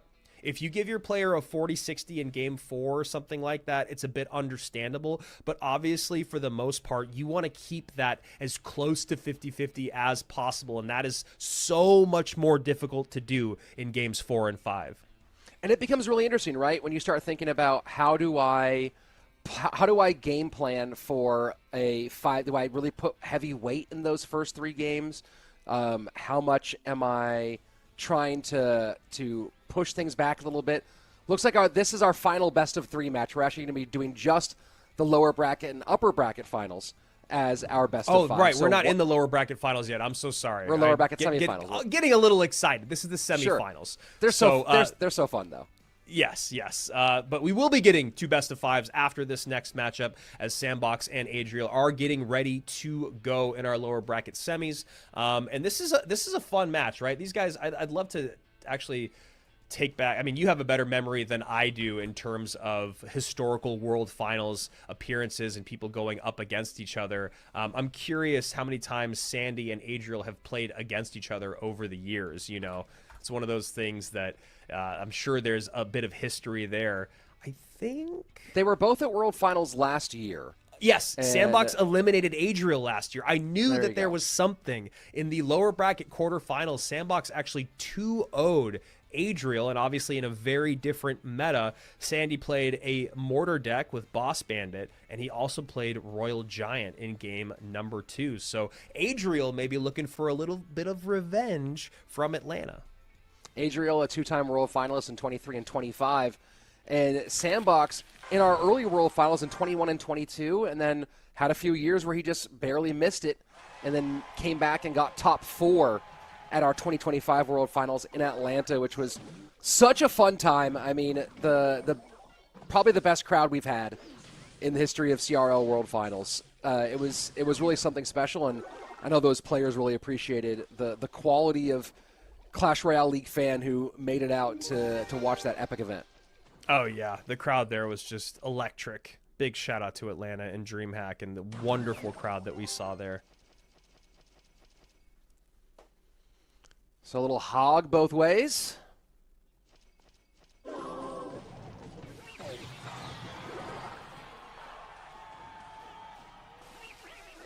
And might be getting into a full mirror match here, Andrew.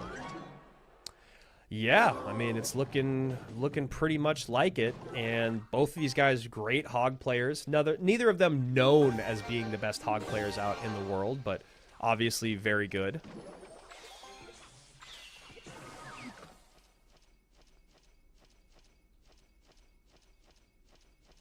So the Tesla battle is going to be fascinating. Oh, wow, the MK. Okay. Okay, MK. Tesla to snipe Tesla. MK for MK.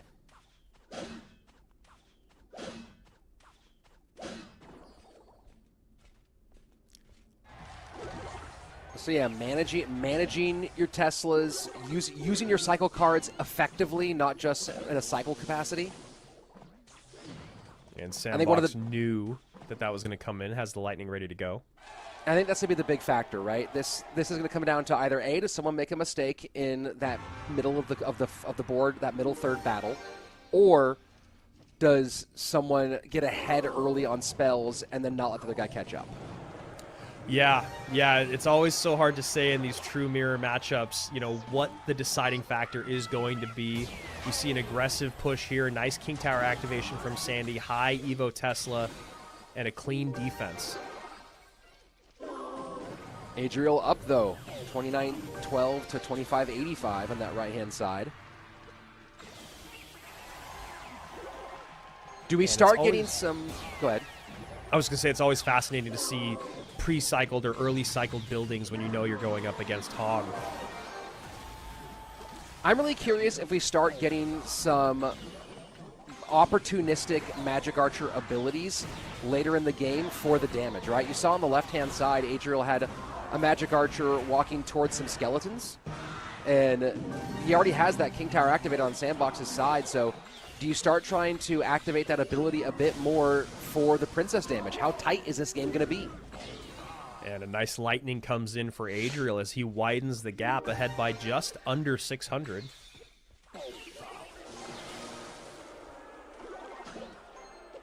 And a great Skelly surround. And Sandbox will take that lightning every time. Right? Very, very, very happy to get that damage. Hog's out in either direction. Tesla's out in either direction. So right now their cycles feel like they're pretty similar too.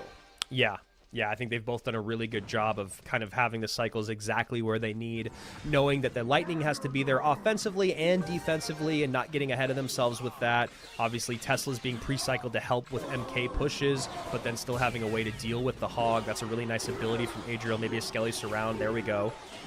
Not quite a perfect surround. And he really would have loved to get just an extra tile there and make that connection on the left-hand tower. I wonder if we're going to see a lightning.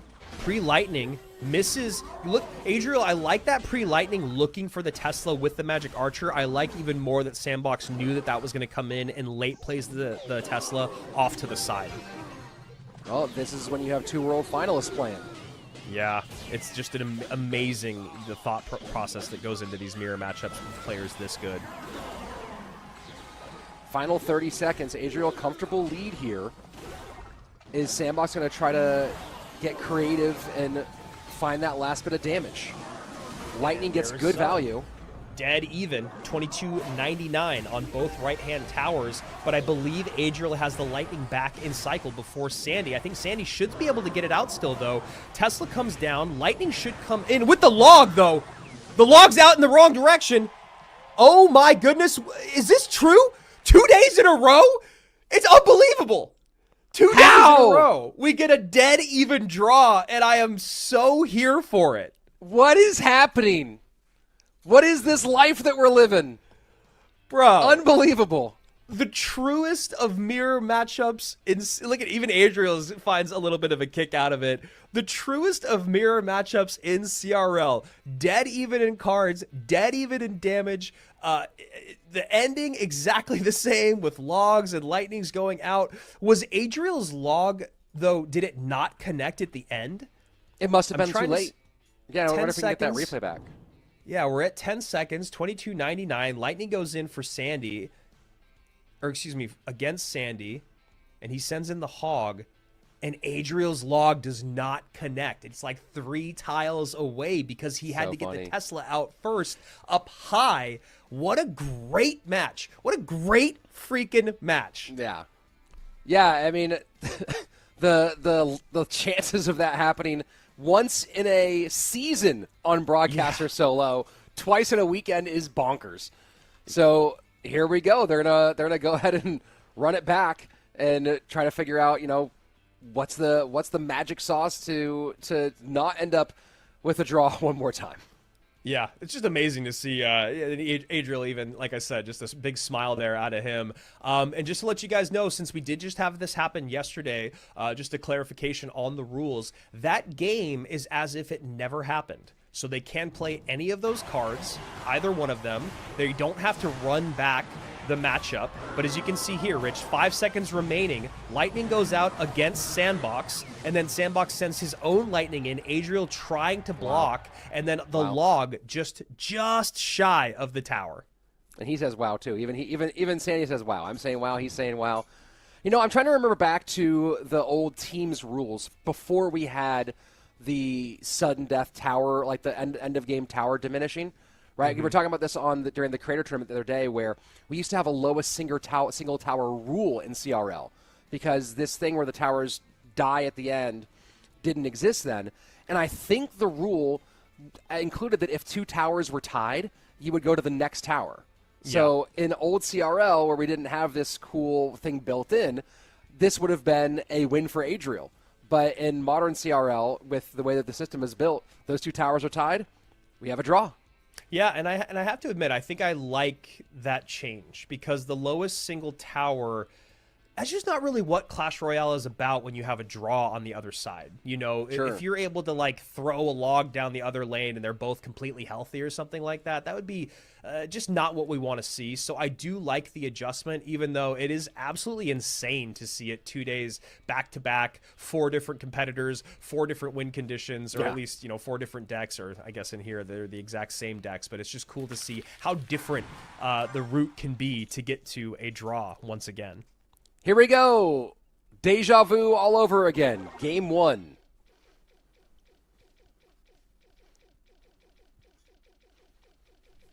Now here's the mind game part: is do you play the same deck back or you switch it up? Sandy switching it up. Yeah, both of them changing things up. So 0 games played so far in this lower bracket semi, in case that seems wrong to you. And immediately the aggressive graveyard. And a lot spent to defend. Going to give good poison value and 0 counter push. And maybe a small counter push. Yeah, Adriel wanted to... yes. Sandbox is going to make him play on this one. A little bit of tankage out of it. Bar Barrel comes up. Spears in the back. And Sandy will end up ahead. Yeah, the Spears are going to be really interesting in this matchup. They're going to be able to get a lot of value defending those graveyards if they're able to be dropped low enough. You got to bait out the poison, and then you have the Bar Barrel and the Ice Spirit to help clean up as well, and the Demolisher. So if you can use the Spears and the Demolisher, one of them is going to draw the attention of the Poison. The other one should be able to get some good value. Probably, ideally, Spears lower and Goblin Demolisher higher, so it doesn't have the potential of walking through that Poison. And that's the big thing for those of you watching at home, right, is you got to spread out that defense to deal with those spells.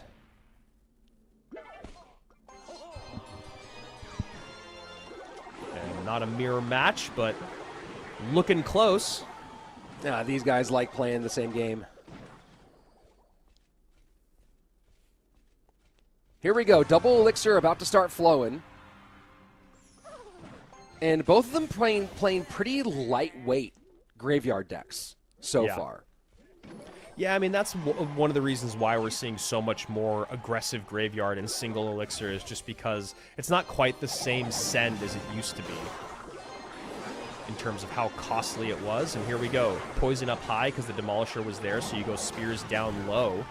And Spear Goblin's still one of the absolute best defensive cards in the game when dealing with a deck that cannot get to them.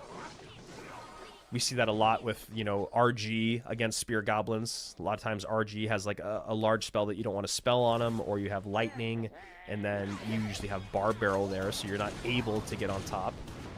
And somehow that Musketeer snipes the Demolisher, even though the Knight was dropped pretty quickly. Evo Musk is such a fascinating call in this situation.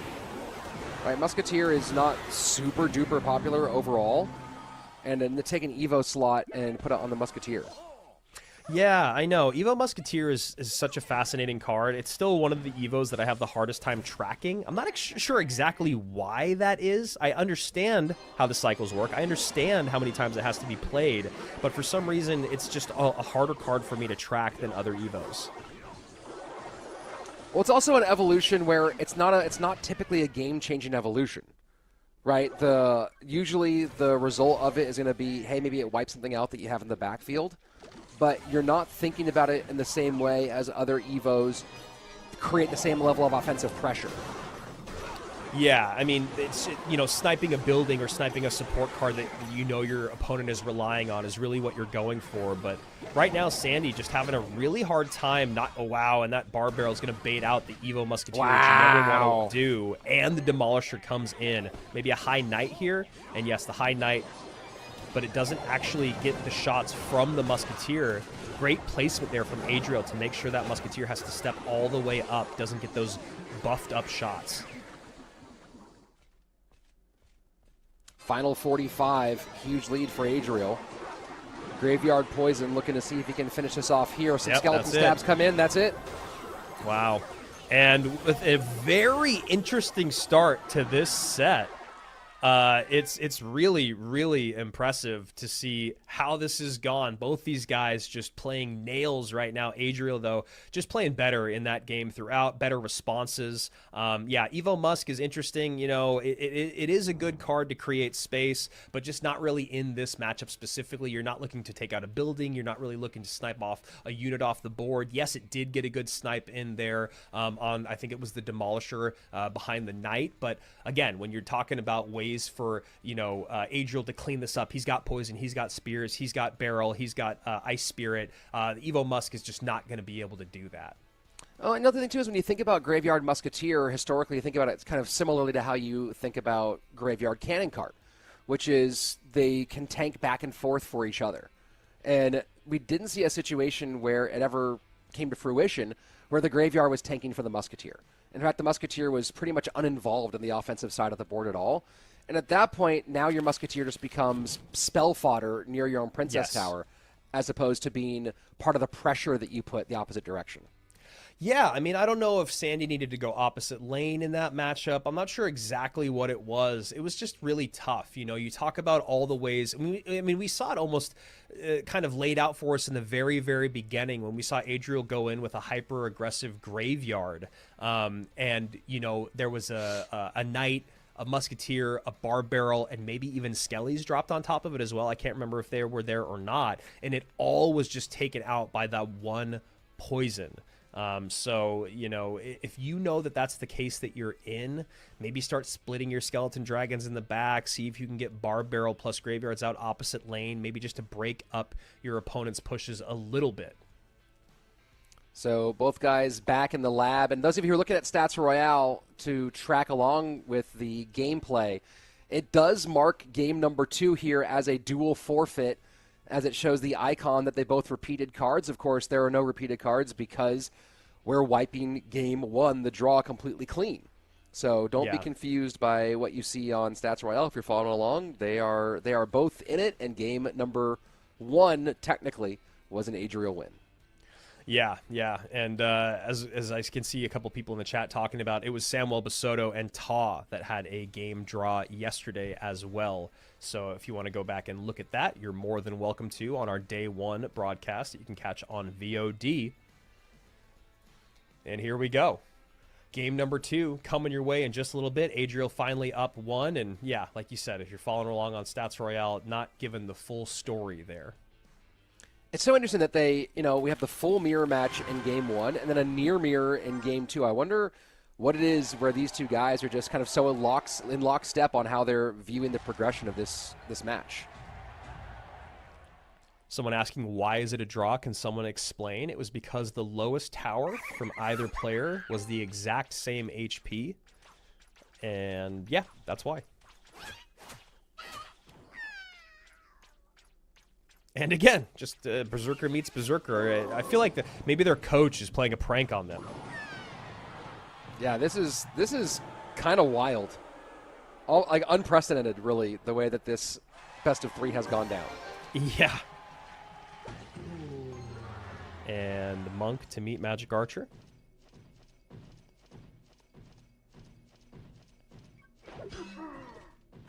And will have to use the ability if he doesn't want to take the damage, and takes a couple shots just to clarify, and gives a couple shots as well. Nice King Tower activation there. And Fisherman pulls the training dummy, the Scarecrow, out of the way. Magic Archer just hangs out there in the back. And Hog coming in. Nice fireball there, but Hog should get a hit, and it does. You can see the tilt of the head there. Gets 2 hits. Adriel obviously not happy about that. Yeah, King Tower saving Adriel from a few more hits in that one. Halfway through the first opening 3 minutes, and this one so far has been nearly all Sandy, the damage you see on his tower. Just reflection damage from the Monk.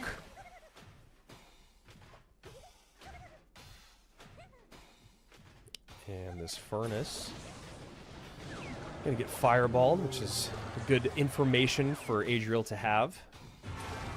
Is this the creepiest of the tower skins in the entire game? Adriel's rocking here? Yeah. I'll give it that.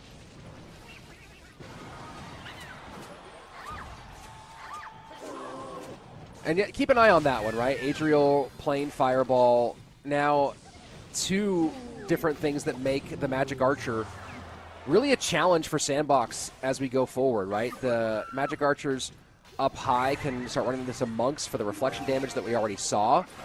And the Magic Archers down low, and there you go. See, nice reflection, going to force him to use the ability. And the Magic Archers, if he plays them low behind his towers, that's his fireball fodder.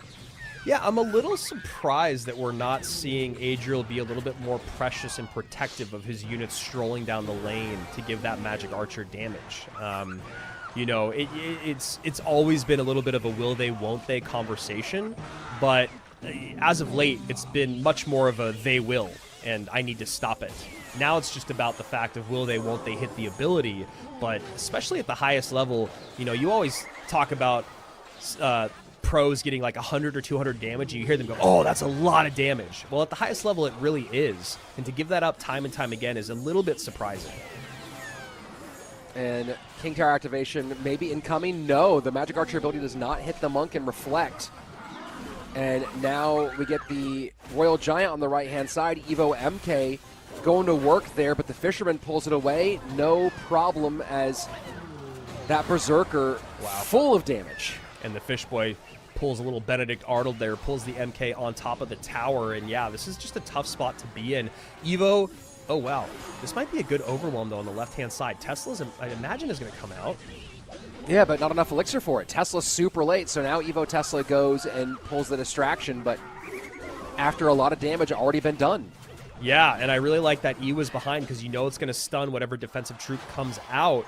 And, Sandy, once again, plays that Evo MK on the RG, but Adriel able to get back around to the RG. I mean, that's one of the reasons why you're going to hold it for so long is when you know you're going up against Evo MK, you can't just give away that free damage. And a very close game we have now. I think Adriel was hoping that Log would knock the Hog Rider into his Fisherman from the opposite lane. Didn't happen. And he played the E-Wiz to mitigate the damage. Still took one, and then, of course, Magic Archer damage. So now 797 bottom right-hand tower, 1225 top left-hand tower.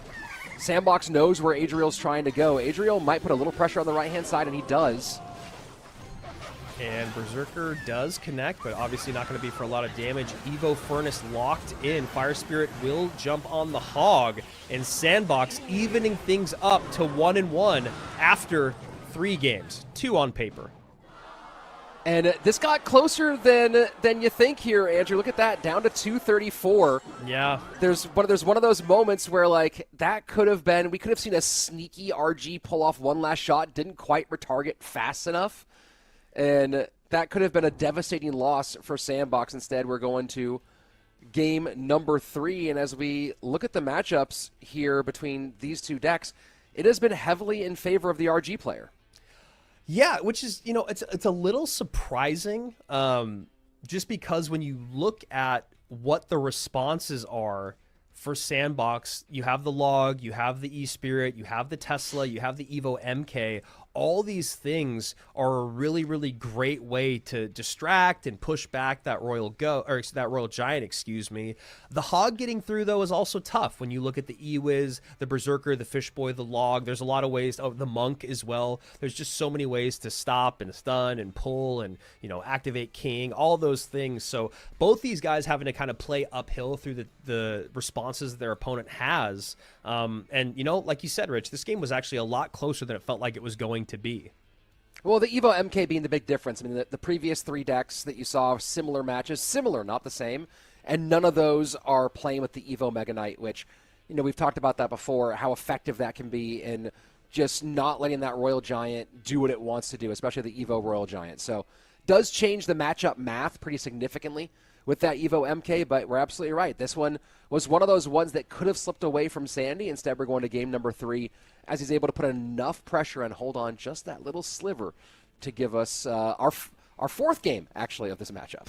Adriel probably really wishing that Fisherman did not pull the Mega Knight on top of his tower in the bottom right-hand side earlier in that game. Just too much damage coming in for free and ends up being probably the deciding factor there with only 234 HP as the difference. Yeah, great game there by both these guys. We're going to hop into game number 3. One of them will go home. One of them will move on and play the loser of El Moyahas and Mohammed Light, which, again, tall order there for El Moyahas to stay alive, but could happen. He has been really, really great throughout the weekend. Adriel and Sandy, a bit of a revenge match. Adriel, if he can, Sandbox being the person that sent him home in 2025 in that lower bracket course. So, love the 2 world finalists duke it out here in our first monthly final. And when you think about the 2 guys we have in front of us in Sandy and Adriel, they've both been through so many interesting ups and downs with their Clash Royale career. Sandbox, one of the guys who looked like he was going to be a kind of a breakout star in 21-22, missed 23, missed 24, and then finally made it back again in 25. When a lot of people had written him off as being a top Worlds player. And then Adriel, who has, had some unfortunate misses throughout the years, and someone that, you go back to 2024. 2024, we only had 8 players at World Finals. We had our smallest World Finals that year. And I need to go back and remember what the full ranking was for CRL in 2024. Let me go ahead and see if I can actually bring in terms of where people ended up? And where they ended up, right, finals? like by not qualifying for World Finals by like just a hair. People who would have qualified in previous in a 12-person or 16-person season, but there are a lot of players who kind of missed out on that smaller World Finals. So these are both guys who know what it takes to get there and know how easily it can slip away. Yeah, and Adriel making world finals a couple times. He's basically landed in 6th place time and time again. And then when you look at Sandbox this last year, having his best run at world finals, getting to 4th place, where previously he'd been in 6th and in 12th place in 2022 and 2021 respectively. So while Adriel has had, I guess, more finishes a little bit higher, Sandy has the highest finish at 4. And I'm back looking at 2024 and looking at the leaderboard situation, and you had multiple monthly finalists who won, right? Mohammed, Tal, Lucas, Pedro, and Greco. That was 6 of the 8 spots. Sub was the points qualifier. We had 1 Chinese player, and guess who was the person right behind Sub on points?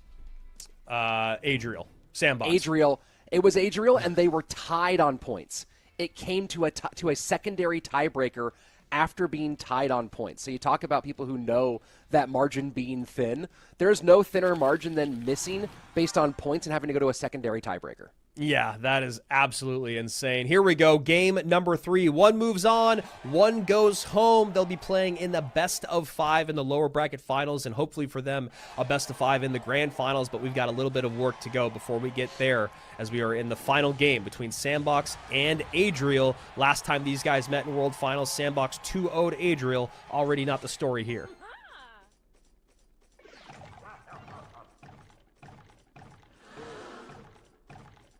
Giant Skeleton cycled in the back for Sandy. And opportunistic Magic Archer.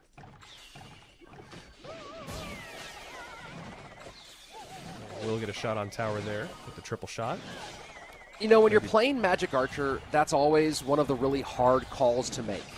And more often than not, if you try to get what we just saw out of, and there's an easy King Tower activation, more often than not, when you're the Magic Archer player and you try to get that early lineup and take advantage of just a few cheap points early, you end up actually paying for it in the long run. You spent 4 elixir to get just a little bit of tower damage, and you see here, there's about 400 damage on Sandy's tower, but he also has the King Tower activation because the Hog came out, and I don't know if Adriel gets much of an advantage for having stacked up those few hits.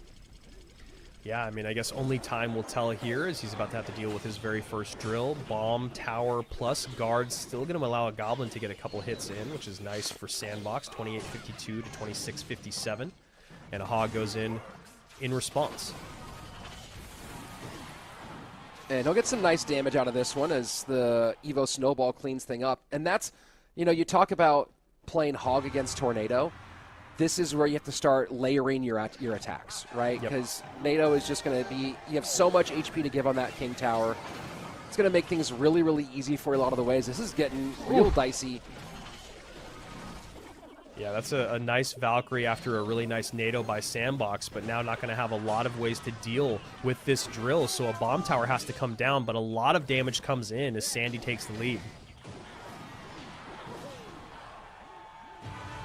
And tanking that hit is Sandbox's right-hand tower down to the final 25 seconds of our regulation period.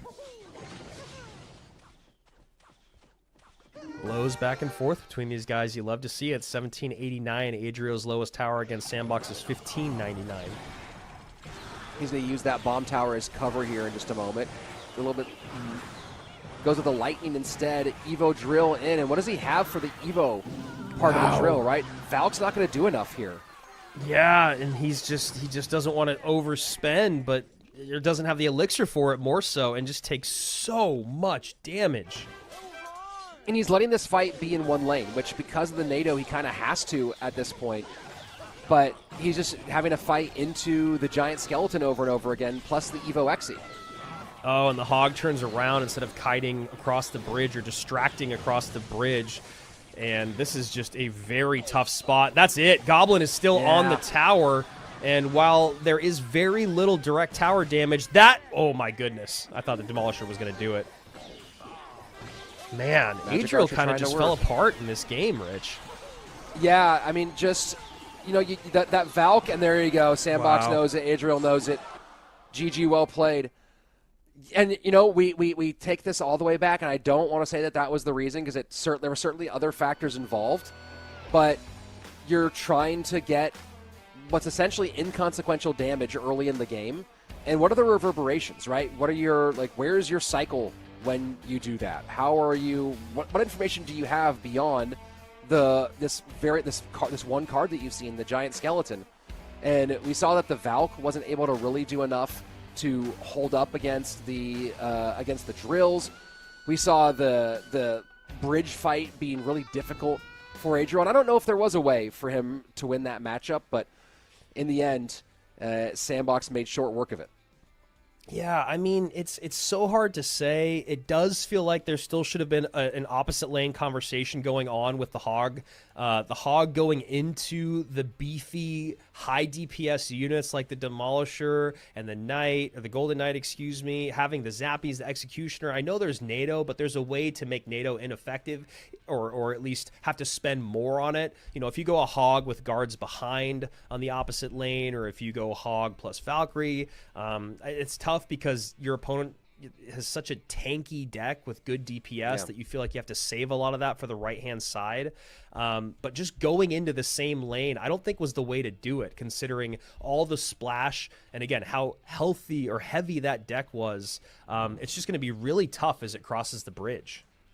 I mean, you got to beat him when he spends, right? That's the big issue. You have to beat him when he's spending too much, and there was no spending too much. So that NATO just sat there forever. And Adrios has to sit there and go, well, my Hog is practically a dead card now. It's a kiting card. It's a distracting card.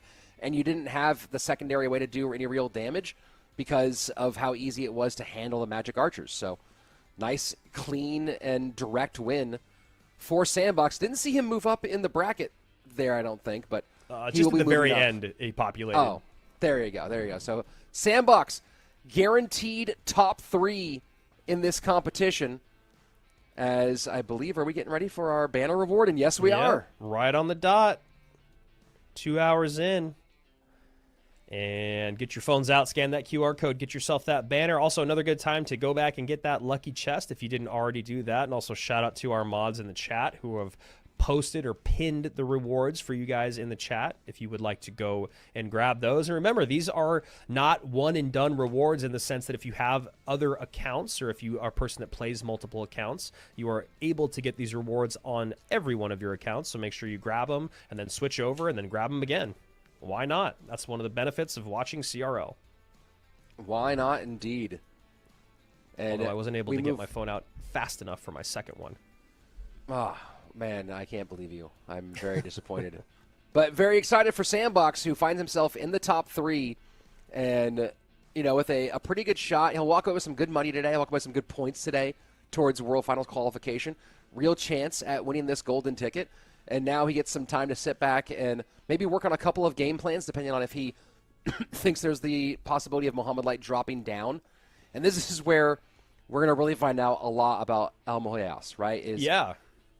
What do you do when we get into a potential Game 4 and Game 5? Like, how well can you make picks, or who you're working with make picks, when suddenly the deck pool is, dual mode has shifted a lot in the last 5-6 years. 2021, the card count was a lot smaller, right? We had just had champions introduced, right? There was, I think the first season, there were only 3 champions we were even playing with in that first season of CRL. Right? And they actually weren't champions for most of the regular season. They came out right before World Finals. So the challenge of deck picking has gotten harder and harder. And now that we have enough cards to make BO5 really viable, you still have a lot of decisions to make when you get into the BO5, but it is a much broader pool than you might think. And that's where you really, when you talk about a coach or an analyst making their money, the championship rounds are where they really get it done. Absolutely. I mean, if you want to be the best, you have to get to those BO5s, and then you have to be successful in those BO5s, and it becomes about the strategy. When do you want to play your comfort? When do you want to try to catch them off guard? When are you looking for those 70-30 matchups? And not having an analyst or having a new analyst can make things really tough, especially like against a guy like Mo Light, who has gotten very good at picking decks on his own, and also has always had some of the best, if not the best, team around him in the solo era since he's been winning. You know, obviously he's changed teams and coaches and analysts here and there a little bit over the years, but for the most part, there's always a lot of respect that comes with their name, and he's been with the team that he's with now for quite some time, or at least longer, a good amount of time, you know, I think is the best way to put it. And so you look at this, sure. Mo Light comes into this finals 6-0 on the weekend. He took out Rockin', Clown, and Kimchi. Colin. El Mollejas on the other side of it, also undefeated in sets, but he's had a couple losses along the way. 2-1 over Sam, 2-1 over Ruben, 2-0 over EGW, who had not lost a game before running into him. So I'm just really excited. It's always very, very exciting to see a new player come into the game, I mean, into the scene and be dominant. I think Arden Toas kind of did that a couple years ago, where he started showing up in monthly finals, started doing well in them, kind of heard his name more in the community, started streaming, and then there he was at World Finals. You know, he didn't win World Finals, but even just punching that ticket is a very, very big deal. So could El Mollejas be that person here? Taz, another person that we've talked about like that in the past, that kind of just showed up and kept showing up. So here we go. And then there were 3. This is our first best of 5. It's against Mo Light, who is notoriously excellent and historically excellent in every game mode, but he's always done very, very well in best of 5s. And you talk about Mollejas' run to this championship. Some players have had some kind of easier paths. His Swiss stage, he had one match loss in Swiss. In Swiss, he beat Fran, Adnan, Viper, Belly, Asaf, and Betfus. And then he lost to Pedro, right? So that's a pretty serious run in the Swiss. That's a hard Swiss stage. Then in the group stage, he lost to Ruben, which all people have done that. But he got some other pretty big wins in that group stage as well against some World Finals experienced players. And then so far here, 3 matches, 3 wins. This is a big moment for the young man. Yeah, he goes 2-0 over Lucas and Titone, and he goes 2-1 over St. Bellican, who was an old school CRL player. Lucas, though, still in the mix as the top players in the game, still trying to get to World Finals, you know, barely misses it here, or, you know, in the sense that he was there in the Swiss and just didn't perform the way that he wanted in group stage. So, yeah, he's definitely a guy that you can't really talk about who he ran into in group, and you definitely can't talk about who he's played in the weekend. He has really, really been tested, and he has shown up on top. So I cannot wait to see what he does against the goated one. It's always exciting to see someone that you don't know well go up against Mohamed Light, because there's the potential of the upset, but there's also the idea. I mean, Mo probably still knows you. I mean, again, if you watch any of Mohamed's content, any of the top players' content, like you said, Rich, the moment the game loads up on ladder, they see the person, they know what they're running. They know what version of that deck that they're running, or if they've changed recently, they know that as well. So all these things come into play when you talk about playing at the highest level. When you talk about, you know, going through this list of El Mollejas, he has had 19 battles during this CRL run. There's only 3 names on here that I don't immediately at least recognize, right? And that there's some of the other guys who've, you know, you look at their runs, you're like, there's a lot of names I haven't seen before in there. And even I like looking at Mohamed Light in his Swiss stage, the only real the only names I recognize there are Rainbow, Hubi, right? So most of his Swiss stage was pretty basic, and his group stage was not the most dangerous of groups. And of course, it's Mohamed Light, so you're not worried about him proving his mettle. But you just look at the paths they had to take here, and El Mollejas has earned his stripes. Yep, and we are just waiting for the game to start. There we go. Looks like one of our players is having some internet issues. As you guys can see, the crowns on the right side of your screen, there are now 5 of them there instead to keep track of, and there are a potential 5 games to be had in this set as the unknown El Mollejas is trying to take down the greatest player in Clash Royale history. And to get him a better chair. It's compared to the gilded furniture of Pharaoh.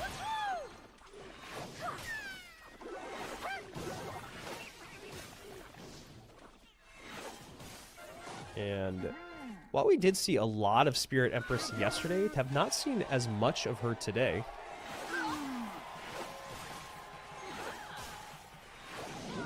He ran Spirit Empress previously in a Ram Rider deck.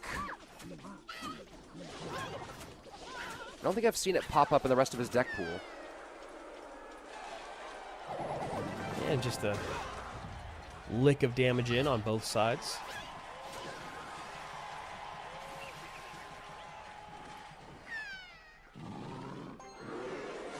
And he lavas up. Yep, And immediately right under the lava and opposite lane. Look at that. Sucks out the one really good ground response, and then just sends the opposite side. So good. Now the lava's unsupported. Your units are out of sequence. You have no elixir to support, and you've taken an insane amount of damage. Wonderfully played by Mohamed Light.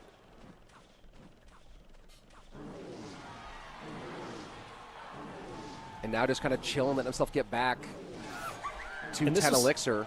Something that Go Josh ahead. talked about a good amount yesterday is just, you know, an unsupported lava is not that scary. It just really isn't. It's very easy to clean up. The DPS is very, very low.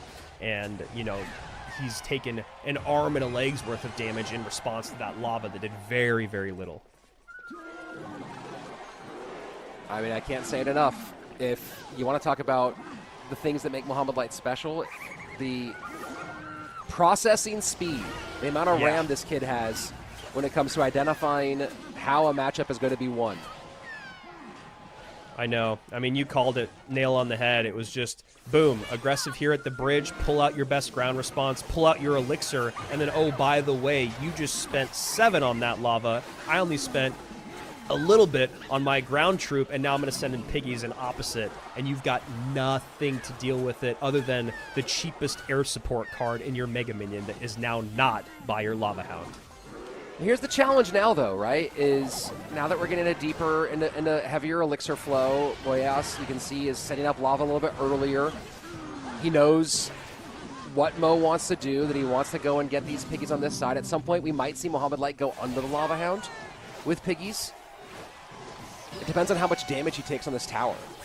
And the zap going to come down. There's the Evo zap, which is never fun to spend on defense, but obviously you have to. As again, Mohamed Light and his Tesla is doing work here, not even going to drop the E-Spirit this time and just take a little bit of damage because he knows he has to address the Spirit Empress. It's just going to be a lot harder for Mo to get damage going forward, right? And that's, I think, a big reason why that initial play was so important. Yeah. Is now these later stages, damage is going to be hard to come by. Yeah, and he's going to kind of do exactly what we're seeing here, Rich, which is set up Teslas defensively, create pressure offensively on the left-hand side. That way your opponent cannot just do a huge downhill lava push. As you can see, El Mollejas is trying to control that by getting his Spirit Empress off to the right, boy. but now he's got nothing to deal with the ground. And Mo, once again, just painting his opponent into a corner over and over and over again. And I just never get sick of watching it. Even there at the end, the Skeleton Dragon's over the middle. You know that your opponent is starting to feel the pressure with Lava Hound, knowing there's only 70 seconds remaining. So the Spirit Empress is off to the right instead of the left, even though it's not going to probably be enough damage anyway. But still, it's just what he is making his opponents do. Play uncomfortably, play their cycles out incorrectly, and then just win the game. And, you know, just as I say, damage would be hard to come by. He goes and runs right through that tower. And it's the ability to make your opponent make choices, right? The more decisions you have to make, the more opportunities you have to make a bad one.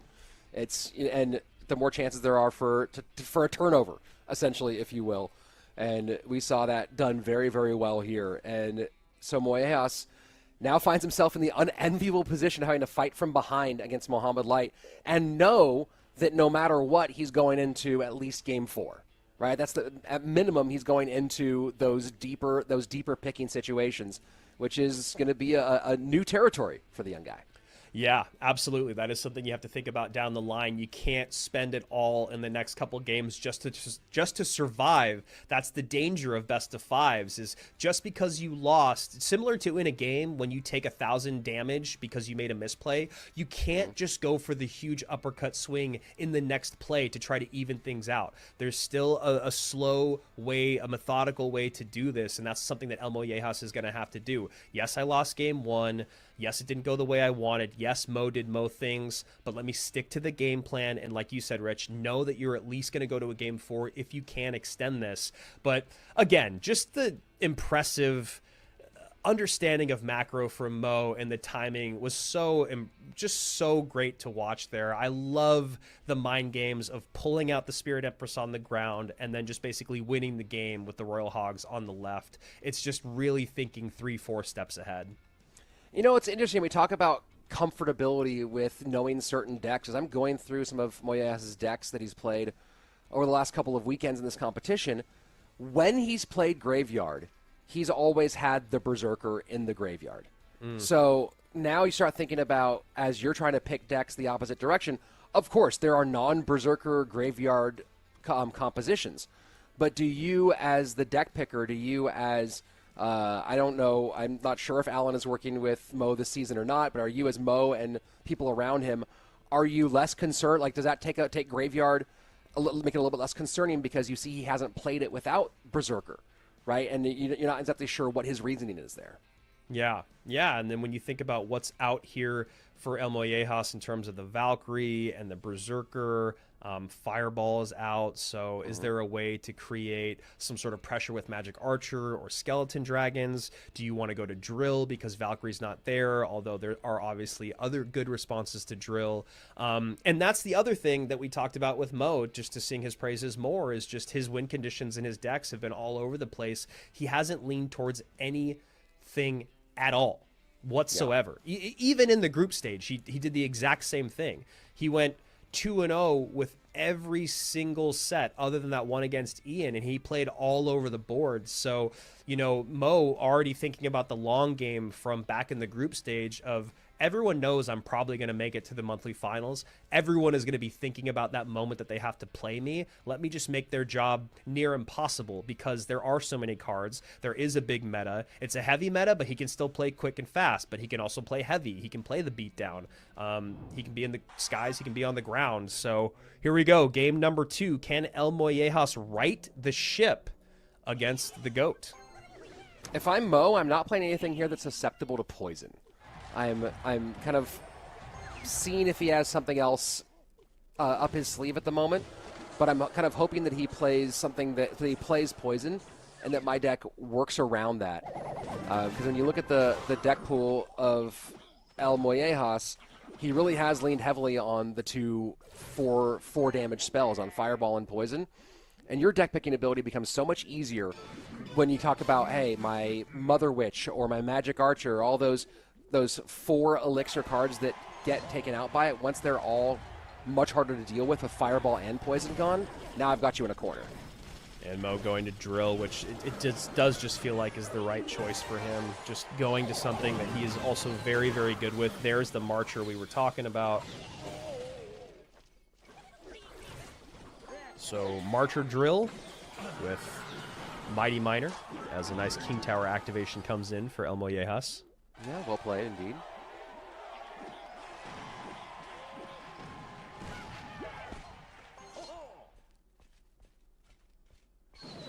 Mollejas sets up with the Knight in his strong side.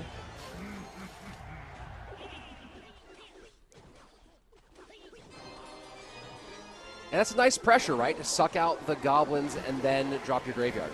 Yeah. Poison comes out, though, in response for Mo, and now El Mollejas knows all 8 cards that he's dealing with.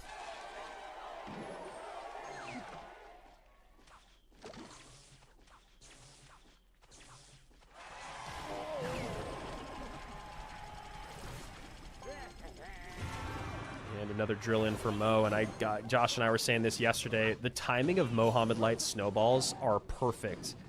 Again, look at that. Knight comes down, wow. Ice Spirit comes down. Perfect snowball. Way more damage than anyone else in the world gets, and it happens every single time almost.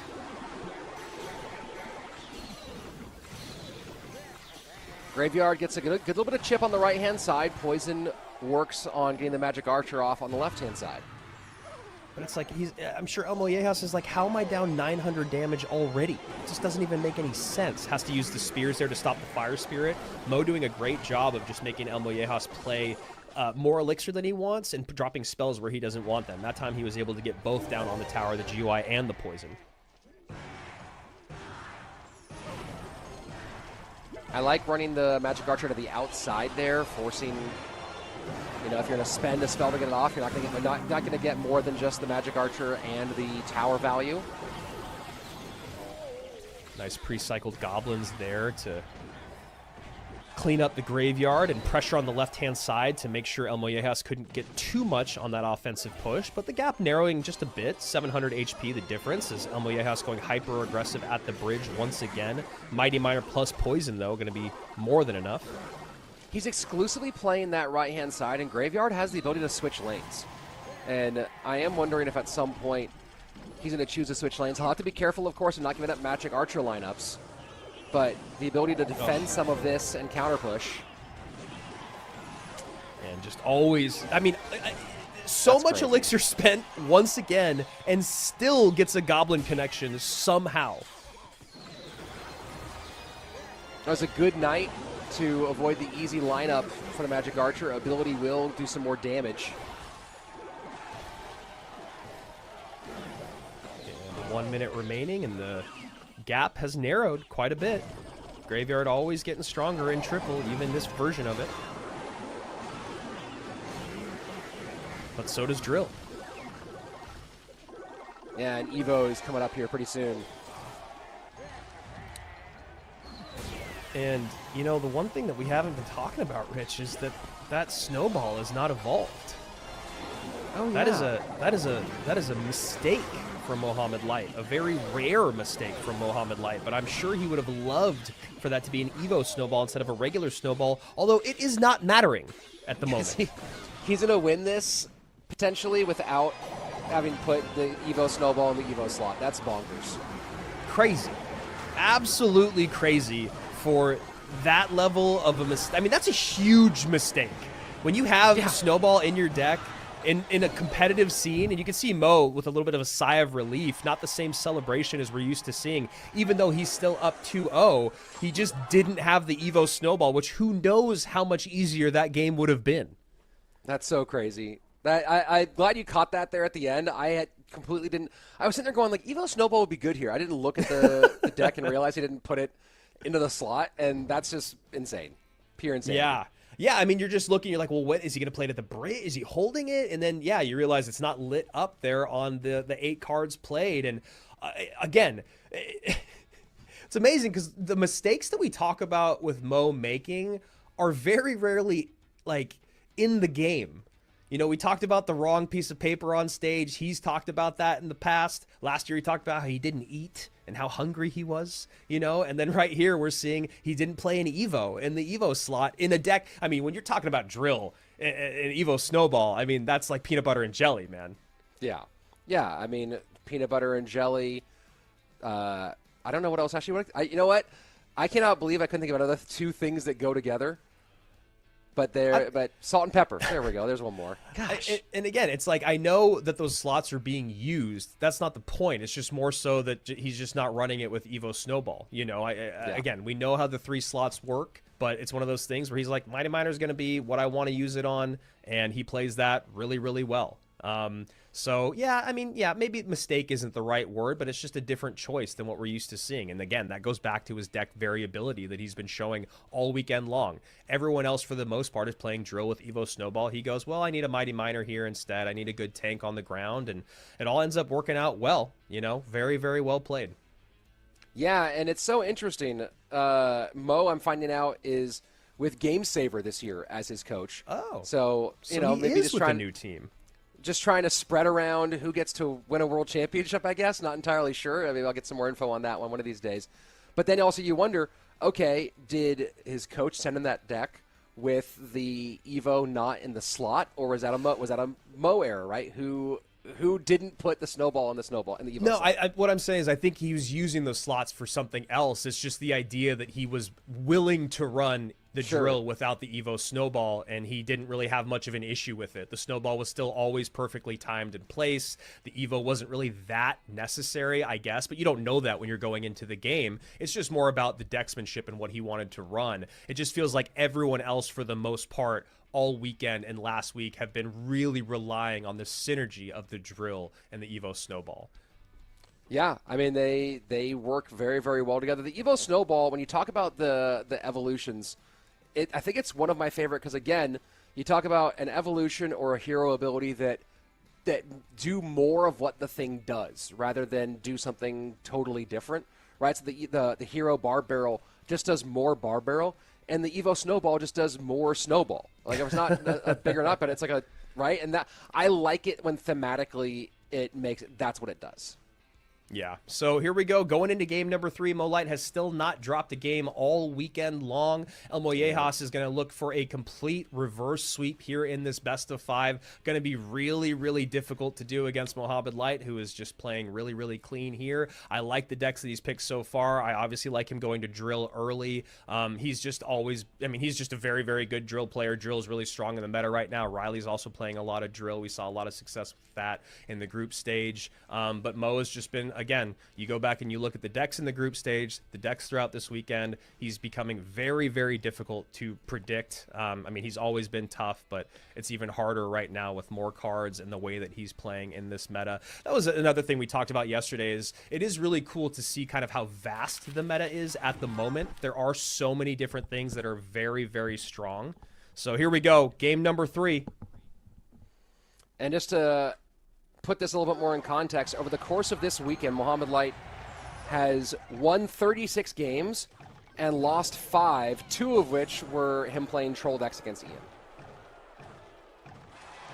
Over the course of this whole CRL, Swiss stage, group stage, and this weekend.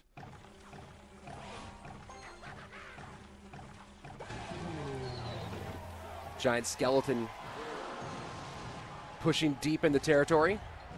And it was cool to talk about yesterday, just kind of seeing the Inferno Tower start to show up, here and there, and then to see it used a bit more today. Obviously, still not like the dominant building, but it has just been a little bit more necessary considering how heavy the meta has been.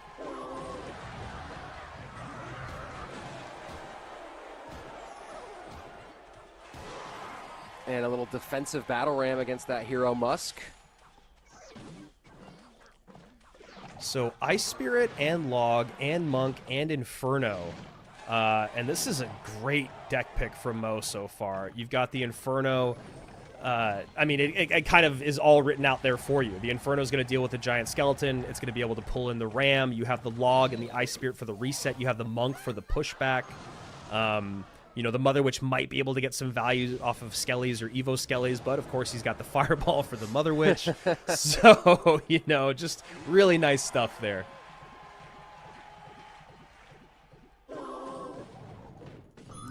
Yeah, he knows Poison Fireball out as well. And Evo Skellies. Perfect. How many Evo Skellies have we seen this weekend?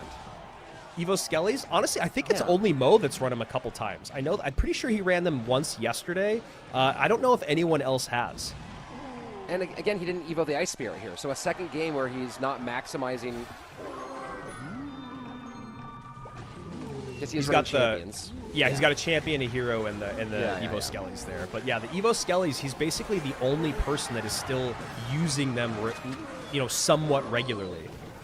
Oh, and that was last game. He had the Mighty Miner in there. That's what. That's what I was saying. Yeah.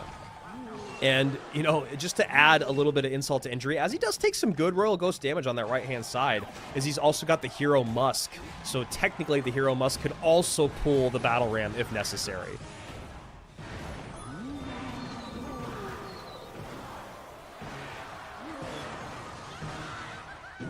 So here we go, sudden death overtime. Fireball does get to the Mother Witch in perfect timing, as Mollejas is just a tiny bit ahead here.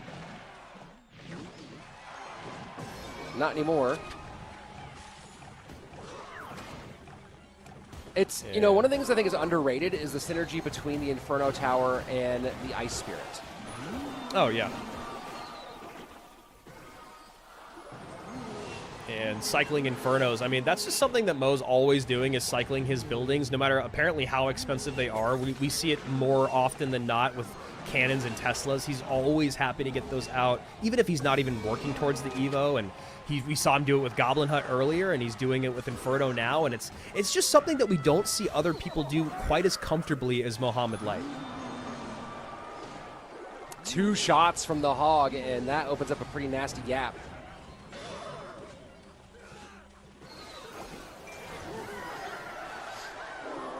And Mo just, again, lockdown defense. He's taken about the same amount of damage in both lanes, difference of 200 HP, but he's got that massive 1,000 HP lead in the bottom left-hand side. You know that there's going to be an Inferno that's going to come out again. Again, you've got that Hero Musk, its ability, and doesn't play it, though, maybe trying to get away with a little bit too much on that right-hand side, and all of a sudden we find ourselves in a much closer game, 962 to 882. Mo actually down a bit now, but does have the Fireball. That's a lot of damage. The Fireball in, the Evo Skelly is trying to escape, not able to do it. This time Battle Ram taken care of up top. Mo might go one more Hog, and he does. Yep, Hog goes in, high Monk here to pull, which means your opponent has to defend, uses the Vines defensively, and Mo Light making things a little bit close here in this game 3, but El Mollejas runs into the force that is the goated one. That's crazy. That's crazy.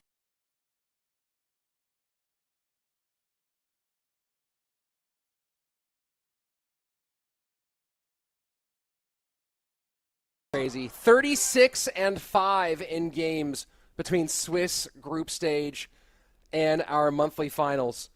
And I guess that the cat there getting in on the love. I don't think that it was a bit of a dig, because yesterday El Mollejas had his cat and his dog on stream as well. I don't think that Mo's doing that. I think he's just giving his cat some love, but it's just a little ironic. Sure. Coincidental. Well, there are lots of coincidences when it comes to Muhammad Light. He coincidentally wins a lot. So.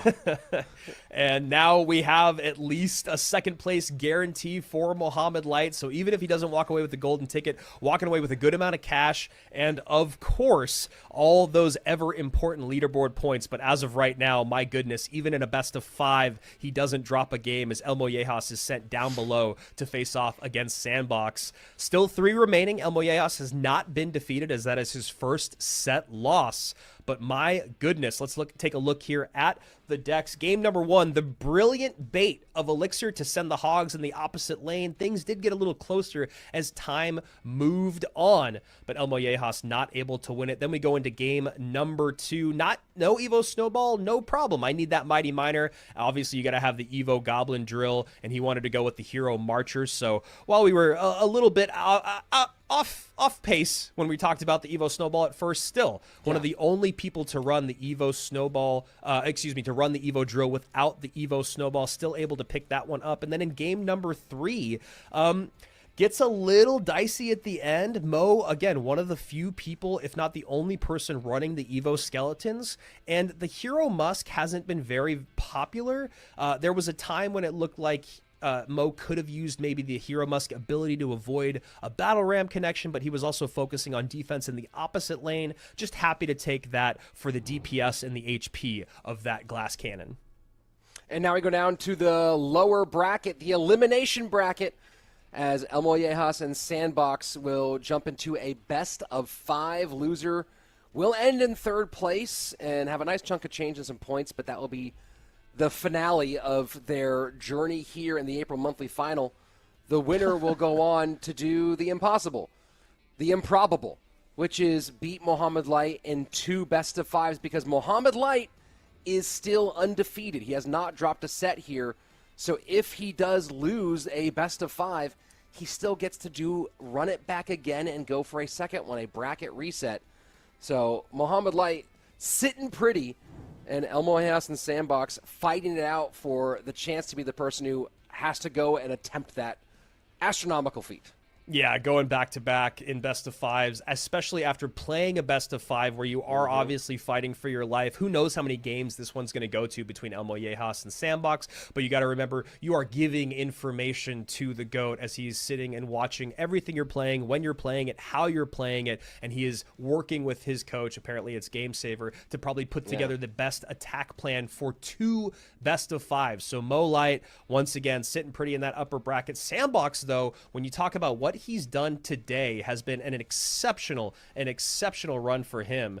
Just to give you guys a little bit of history in case you guys haven't been watching along the whole time for Sandbox's entire weekend run. It started off bad, right? Going 0-2 against, I believe it was Adriel, as I'm waiting for this to load up. Let me see here. And yes, it was, oh no, that was Samwell, excuse me. It was Clown that he went 0-2 against, went down to the lower bracket, then beats Rockin 2-0, takes out Ruben 2-0, Tanjiro 2-0, and then he runs into Colin. He takes him out 2-1, Adriel 2-1. So Sandbox has definitely got his reps in this weekend, and now he is going to play in his best of 5. Yeah, and a pretty serious best of 5 here, right? This is a defining moment. And, put the stakes there for you. It's not just the golden ticket. Second place takes $8,000 versus third place taking $6K, and you jump all the way up to $14,000 if you make it to that championship moment. So a lot on the line here for Sandbox and for El Mollejas as they look at all of this. And, I'm trying to go back through my remembrances of Sandbox's monthly finals journey. He has won a monthly finals twice in his career. He won the 7th monthly final in 2021, and he won the 4th one in our 2023 season. So he has put together a couple of monthly final wins over his career. Not as going to be his first time if he can get there, but I need to double check to see if he's ever done that when Muhammad Light was up above him in the bracket. Yeah, very few people have done that upper bracket reset. I believe it has happened before. I know it's happened at least once. Yeah, I think maybe just the one time. And, that, again, anything can happen on any given Sunday. Sandbox hoping that he can pull that off, but first he's got to get through El Mollejas. And also the $2,000 difference between third and second place on the line, also a 100-point difference when you talk about that CRL leaderboard. Again, 8 people from the leaderboard are going to World Finals. Those points are really, really important. Third place gets 300, second place gets 400, first place getting 500. So Mo Light in a good spot right now to get at least 400 points, at most 500, and that golden ticket. And that golden ticket just relieves so much pressure. Of course, you talked about how some players don't keep their foot on the gas once they log that spot to World Finals. You have a couple names in particular in your mind who locked their ticket in and then kind of took the time off when they did it early. Mo's never been one of those guys, right? He's always been a guy who then comes back and tries to win every single monthly final. And there's definitely people who continue trying to push for that. But the relief of pressure, your ability to start thinking about maybe play the rest of the season nice and loose to try to practice some things here and there is really, really valuable. Not to mention just you're not now going, but will it happen, right? If those of you who are watching this at home, the grueling grind these guys go through to get to this stage. I mean, let's just start with playing ranked at the end, right? Yeah, getting to the point where you can even make top 1500, but doing that top 1500. But then the Swiss stage of this tournament is long. It's hard. It's a lot of matches. It's pretty much an all-day affair. The group stage is a big, long grind as well. So these 2 weekends, you have to really be mentally ready to go through all of that. And to relieve that, where you don't need that in the same way for the rest of the year, where you can feel comfortable taking a month off or feel comfortable playing a little bit more relaxed, whatever it might. That's a lot of mental stress that gets taken off your shoulders by securing that golden ticket early. Yeah, and for people in the chat that are wondering when we're going to start, remember when we get to the best of fives, we are giving players a longer time to reset and get decks going. El Mollejas hopping from one best of 5 to another, going from the winners bracket down to the elimination bracket. It's important that we give them time to uphold the integrity of the competition. It doesn't feel fair that we'd have to go right back into it. It's already tough to go from, getting beat in the upper bracket to hopping right into the lower bracket final in best of 5s. And also in that manner of going 0-3. You got to have the memory of a goldfish in that sense. Forget that it just happened and try not to think about, if I do win, I got to go play that guy again. That's not on the table right now. Right now is the person in front of you. Sandbox has got to focus on El Mollejas and vice versa as Mohamed Light sits and waits. People asking also, are we done for the day? Not at all. We are not done. Nope. I believe we give them 5 minutes or something like that in best of fives. I'm not sure the exact time frame, but obviously League Ops is on top of that. So yeah, we will hop into the game. Obviously, we want to see the action just as badly as you guys do. Sandbox and El Mollejas coming your way. Yeah, very, very soon for the two of them. And while we're waiting for them, make sure, if you haven't yet, subscribe to this channel, put on notifications, because this is just the beginning of our 2026 CRL experience. Yeah. We've got so much more coming, multiple monthly finals, our last chance qualifier, and, of course, eventually world finals here as well. You don't want to miss a moment of that action. So the bell, that's notifications. That makes sure that it pops up and tells you when we're live so you don't miss it. You can also go back and watch any of these video on demand. They're all available. The whole library. You want to go back through some of the best moments in Clash Royale history. You want to relive Expo Masters lava clone play from World Finals in 2018. It's there. The 1 HP game, yep, it's there. Some of the crazy things that we had happen on stage in the 2019 regular seasons, they're all out there. Last year, Ian's big moment coming out party against Lucas on stage in Atlanta. All that's available for you to go and check out and relive some of the best moments in Clash Royale history. And just remember, there is one more reward to be given away at the end of the day. And like I said before, shout out to our mods in the chat who are putting up the rewards for you guys to even just click on the link. So there's so many ways, the VOD, the QR code on screen, and the link in the chat for you guys to be able to get those reward. One more reward coming at the end of the day. 2 more, potentially 3 more matches coming your way. All of them will be best of fives, and the wait right now is just to allow one of our competitors to reset after their best of 5. Yeah, I'm really excited. I think the format that we have in 2026 is a really great one. You know, we are big fans of rewarding the leaderboard. The consistency players deserve to be there. I mean, look at Sub last year, right? Sub is a guy that's been known as a consistency player. Whether he wins a monthly final or not, he is consistent. He got 2nd place in Atlanta. And here we go. Thank you guys for your patience. Hopping into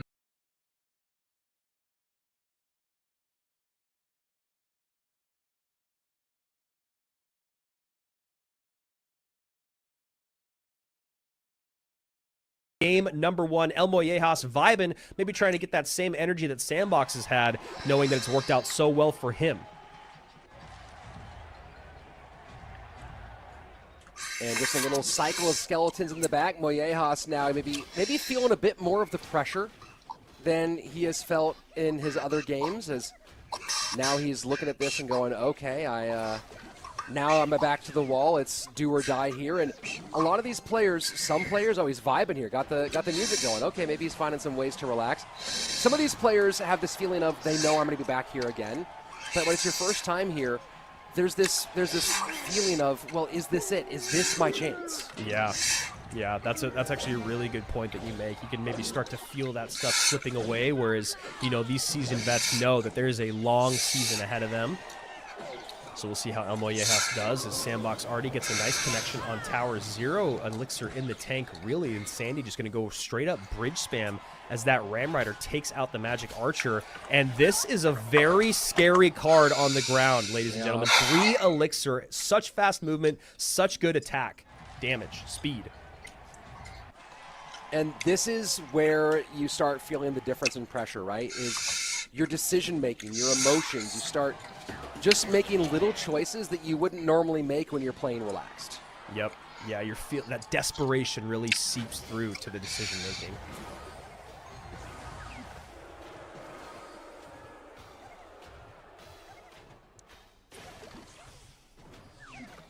Sandbox just taking his time. No hurry here. He knows he's way ahead. And yeah, Sandy just chilling, chewing that gum, listening to that music. El Mollejas, the dancing stopped pretty quickly after that rough start. Nice King Tower activation there, and the Ram Rider to kite, but a good lightning.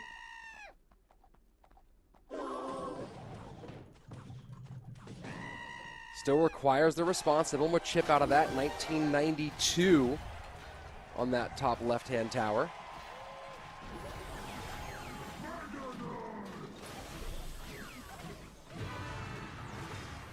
Nice high Tesla here. Help clean up both sides. Evo Mega Knight out of cycle. The Tesla high just played. Back to a second Tesla. Ooh, but it's right into the lumberjack. Yeah. Wow. Wow. Double wow. Yeah, this is brutal stuff, man. This is literally kind of, you know, you could see the wheels start to fall off when a player is starting to feel a little tilted, and El Mollejas is just not playing quite as locked down as he has. Does that mean that this set is going to go in favor of Sandbox? No, it just means El Mollejas needs to kind of lock things up if he wants to play all 5 games here, or at least pull off another big upset. And great pickup of the Magic Archer. You know, not right now, Mollejas is playing really reactively, and Sandbox is playing really proactively. And that's a good example of the exchange right there. Yeah, and that's a great way to kind of look at confidence. You know, Sandbox has felt very confident all day. He's played a lot more aggressive today than he did yesterday. It's not uneducated aggressive play. It's very calculated aggressive play. Whereas El Mollejas feels like he's got a little bit of a tail tuck going on after that set behind with Mo.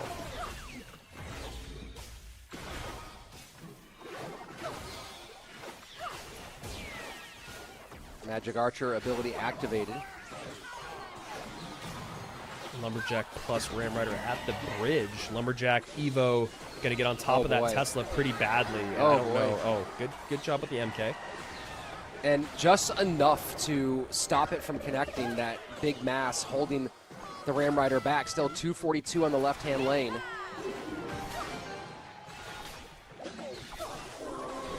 And Zap plus Fireball is enough. And El Mollejas. Game 1 for Sandy. Yeah, game 1 for Sandy. 0-4 for El Mollejas in his last 4 games. Needs to turn things around very, very quickly. And, you know, it does really feel like the BO5s is where that next level of separation comes in. People talk about top 1,000 to top 500, top 100 to top 10. Those are all exponentially more difficult to get to. And then you make it to the actual CRL monthly final. BO3s are already tough enough, and now you're having to play in BO5s, which is really, again, it's one of those things. Pros have talked about it for years, where you can't just be a nobody and then get into your first top 1,000 on ladder and then expect to win the ladder season. That's just not the way it works. It takes time. It takes the knowledge, like what we're talking about, of, you know, a player sees another player's name, they know exactly what they're going to run and their play style. So now we're looking at that kind of magnified in the best of 5 situation in CRL. There are just so many levels to this game.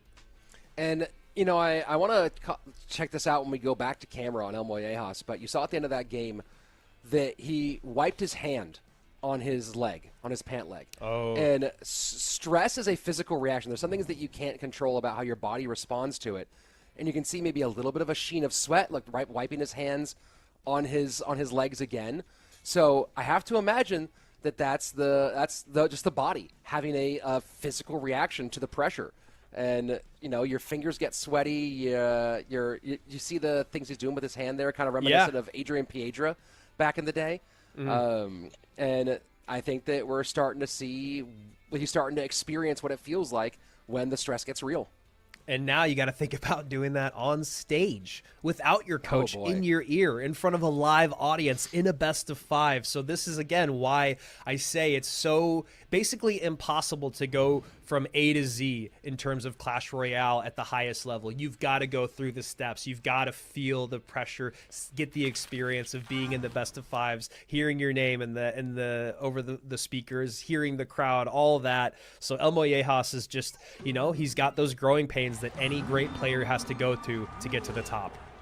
You know, I don't know the, you know, it's kind of the same across the board, and obviously there's outliers, but for anybody, the stress of doing something when you're being watched and you haven't been watched before is so different, right? Like, I'm a lifelong disc golfer, and my first time playing in a tournament and having people I didn't know were watching me, like, putt, suddenly I didn't know where the basket was. And it took me a couple. It took me a couple of rounds to settle in and just kind of and be able to get back to a normal mental play space. But yeah, the stage nerf is real, folks. I mean, you and I have joked for years about how the moment you see that one Eyeball. in-game eyeball, you're like, oh, man, come on, man. Now And then imagine when they leave, hundreds when you of make a thousands. mistake and they leave. Yeah, oh, that's the Oh, worst. God. You make a mistake and they're like, I'm done watching this trash. All right, so Piggy's Lightning with Dark Prince for Sandy here, and El Mollejas going with a heavy, different drill deck, kind of like looks of old drill with Golden Knight NATO. Giant Skeleton to tank for it. Skelly Drags to be annoying because Fireball's out. True magic. And the man himself comes out on the right-hand side, Homelander, ready to ruin everybody. Yeah, Hero Wizard. Is there a conversation that needs to happen with their balance-wise, or is it just situational? As of right now, it feels like it's... As of right now, it's kind of hard to say.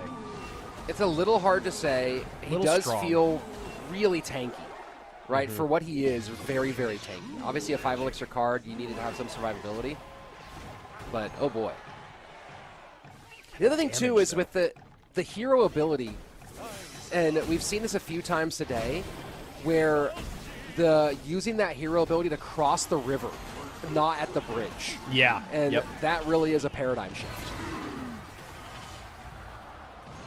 Yeah, it's just such a different thing than we've ever seen with cards. Even when we first started getting cards that could float and hop over the bridge, but now you have a unit that really has no business being able to do that, but the hero version has it doing that, which makes it just that much more interesting. Oh, that bump back across the water, not taking the wizard off the board, and so we'll get a little bit more on that giant skeleton. Pigs into the right-hand side under the Skelly Drags. Evo Drill finally in. Log getting some work done on it. Evo Wizard, a great counter, or excuse me, Hero Wizard, a great, I keep wanting to call it Evo Wizard, but a great counter for Drill, as well as Sandbox is playing some lights-out defense.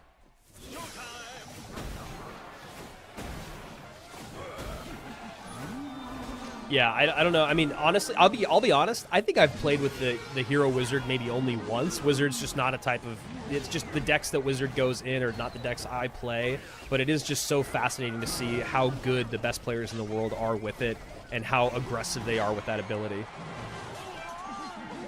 And Sandbox switching lanes and not getting much out of it. Yeah, I mean, he's pretty much evened up the tower damage here. I guess the nice thing is that he has the option to go either direction now, and looking like El Mollejas is going to probably start leaning on the right-hand side. So we shall see what Sandy wants to do in this final minute. I'd probably, if I was him, just start going in on the left and then letting my counter push do the work on the right. Oof, just misses it. Yeah, that was rough. Lightning in. Snowball early from El Mollejas. 1961, 28-29. El Mollejas is just on a brutal losing streak at the moment. Working on losing game number 5 as he's going to change lanes late game with that Royal Ghost over the river. This wizard is on the board consistently. As soon as one goes down, another one's back on the board again. Yeah, and you can have two. It's just crazy. It seems like there's always some up in that sense of like exactly what you're saying. It's like the second that I've dealt with one, the second one's there. And Lightning plus Dark Prince will now put Sandbox one game away from our championship match. Yeah.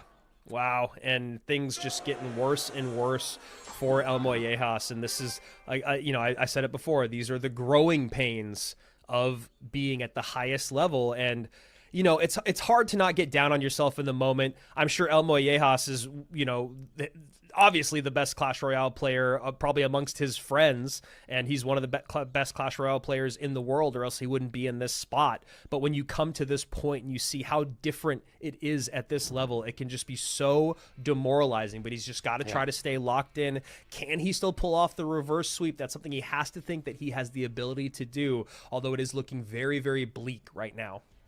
Yeah, I mean that's a great word. That's a great word for it. Bleak at the moment.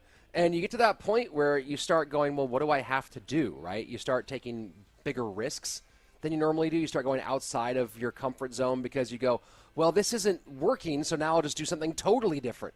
And you don't do what got you to this point anymore as well. So I'm very curious if he practiced any BO5s. If he ever, now we obviously haven't gotten to that being the problem yet, but also is his deck picking thinking about Game 4 and Game 5 at all? You can't practice really being in the public eye, but you can practice, get game reps for BO5s, and game reps do translate to more comfortability when you're in a game time situation. Yeah, and it's interesting now that we're in these BO5s that we are seeing Evo drill without the Evo snowball again, right? We're seeing it with the champion this time. We're seeing it with the Evo executioner. I don't know if that's the correct choice in this case. It would have been really nice to have that Evo snowball to help deal with the defense that Sandbox had for those drills. But again, you got to be thinking about the long game. This is a 5-game set potentially, so you've got to make sure you've got some options as you get later down the line. So sometimes you just have to use that hero or that card that isn't maybe as traditional, like the Golden Knight here. You understand the synergy there. He just could not get a Golden Knight NATO lineup to happen. And that's obviously work of Sandbox's great heads-up defense. Yeah, I'm trying to go through some of the things he had success with so far and think about what maybe might be a good direction to go in. And Graveyard has been really successful for El Mollejas so far in this tournament. I think he's won Graveyard all but one of the times that he played it in this weekend, and throughout the tournament he's been pretty good with Graveyard overall. He also had some success with Bait. And it comes back to a question of what was your comfort? What's the deck that got you to being to being a true ladder player, right? And is this one of those moments? Hey, you're down to your final game potentially. What's the best thing you got in the tank? Go ahead and keep yourself alive.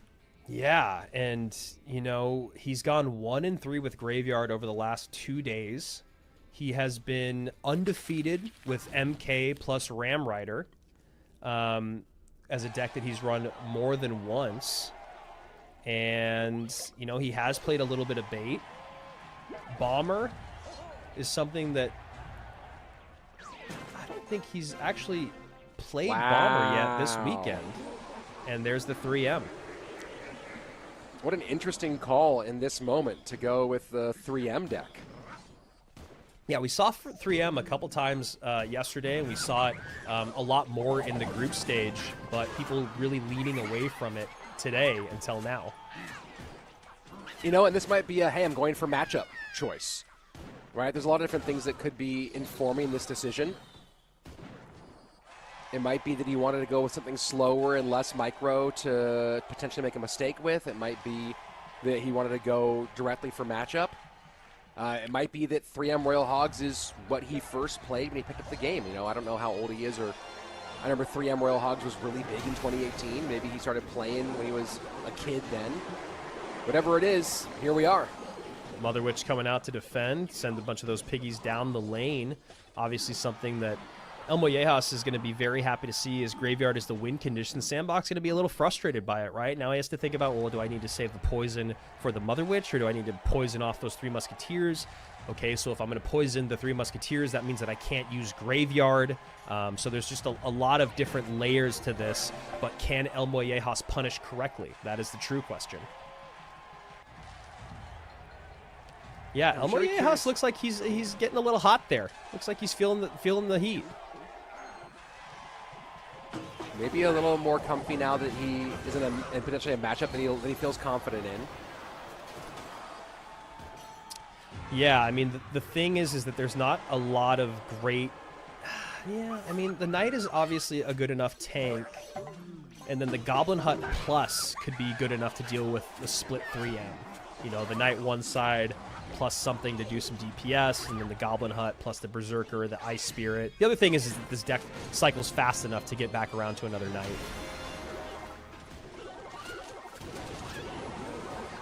And there he goes, destroying that Ice Golem and getting a ton of damage in the process. Sandbox blows this thing wide open. Yeah, I mean, using the 3M there, knowing that the Mother Witch is in cycle, but poison hasn't been baited out, is a nice way for Sandy to just go, all right, pretty sure I can just go all in, and I'll get even more poison value if he does play the Mother Witch. But also how expensive those 3 Musketeers are. So 977, Sandy goes poison up high. Obviously not going to graveyard here with only 6 elixir in the tank, and knowing that the Mother Witch is available. Able to avoid any damage from those Muskies on the left-hand side, and just sets up for a defensive sequence. I mean, this Goblin Hut is so annoying. How do you deal with it? How do you deal with the Goblin Hut plus the Musketeer, period? Like, there's just really no way to take either of those units off the board.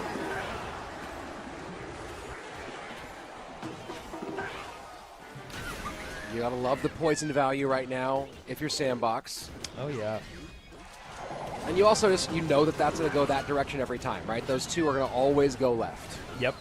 Yep. And you know, it is your weaker of the 2 towers, but knowing that the poison's going to go there means that they're going to be very unhealthy crossing the bridge. So, you know, the pressure of Sandbox in that 3M is very small. And now that he has as big of a lead as he doesn't actually really need to graveyard again unless his opponent is so overwhelmed. And even right now, there's just no reason to. You can get these tanks in front of the Musketeers. Sandbox is like, you want to play 3 Musketeers? I can play 3 Musketeers. Oh, boy. Oh, boy. Now, that is a devastating turn. Yeah. It was already a bad situation for El Mollejas. Getting 2.5 Muskies plus tower damage on your weak side tower. And he's just trying to full send here, and this is not going to get him much of anything at all. No, that Hero Bar Barrel doesn't even need to use its ability. Take out that last Musketeer. The Goblin Cage, once again, Goblin Hut, just so frustrating to deal with. Muskie was going to snipe the Mother Witch, but doesn't end up targeting it. Doesn't really matter. I like the pressure, but it just doesn't matter. Yeah, and that's what it comes down to. You're a good idea, but it's inconsequential. And after a pretty storybook run for El Mollejas, he runs into 2 all-time pros back-to-back in BO5s and gets a rude welcome to the championship rounds of Clash Royale League. Yeah, I mean, welcome to the big leagues, brother. Congratulations on the run, El Mollejas. I think you got nothing to hang your head about. Obviously, going 0-6 in your final 6 games is devastating, but look at who you took out along the way. Look at who you ran into at the end of your journey. And honestly, this is what it feels like we should have seen at the end of the day, starting with the lineup that we had. You expect Mo. I mean, he's been streaming. He's been putting out content. You know that he's been grinding. You look at his ladder finishes. You know he's still the Mohammed Light that we all know very, very well. And then you look at all the repeat world finalists and world champions that came into the mix at the start of our day yesterday, and it really did feel like it should be Mo versus one of them, whether it was Ruben, Sandbox, Riley, Adriel. It's just, that's kind of what you got to think when you see the lineup. The fact that El Mollejas went this far, incredibly impressive. And super duper impressive, and one of those things you hope that he builds on it, right? That's the big question: is do we see you back here again? Was this a one and done, or do you use his experience, go back into the lab, figure out what some corrections you can make, get yourself back here again? You got multiple more chances to be here in these monthly finals, and can you make the best of those opportunities? So we look at these decks, and honestly, Sandbox, not only did he play them great, he played through he had just great matchups a lot of the time, you know, especially in that game number 3. It's amazing how frustrating a Goblin Hut can be. You know, we talk a lot about Musketeer. We talked about it a decent amount yesterday, Josh and I did, about how it's kind of in a weird spot in the meta. It feels like there's always a better option, but of course in duel mode you're going to have to probably figure out a way to work it in, especially in a best of 5 in certain situations. But really being able to find a great spot in this final game, just no way to take it off the board. It had a couple moments of sniping things that were pretty inconsequential, but just the idea of having the Goblin Hut and the Musketeer that there was just no way for El Mollejas to get to. And when you're running a deck that can be taken out by poison in the sense of the 3Ms being ineffective and then not being able to ever break through the building of your opponent, just tough stuff there. Yeah, that was pretty brutal. And taking a look at what's gotten us here, well, it's been the impeccable play of Mohamed Light, which is exactly what we expect. And then El Mollejas dropping that 3-0 to Mo and going down to the lower bracket where he ran into another veteran in Sandbox who's been a figurehead, definitely a repeat piece of the CRL scene since we switched to the solo format in 2021. And this takes us to our grand final. And these two players have met in the grand final before of Clash Royale League. And Sandbox did win one monthly final, where in 2021 he was able to go all the way to the end in the upper bracket where he and Mo faced off. He ended up winning against Mohamed Light in the upper bracket. Mo dropped down, fought back up into the grand final, and Sandbox won at that time just a best of 3, a 2-0 over Mohamed Light. So Sandbox has won a monthly final against Mohamed Light before. Very different circumstances than trying to win 2 best of 5s from the bottom side.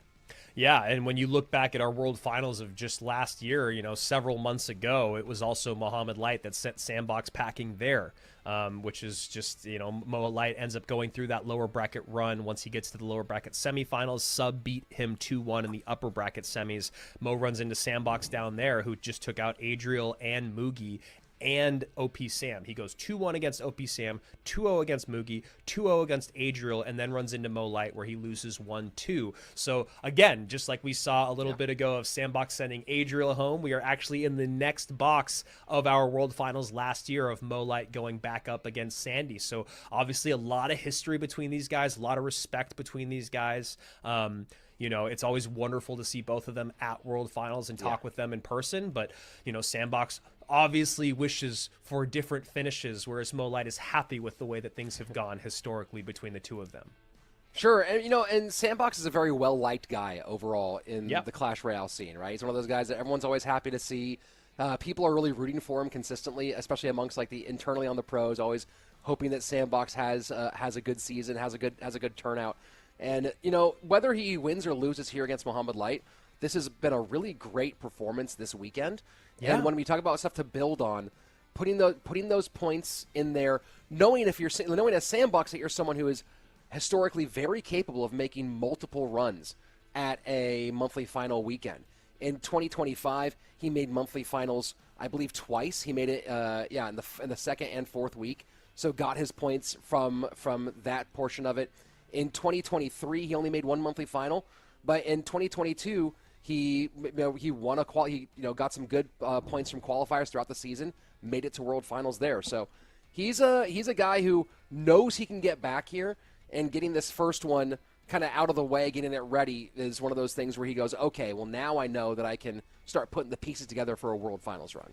Sandbox 13-4 on the weekend, going 0-2 to Clown, then 2-0 over Rockin', Ruben, Tanjiro, and then goes 2-1 over Kimchi, 2-1 over Adriel, and then as you guys just saw, 3-0 over El Mollejas, and then Mohamed Light also gave El Mollejas a 3-0, and he goes 2-0 over Colin, 2-0 over Clown, 2-0 over Rockin', has only played 9 games this weekend, and he has not lost one of them as he has stayed perfect. And for everyone that has the memory of a goldfish, just remember we are waiting for Sandbox to be able to reset, since he just left a BO5 to now play in another BO5, and he is ready to go. Let's do it. Championship, here we go. Mohamed Light needs to get 3 wins to secure his golden ticket in the first monthly final. Sandbox has to get 6. A lot of love here between these two guys, and I gotta say, it does look like Sandy's it looks like he's a little red there. I don't know if that's maybe just the reflection, but I feel like he's probably feeling a little bit flushed, knowing that this is a very, very big moment for him.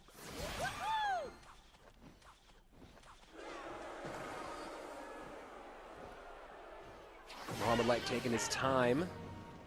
And a little aerial battle here between these two. Yeah, Mo Light going with Goblins and Spirit Empress to start this. And again, you talk about the unpredictability of Mohamed Light. Rich, he has not run Spirit Empress all weekend. And he has also not run Ram Rider all weekend. So now I think you just got to start thinking about what's in the meta and what hasn't been played, and then go, okay, maybe he's going to play that now, finally. Yeah, I mean, you look through, and then Golem for Sandbox. Yeah. Why not?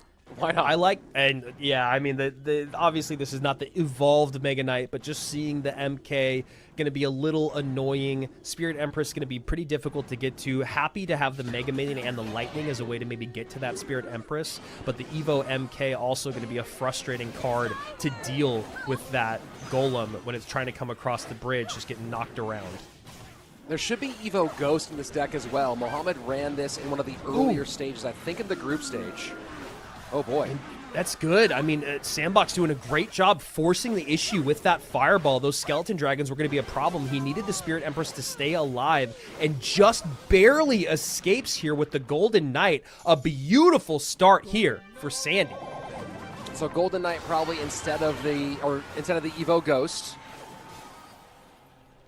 But so you're absolutely right. Sandbox just getting an absolute downhill landslide and making things very difficult for Mohammed in game one. Love the recognition of the gameplay there from Sandbox, just knowing what was available, knowing how to keep up the pressure, knowing what to bait out, and just really turning this into a very nice start. And that is actually a nice, somewhat nice aggressive play, maybe just a little bit more spent on taking that Spirit Empress out than Sandy would have liked, but, you know, not in a bad space elixir-wise, and obviously in a very good damage position having Lightning. Mohammed trying to change the conversation. Of course, Mother Witch will get evaporated by the lightning strikes. Yeah, I like that Lightning a lot. Mo's kind of asking you to not do it because you want to think about winning the game because you're getting so close to the end of regulation, and Sandbox not taking the bait.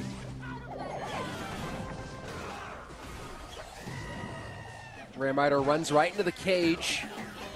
Yeah, not And going to we'll have get anything eaten up. there.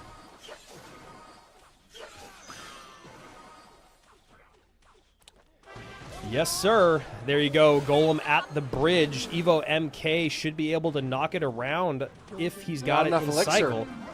No Not elixir enough for elixir. it. Wow. I mean, that's Yeah. incredible. Now the death damage, whatever it is, doesn't matter. Damage is in. Lightning is in hand. Nothing there to stop the Golem. And, I mean, yo, what a beautiful start for Sandbox. Yeah, I mean, you can't ask for better. You get the dub in game number one. You kind of catch Mohammed unawares. You cook him a little bit with a deck pick that you probably wasn't anticipating, and really just play it exactly how it's supposed to be played. Yeah, really, really great stuff. I mean, you know, kind of slow plays it in the beginning with battles on the right-hand side, then the Golem in the back on the left, the aggressive Skeleton Dragons at the bridge to make Mohammed Light recognize that he has to keep his Spirit Empress alive, so the Fireball comes out, and then that Goblin Cage. Really good stuff. The Golden Knight honestly saved that game from being a disaster earlier than it was, but I mean, we could see it on Mo's face. He already knew that he was in a really bad spot. Yeah, I mean, we've talked about this before. In order to beat Mohammed, you typically have to surprise him. You got to find something that he wasn't anticipating, and you can't outpick him in a traditional sense. You have to outpick him in a non-traditional sense. And Sandbox, you know, we have a lot of Clash Royale to play here. He's got to win 2 more in this set and then win 3 more in the next set. But starting off right by doing something that Mohammed Light and his team were clearly not anticipating. Yeah, really nice win there. And then when you talk about what he used, though, it's like, yes, I got a win in game one, but at what cost? Hero Barrel is out. Dark Prince is out. NATO and Lightning are all out. Skeleton Dragons are out. Those are all very popular cards in the current meta. So Sandy going to have to continue to stay creative, I should say.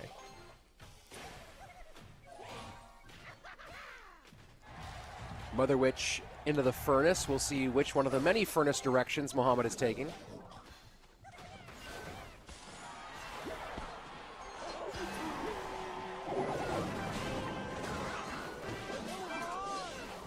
Ooh, that Golden Knight's going to get some great value if he wants, but he's going to hold. Now that's actually even better, and he gets on tower. That was great. Wow!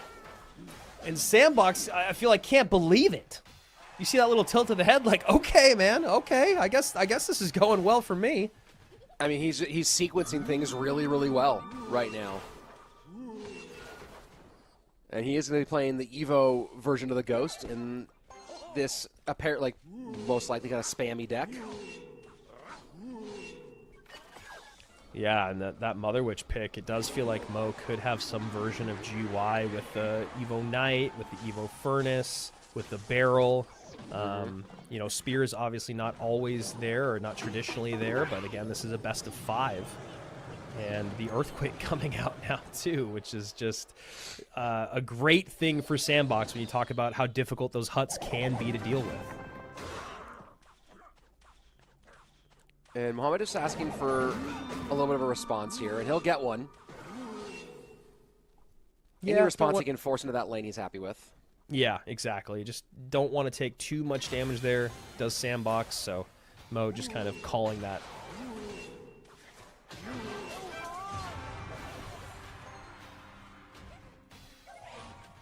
And now here's the big question, right? Can Mohamed Light get a little control over where this game is played? So far, he has not really been able to dictate where they fight at all. And here is the GY with the Evo Furnace behind. MK coming down up high to clean everything up. Really well played there by Sandbox, in a frustrating spot to be in for Mohamed Light. Yes, some damage done, but just not a lot. And now on top of that left-hand tower as well. And then here comes Golden Knight. Hog pulled all the way over to that tower, but then you add in the Earthquake. Hog might not get a shot here, but it does. Wow. Oh, wow. Arrows plus Earthquake gonna be enough. 12 seconds remaining. Mohamed Light has to go on offense, but he knows it's not really going to do anything. Curious to see how he just deals with this next moment, and I think he's just going to let the game move on, as we're going to go to game number 3 in our first grand finals if Mohamed Light loses. And you can see that we've seen that look on his face many times, where he is looking a bit perplexed as to what is going on. He's like, come on, man. What are we doing here? But a couple of times now in a row, we talked about it being a little unpredictable. And 2 games in a row where Sandbox just does that exact same thing. Just a little bit out of what you're anticipating here.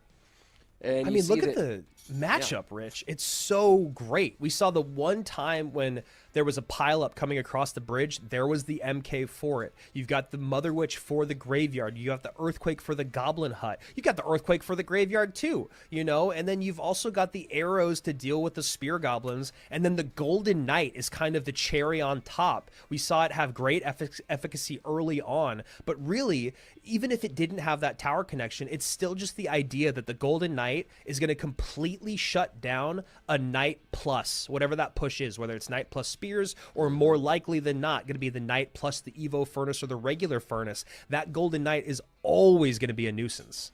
Another interesting difference in this deck from the other similar matchups that we've seen here is that the other matchups don't have 2 very clear big spell targets. And this one has both the Mother Witch and the Zappies as targets for that poison. And we saw the one real attempt that Mohamed tried to make with a graveyard push left-hand side, and all Sandbox had to do was take care of business up top and drop the Zappies behind the tower, because they were able to easily handle that graveyard without the poison there to take them off the board. And again, the comfortability that you have when you have got a huge opening blow to where you're so far ahead in damage that the rest of the game becomes, I can play stout defense and I can even sacrifice some tower HP to get back on offense. So I'm going to overspend defensively to make sure you don't break through, and then I'm going to sacrifice some of that extra HP that I have on my tower to send in the Hog plus the Golden Knight in the opposite lane. Just really, really great picking from Sandbox. Can he keep this going? It would be great for him to get the 3-0 sweep and not have to show more of his decks, and also just not have to be, as you know, it's tiring. It's exhausting to play 2 best of 5s back to back. Yeah, and let me go take a look at the time. Let's see. Time right now in Seoul is 4:16 a.m. Wow. So keep that in mind, is that we are playing an international game here, everybody. And right now in Seoul, it's 4:16 in the morning. Egypt, 10:15 at night. This is just a kind of a regular night for Mohamed Light.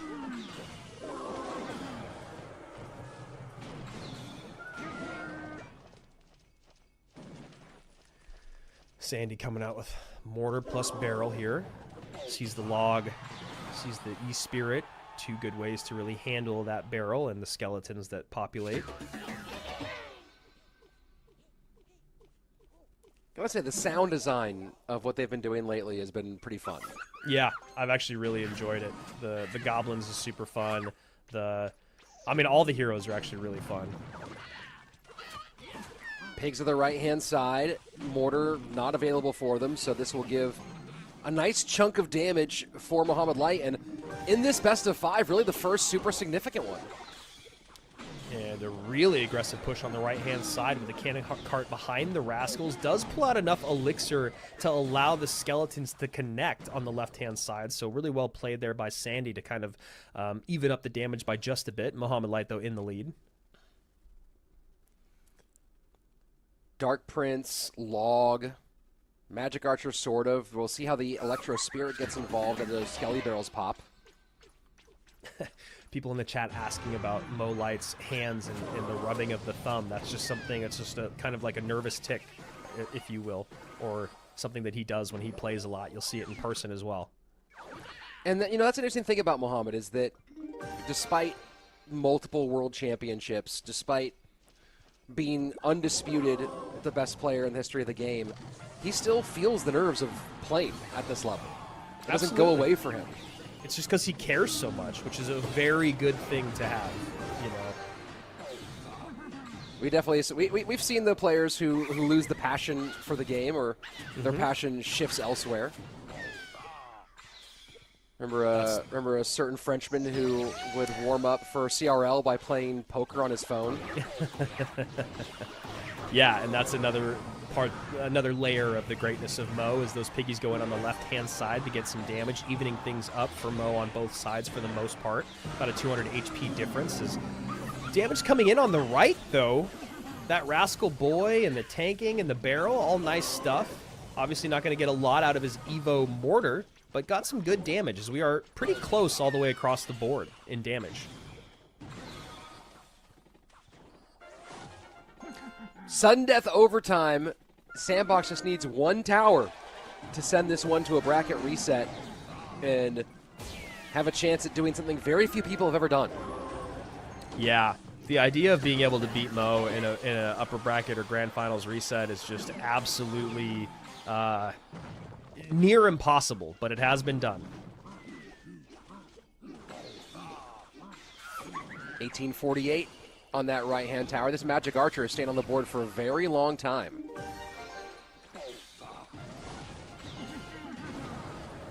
And did not get the tower. I don't think. Did he? Did he not? I thought there was 1901 on there already, but I could be wrong. 53 seconds remaining here in the game.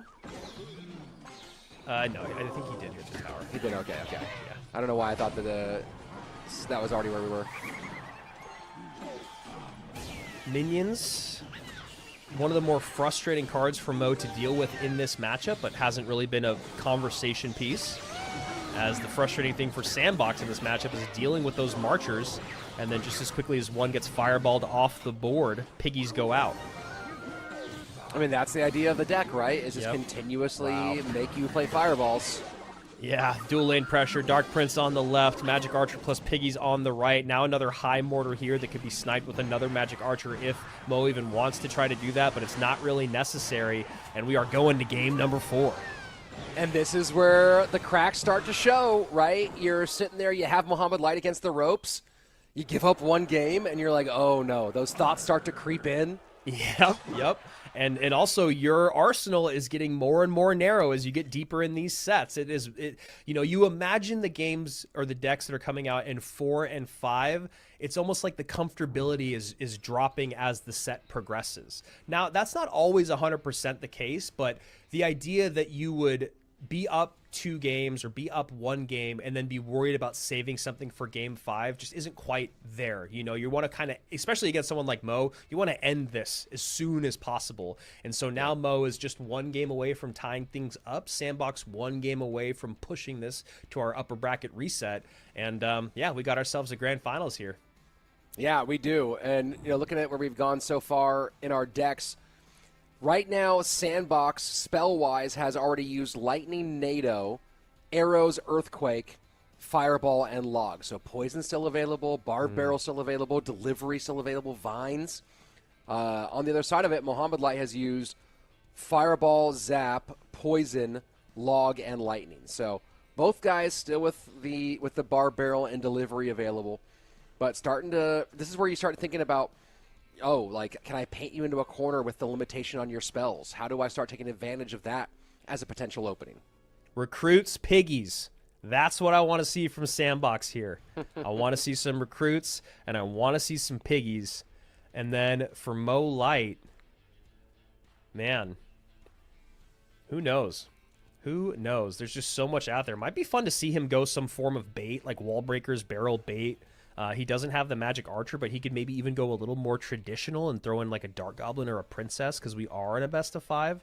Sandbox has already used the NATO, the barrel, the log, the arrows, fireball as well. So could be tough to get on. It could be tough to get on top of those, those glass cannons like the princess or the dark goblin. Again, this is just me speculating. The game is so vast now that is not even close to the corner that they've been painted into, but it's just something to think about. Yeah, that's an interesting challenge when you're starting about painting people into a corner. I like what you said for kind of what you want to see out of Mohamed Light. When I think about the piggies, I do get nervous when thinking about Mohamed still having the bomb tower available, and you think about coverage. Mega Knight's gone, Fireball's gone, Goblin Hut is gone, Poison is gone, Evo Tesla is gone. Yeah. Golden Knight, right? So a lot of pieces that do counter piggies are gone, and Dark Prince too, right? So you have to imagine. I would be shocked if Mo doesn't have at least Bomb Tower or Valk or something of that ilk in this upcoming deck. Yeah, honestly, both of those things seem like a good idea just because Dark Prince is out. Drill hasn't been played yet by Sandy. Drill has been super, super popular. There's also the idea that Sandbox just busts out Royal Giant, some version of Royal Giant right now, because he is in a best of 5. And, while he has not played it much, he is still an exceptional Royal Giant player. So just so many bases to cover, so much to think about in the competitive world that we live in now. Yeah, I mean, it's amazing to think that, there was a time when Clash Royale had 40 cards, right? And both of these players have already played 24 cards. But now we're at over 100, and it's a very different game. So Sandy actually going with the wall breakers, Mo going to the skeleton barrel, so Mo could be playing. Oh, he did get the Dark Goblin out, so I actually had something working. And he did do it. Wow. Pat myself on the back. I'll pat you on the back, too, next time I see you. Sometime in November, probably. And the vines. So Sandy does go with bait as well, thinking about what is out. Mo using the vines as his log. Yeah, Delivery was a smart call from Sandbox. Yeah, that delivery is going to be really great for those big bait pushes at the bridge.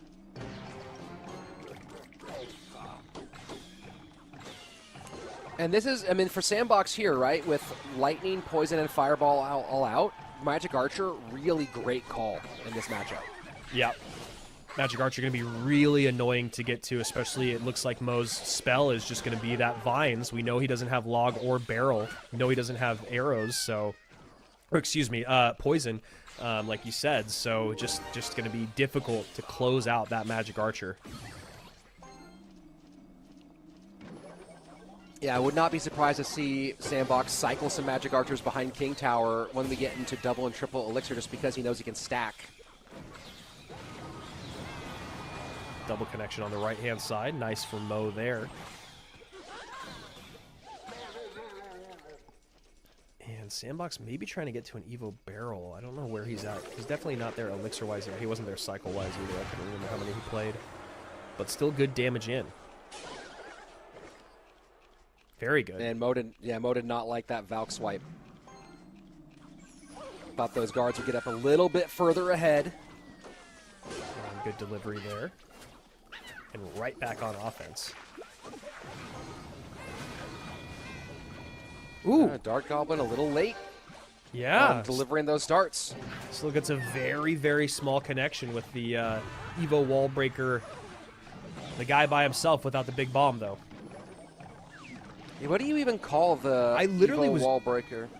Just going to ask you the same thing. I was like, have we ever given that guy a name? I don't think so. I'm sure he has one. He has to have one. Mo missing the King Tower activation there, or the shot from the Magic Archer on the Dark Goblin. Oh, That has- little tankage here. And nice way to stop that Valkyrie. And that Magic Archer is not doing anything in the left-hand lane, but the great equalizer in the delivery.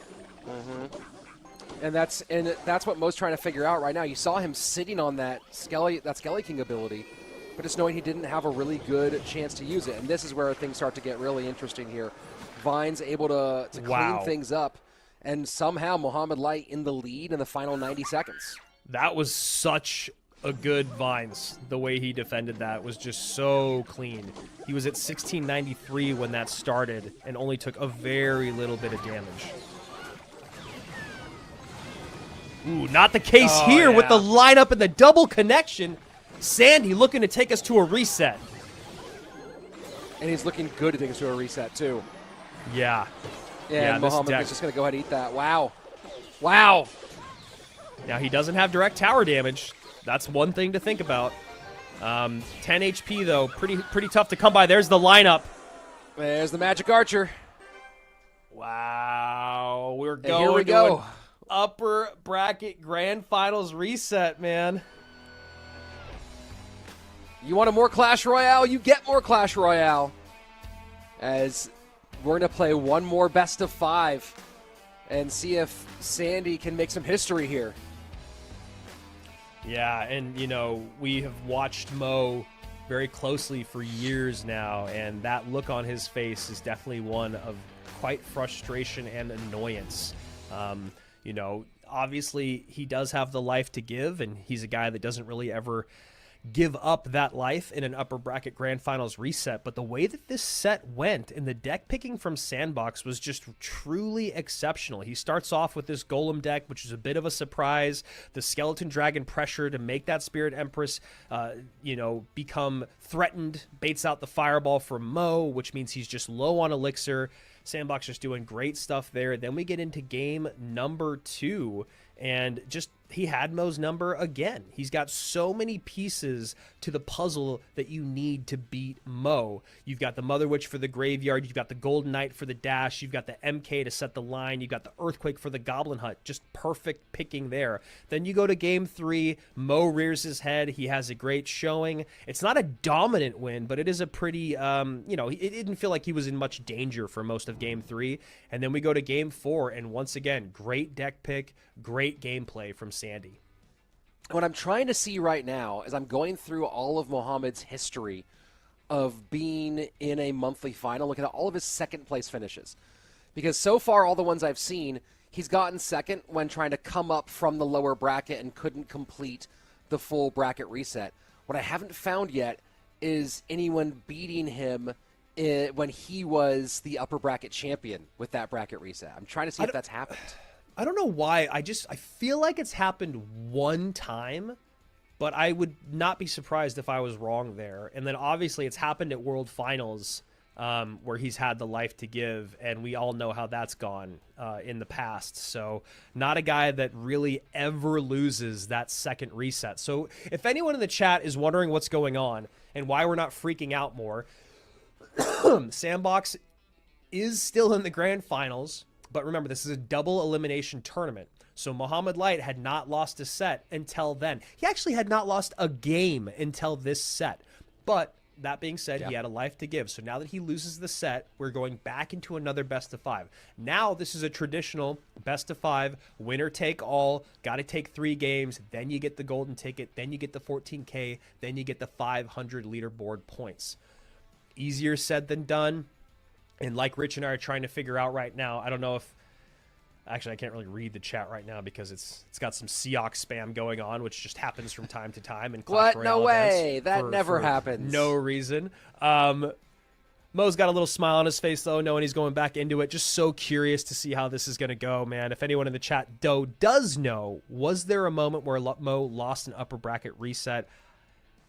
I don't know. I'm looking through these. I've gone through now all the way back to 2021. I believe he's gotten second place at a monthly final 5 times, and every single time he was coming from the lower bracket.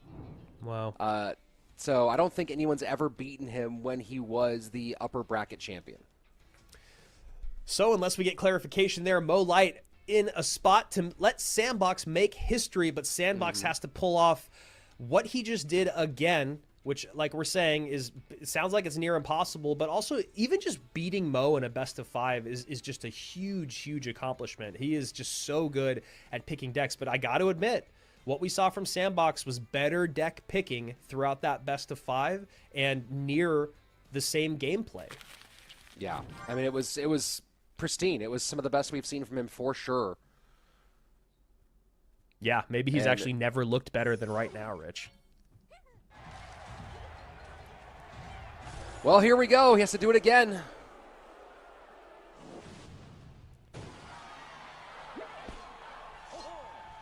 Should always play at 4:15 in the morning. Yeah, seriously. Actually, he probably does because that's how the timing for this game works. Oh, that's true. Right, this is probably pretty normal for him. Wonder if he knows what the sun looks like. So looking like we're going to Giant Skelly Loon here to start off as a miner goes into the tower.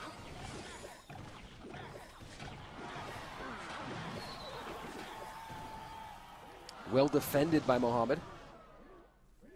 And that Demolisher should not be an issue.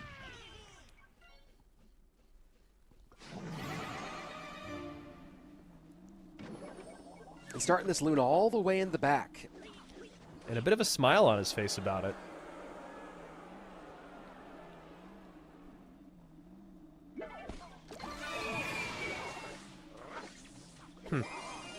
Yeah, I'm thinking the same thing. I'm trying to think of like what's all going on there. Was it that he misclicked? Was it like what's going on? Why was he? What was with the little smile there after the kind of strange Loon play? I think what it was is maybe Mo Light's timing on dropping the Knight was the perfect timing to bait out the ability on the Tesla, but it actually ended up going to the Knight. I'm not sure if that's the case, but that's what it felt like because it did feel like that ability was just not the move, but that's because we're watching it, you know, from a bird's eye, and the Knight coming down felt like it happened an eternity before, even though in the gameplay it happens at the exact same time. Bar barrel right hand lane, Mo with a little bit of pressure, gonna let the Tesla do its work on defense. And now Loon into the right hand side.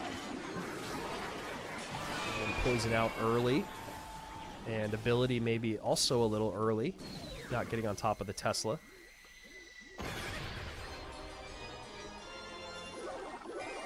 And the GY finally comes out. Tombstone in the back, and that is just a very bad defense from Sandbox. We've talked about this in the past. It's something that Eric Benamou, we talked to him about it. We talked about it yesterday, is you got to go for the sure thing, not what you want to have happen. Sandbox wants to activate King to feel like he's got the matchup locked up at that point because it's so much more difficult with this deck to get damage, or in any graveyard deck, but this one specifically to get damage when that King Tower is activated. It just wasn't the right play, and now he finds himself in a very difficult spot. Yeah, this is going to be rough going from this point forward. And you have to factor in both the cost of the damage to your tower, the elixir that you spent for nothing. Yeah, that's messing up basically your the same cycle. Yeah. And line not set by the Giant Skeleton as that Knight is tanking for the graveyard, and Sandbox knows that this is all over. Demolisher on tower, and game one very quickly in the hands of Mohamed Light. Opposite direction from our last stanza where it was Sandbox out to an early lead. Mohamed Light grabbing that one in game number one here and looking to make it to see if he can lock up yet another consecutive World Finals, 21, 22, 23, 24, 25. And he would be in a very, I don't know does anyone have 6 World In Finals? a row? Or I mean, in a period? row, no. Period. I'm trying to. What if they have period? I know a lot of people have 5. Yeah, is that how many Morton has? I think Morton has 5. Morton has 2019, 2020, 21, 22, 23. I don't think he was at 24 or 25. I need to double check that. I know he wasn't there last year. Yeah, he wasn't. He wasn't last year. year. I have 24 pulled up. And oh yeah, 24 was the small year. The small year, no, yeah. He was not there. Yeah, Yeah. so Morton has 5. I think the closest is Elsiop technically has 5, but he qualified for 6 because he qualified for London during CCGS, but wasn't able to participate. And then someone else is Elsiop. saying Vitor also has 5, right? Yeah, Vitor has 5. Yeah. Yep. So Mo Light getting himself into unprecedented territory once again. A win in this set guarantees his next appearance at World Finals. Can Sandbox turn things around after a brilliant first best of 5 and then a tough game number 1 here? Vitor has the unique thing of being one of the 5-member club, much like Morton, much like Elsiop, where he has some of that from the team era. Vitor making it to World Finals of Pain Gaming in 2020. So Mo Light going back to this deck that he ran at the beginning of the tournament, or at least a similar look. Oh, actually, yeah, it is different. It is different. In that one, he had Valkyrie. He did not have Miner.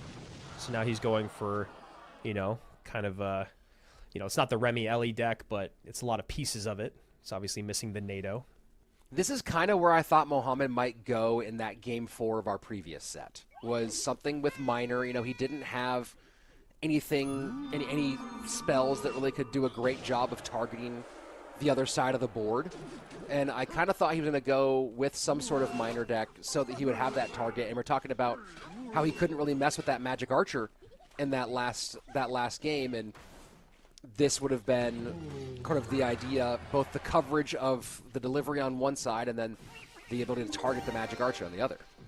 Yeah, there's a deck that's on top ladder that is pretty similar to this one that Mo is running. I don't think it usually has delivery. I think it usually has log in it instead, but it makes sense that he's going to try to save log for something else. Sandy just tanks that. What a fascinating choice to just completely tank that Evo wall breakers. Does go to Royal Giant here, which we always love to see Sandbox play Royal Giant. And I wonder if he's going to eat those again, and I think he will. Yeah, he does. There's just too much going on the right-hand side that he's going to have to think about, and he's only thinking about getting damage with that Royal Giant. Yeah, taking 2 sets of wall breakers and Evo wall breakers back-to-back. Wow. That is such a good miner from Mohamed Light to pull that Monk away from the bomb tower so he's not able to use the ability. That placement is just next level.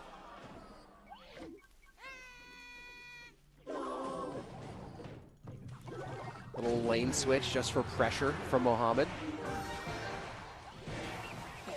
And just a great pileup at the bridge. 752, 1703. Just making Sandbox take some damage as he's trying to figure out what layers of this offense were going to come in from Mohamed Light. Now he has no way to deal with these Evo Bats at all. Skeleton Dragons come out late, but Evo Bats already putting in a lot of work. The second bomb tower there is big. This is a pretty big pressure situation. Only 3 elixir. Delivery comes down to clean all that up, and that is probably Mohamed's best defense of the day. 1261, 752, Sandbox down by about 500. Doesn't get the Skelly Dragons. I would eat these wall breakers too. He does go for the log. I don't know about that log. It's an interesting choice to eat that, right? And this time the bomb tower. Yeah, still again he pulls it far enough to the left-hand side so the bomb tower is not getting reflected from the Monk.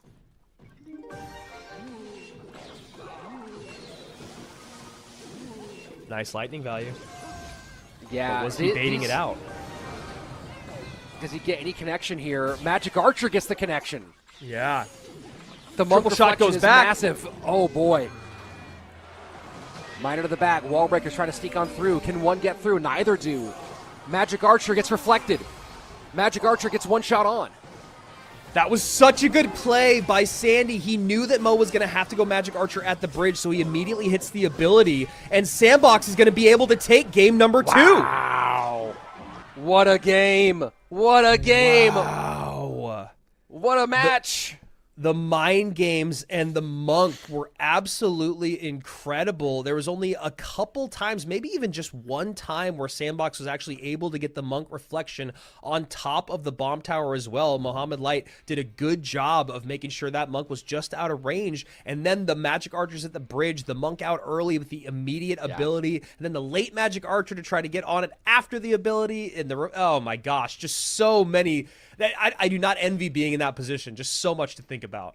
No, I mean, that was brilliance from top to bottom. And just the kind of like, you're able to stay present, but also turn off the noise in the background too at the same time. That was some great stuff from Sandbox.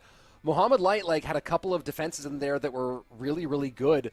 But Sandbox then kind of realized exactly what you said was he was going to try to get those magic archers on tower. Those reflections were massive. You know, the miner was starting to get damage, and it really felt like there wasn't a phenomenal answer to the miner from Sandbox's side. But the Magic Archer kind of had to get in the mix, and Sandy just getting it done. Yeah, the final 50 seconds of that game are just so impressive from Sandbox.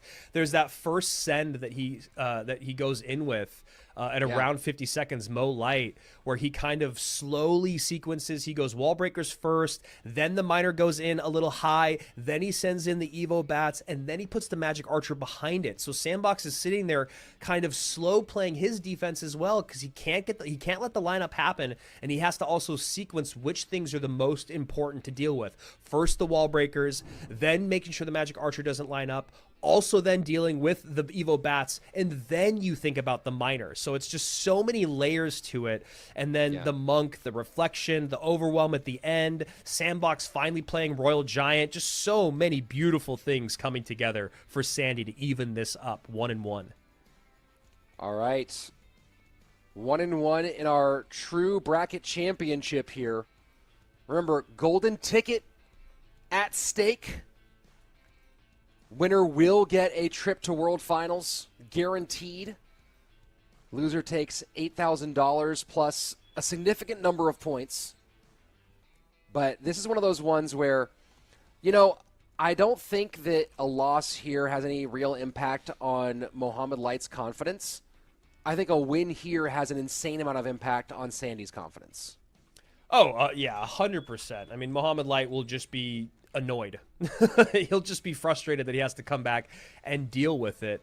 And then one thing that is, to note that's different from last year is there are no silver tickets. Last year we talked a lot about how nice it was that even if you didn't win the monthly final, you were guaranteed a spot in the LCQ. Not the case this year. There is no silver ticket. There are the points, which, will add up. And obviously getting as many points as you get for second place is very substantial, but it's not the same thing. You still have a lot of work to do to get to the LCQ by the end of the year. So a lot of pressure on the line. And it's, it is all or nothing to these guys. They've both made a lot of money playing this game. They both are already recognized as some of the best players. They know they're going to be back, at least in regards to points. If they don't make another monthly final, they want that golden ticket. And Sandbox is doing a great job. 3-1 in the first best of 5. Now evening things up 1-1 after a tough game 1. And our second best of 5, 3 more games to decide it all. Now it's a best of 3. Just a few cards are gone. Just with 16 cards out of your deck, deck pool, unfortunately. And, thinking about the deck picking going into our next round, Sandbox still has both Fireball and Poison open, right? So when you're Mohamed Light making some choices, the likelihood that in your next 2 games you're facing Fireball or Poison is exceptionally high. Lightning's already gone. NATO's already gone. So one thing we saw in our last game was he didn't do a great job of covering for bait in that final game 4. And now when you're sitting there going, okay, I need to build my deck to be worried about both Fireball and Poison from the opposing side, but I also have to cover bait. Notice that Delivery is gone, but Log, Barb Barrel's gone. Log is the only like direct bait spell counter that he has left. You could say arrows, but you're not gonna have that same level of trade. I'm definitely looking for no arrows and Log in the same deck for Mohammed Light, and then what are you doing? Like, what are you putting your opponent on in terms of the big spell situation? Yeah, and does Sandbox try to get that Log and get the other stun cards out of Mo's deck so that he can go in with bait later on?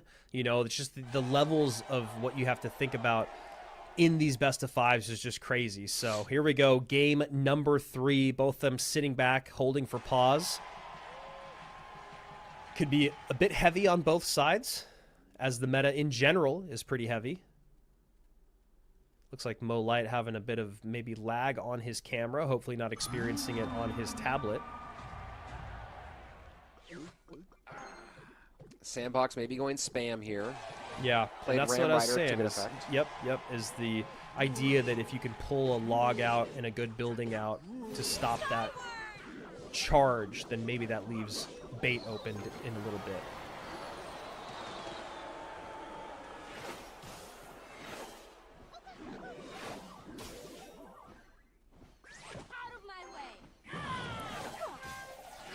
And Mini a regular Mini P.E.K.K.A comes out. Shot and the Rage on tower, and Mo just looking a little deflated at the moment. Yeah, that's a great word for it. Just, kind of out of sorts. He goes hog opposite lane, right into a Mega Knight.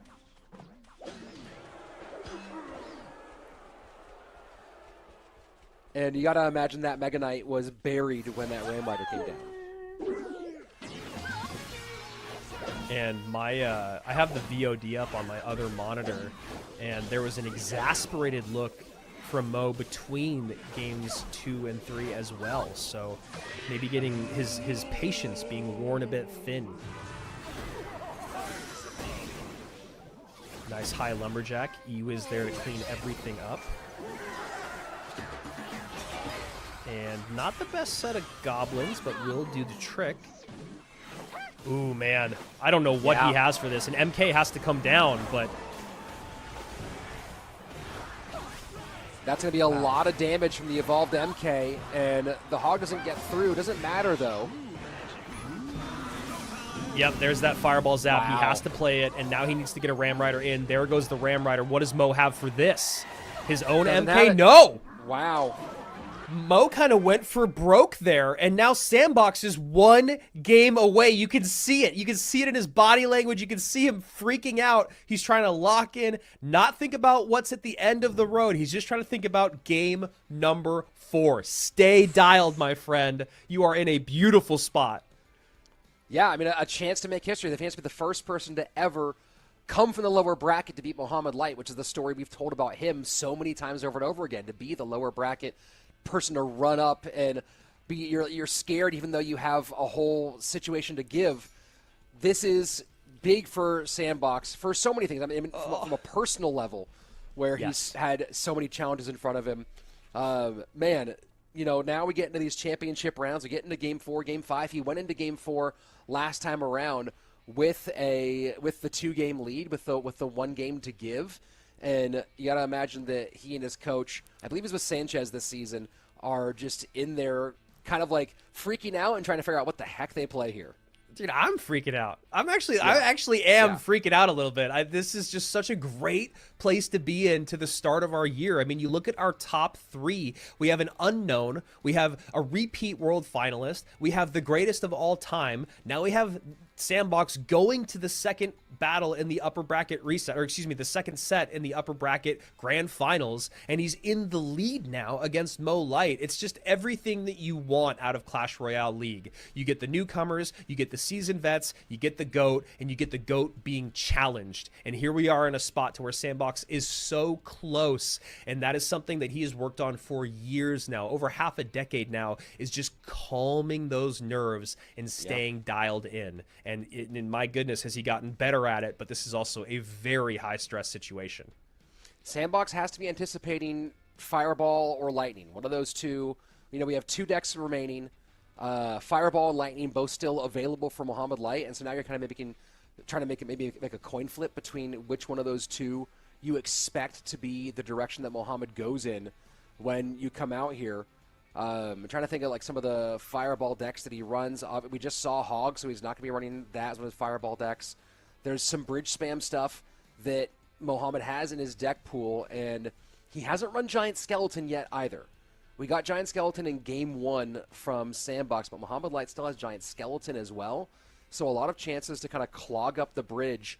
Log is still available, though, so Log and Snowball are both still available. So, then you won with bait last time, but you get a little bit nervous going back to that well one more time here. Man, this is just a really interesting spot to be in. There's a Mortar Graveyard deck out there. My thought first is to go to Graveyard. Mother Witch is out, Poison is out.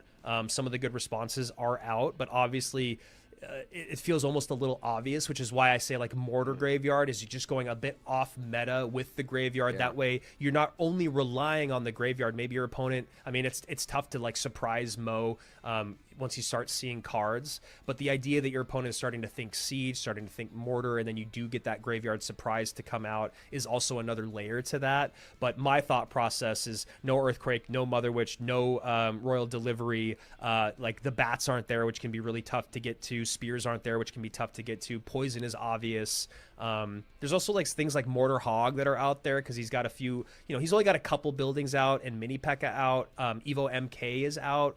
It's just, man, this is the tough stuff. Do you go back? Yeah. You go back to Golem? That worked out well. That did work out well. Mohamed does not run a ton of Berserker. He's run it in Drill, and he doesn't have Poison or Tesla, so Drill becomes a little bit of a different prospect to run at this stage. I'm just trying to think of like Graveyard counters. So, that's one of those ones that's in there as a potential Graveyard counter. He hasn't run that yet today, or yet in this set. Mo has a Graveyard deck open for him as well, but again, the lack of Poison makes things maybe a little bit more dicey on that side. Fireball and Lightning, the 2 spells. Let's go ahead and see what they got in store for us for Game 4. Here we go. Mo's life on the line. No more games to give. Sandbox has 1 game's worth of breathing room as the Evo Furnace comes out. We've seen Evo Furnace with Hog. We've seen Evo Furnace with Graveyard. Barrel makes me lean towards Graveyard a little bit. Lightning Log for Mohamed.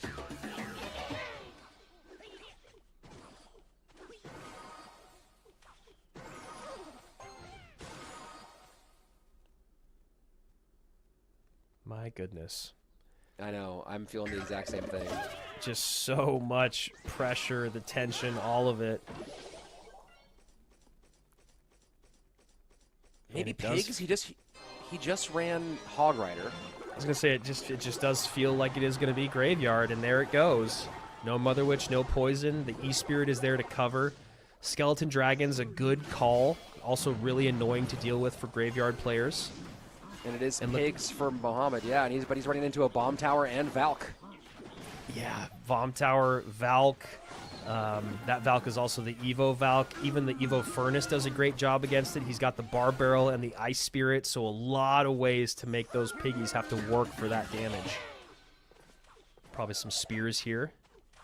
You see some look on Mohamed's face that might be telling us that he feels like he got here. Whew, Sandbox looking like he has a pretty good matchup in what could be the deciding game of our last best of 5 of the month of April. Our first golden ticket on the line. And if Sandbox also has Poison, that's going to do great work against those Skelly Drags. Not to mention that cannon. Yep. Evo Furnace getting picked off. Would have loved for him to be able to support that Evo Furnace just a little bit instead of just going for the snipe on those Skelly Drags. And there's a lot of elixir there. The Lightning doesn't open up a huge gap. He gets some good damage. The Evo Valk able to do some cleanup. Yeah, probably would have liked a slightly better placement on the Evo Valk or just a little bit more value out of it. Piggies do get on through to tower.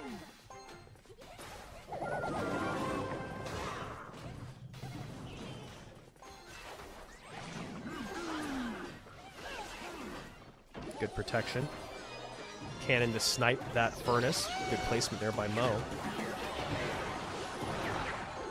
And getting aggressive with the pigs is Mohamed as he makes sure that Graveyard can't be very well supported in the opposite lane. Sudden death overtime on its way. 2 minutes will decide if we go to a game 5 or if Sandbox pulls off for the first time something no one else has done against Mohamed Light. Really nice Mo Light with threading the needle on that Lightning, knowing that Sandbox wasn't going to allow that Skeleton Dragon to get a hit. He plays his Furnace offset to the left-hand side, but still in range of the right tower. Gets some good Lightning value. That's a good defense of the Graveyard. Yep.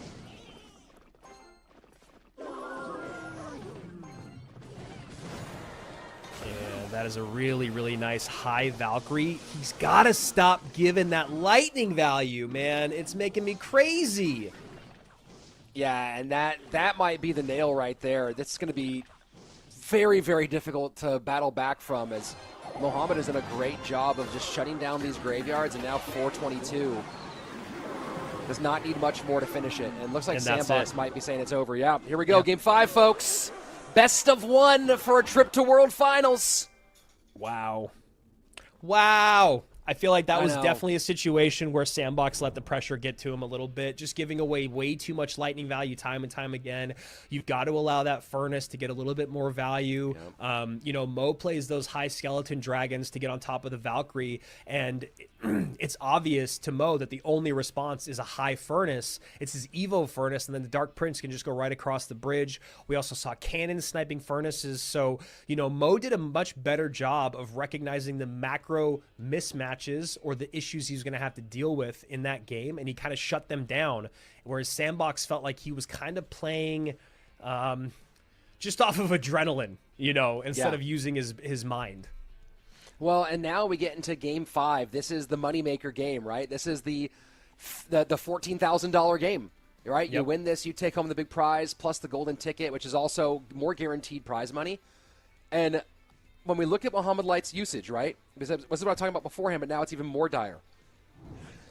Log is out, Barb Barrel is out, arrows are out, delivery's out. This is begging for Sandy to run bait. Absolutely begging for it. Oof. Which then makes me go, okay, so Mohamed has to be thinking that has to recognize that that's open, has to recognize it's a real possibility. You have Valk, which can be helpful here, but, you know, when you're Mohamed, what are you thinking and how you try to even prepare for bait at all right now? Yeah, that's such a difficult task. And, you know, there's that Mo Light effect of bait is so obvious. Bait doesn't have a lot of counters. Bait should be able to break through, but then you think in your mind, oh man, this is Mo Light. He's got a great team. He's so good at deck picking. He's got to know that that's what I'm coming with. Do I go with it because it still seems like it's the best play, or do I try to do something tricky, something sneaky? And that's why we're here instead of there. I do not want to be the person that has to make that choice. Mohamed also has Fireball left. I'm still just so curious. Yeah, that's a good point. I still am thinking about Recruit's Pigs. You know, Recruit's Pigs, he doesn't have Skeleton Dragons, but maybe even Flying Machine. Because you're just able to get that Fireball bait out. There's no Poison, there's no Mega Knight, there's no Bomb Tower, there's no Wizard. There's so many things that are difficult to deal with when you're running Recruits that aren't really part of the conversation. There's no Dark Prince, there's no Log, there's no Skeleton Dragons, right? So there's just so many things. There's also the fact that Lightning is out for both players. So, you know, Sandy could even go like Piggy's EQ Lightning. Piggy's EQ AQ because Lightning's out, and so are some of the most effective buildings. There's so many things to talk about. Let's see. NATO is still available for Mohamed, which, you know, when you're talking about trying to cover bait, a little King Tower activation can be super helpful. And he hasn't played Drill yet. So drill NATO could be some sort of combination he wants. Giant snowball still open. Yeah, snowball's still open. Poison is out, but, you know, you can make it work with NATO and snowball and, like, Golden Knight, you know, if you want to try to do something like that. Well, you also have to be worried, and if you're Sandbox, your building situation's pretty good, right? You haven't used Tesla yet. You haven't used Inferno Tower yet. Giant Skeleton, Executioner, and Balloon are all open for Mohammed. Is he going Hyperbait? Yeah. I mean, we haven't seen Suspicious Bush at all. I think even in the group stage, you know, after the big nerf that it got. What an interesting pick here. Snowball, Evo Snowball Hyperbait against Hog. There is the Golden Knight. Hog does get a hit. And that ability kind of works.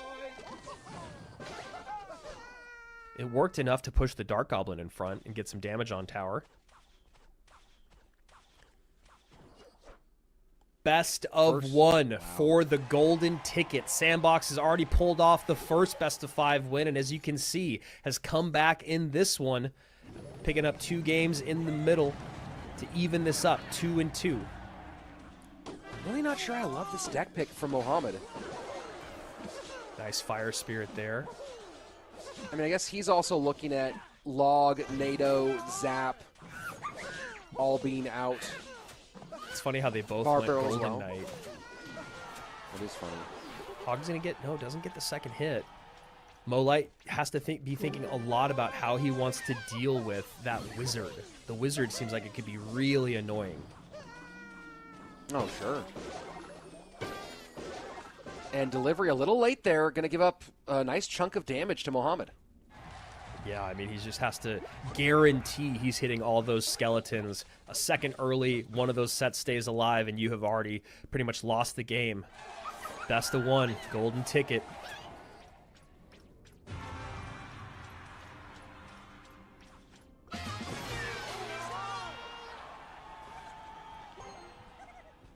Yeah, I think if you're Sandy, you just try to make these wizards as annoying as possible.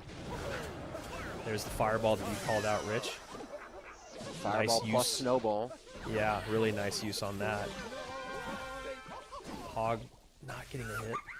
That's big. That's really Yeah. big for that Hog not to get hit right there. Good delivery value here, though.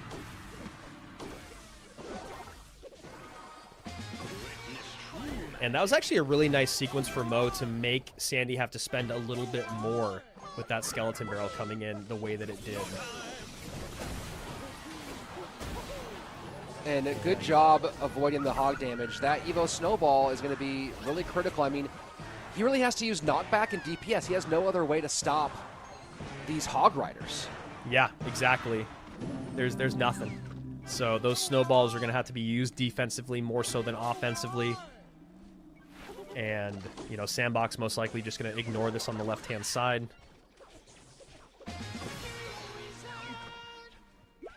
My goodness, this is a stressful situation to be in. I like that Earthquake to pop the bush, to not have to think about it.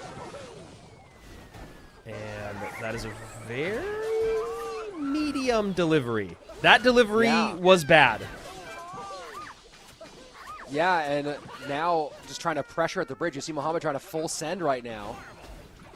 Oh, man, It's a fireball Sandbox. for his efforts.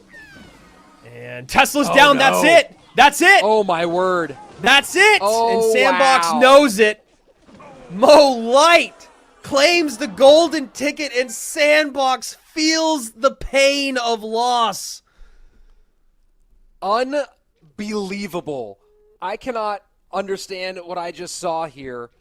Sandbox putting together like an all-time run, and then we come down to the final game, and Mohammed Light just breaks through and breaks spirits. Bro, it is literally that one delivery being off by a fraction of a second that started that cascading downhill effect of a devastating bridge spam coming from Mo at the end of that game. I mean, that was just so well played. So many things that Molite did in that game to bait out more Elixir or to get Sandbox out of cycle were just so impressive. And the man that has won the last 2 World Finals has now won the first golden ticket in 2026. It's just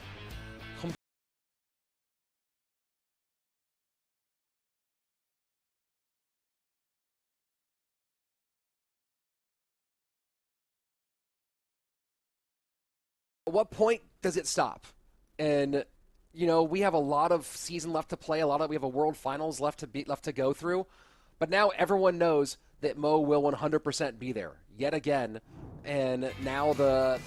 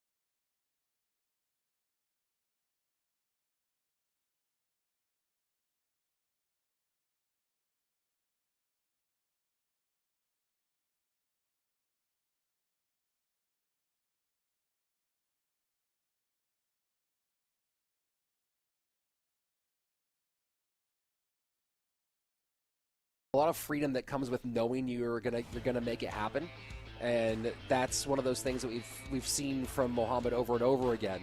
Is that he's able to play out of bad situations, partially because of his recognizing macro, partially because everyone gets nervous when they play against him, and partially because he has that confidence and that flexibility of knowing that this isn't the last time he'll be here. And there he is, the goated one, Mohamed Light. Good to see you, buddy. Congratulations on another great showing. You know how much Rich and I are fans of you, man. Last man out in Atlanta as the world champion. First man in to the 2026 World Finals. How does it feel? Hello, Andrew and Rich. I hope you both are doing very well. By the way, can you guys hear me? You guys can hear me, right? We got you, yeah. He can hear you great. Okay. Bro, I'm very happy. Honestly, that final was very, very rough. I've never experienced something like that before. I feel like I got, unfortunately, a lot of bad starts, a lot of bad matchups. I didn't play very good many of the games, but I'm very happy that I had them good enough mentality to overcome all the difficulties I had. I'm able to win. Very, very proud. Well, we certainly enjoyed watching it, as we always do. You know, Mohammed, you went through what had been a pretty much untouchable run throughout this monthly finals, one of your best of all time. You'd only dropped 5 games total before we went to the grand final. And then in these grand finals, both of them ended up being like kind of chaotic, kind of wild matchups. Talk to us about, like, was there any specific game that you felt was the one that put you the most on tilt or the most on edge in these 2 best of 5s with Sandbox? Oh yeah, for sure. I know. It was the second game in the first set because yeah, the start was absolutely insane. I already recognized when he played the Mother Witch on my furnace in the back. I knew I was getting hard countered, and then he had a good Golden Knight ability and killed my Spirit Goblins, killed my furnace, and then it went on the tower, and then I just lost already. That was very frustrating, but I told Gamesy, my coach, that even though maybe we will lose this set, we still have another life, and we have to keep being resilient. Yeah, Mo, it's just so incredible to watch kind of the mental fortitude that you've had over the years. You know, no matter what happens, it seems like you are always ready for what comes next. Talk to us just a little bit about how quick the game has been evolving, how fast the meta shifts, and somehow your ability to stay on top of all of that, in spite of all the changes, in spite of your personal life. It just seems like there's nothing that can slow you down. Oh, yes. Actually, this is my last year in university. So I think I'm gonna hopefully be done in a few months, as long as I don't fail. So I think I'll be free for CR. After that, I'll be able to grind more. And for the meta, since they've added heroes, it's actually changed a lot. It changed a lot of how you pick the decks. Now you have to watch out for them, especially the ones that get released. They're usually broken. So well, for me, this month we had to, of course, in Game Z, we had to practice a lot, and that's how you want to do it. Otherwise, you won't understand the meta, and you're probably not going to do very well. Well, I think everyone's maybe both happy for you and nervous for a Mohamed Light who's dedicated fully to Clash Royale and not also to university. Just on a personal side of things, obviously you're going to maybe put some real hardcore focus into getting ready for World Finals now that you know for sure that you're going. But what else is next for you as you finish up university and go on to this next phase of life? That's a good question because, to be honest, I only thought about my future playing this game, honestly. But maybe in a few years, I can maybe go to the gym. Maybe I can get married in a few years, something like that. So, Love to Oh hear yes, it. I yeah. wanna say something if I can. It's regarding my match against Clown yesterday.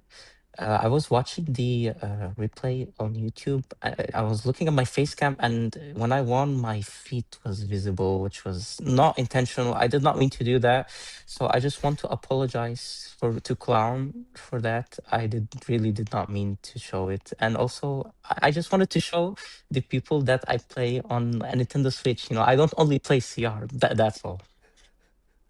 Well, You, I think you that love a humble king, man. You really do. I think that we can all forgive you on that one, Mohammed. We're looking forward to once again seeing you at World Finals. It's always a joy to get to spend time together, and we'll see if you can make one more big run at the crown. And I know that everyone who's listening there, who's a player, is when they heard that maybe you'll do something else eventually, they maybe breathed a bit of a sigh of relief. So we'll see. Obviously, they don't have that opportunity yet, but I'm sure we'll see you back here for more monthly finals, and for sure we'll see you at Worlds. Thank you very much.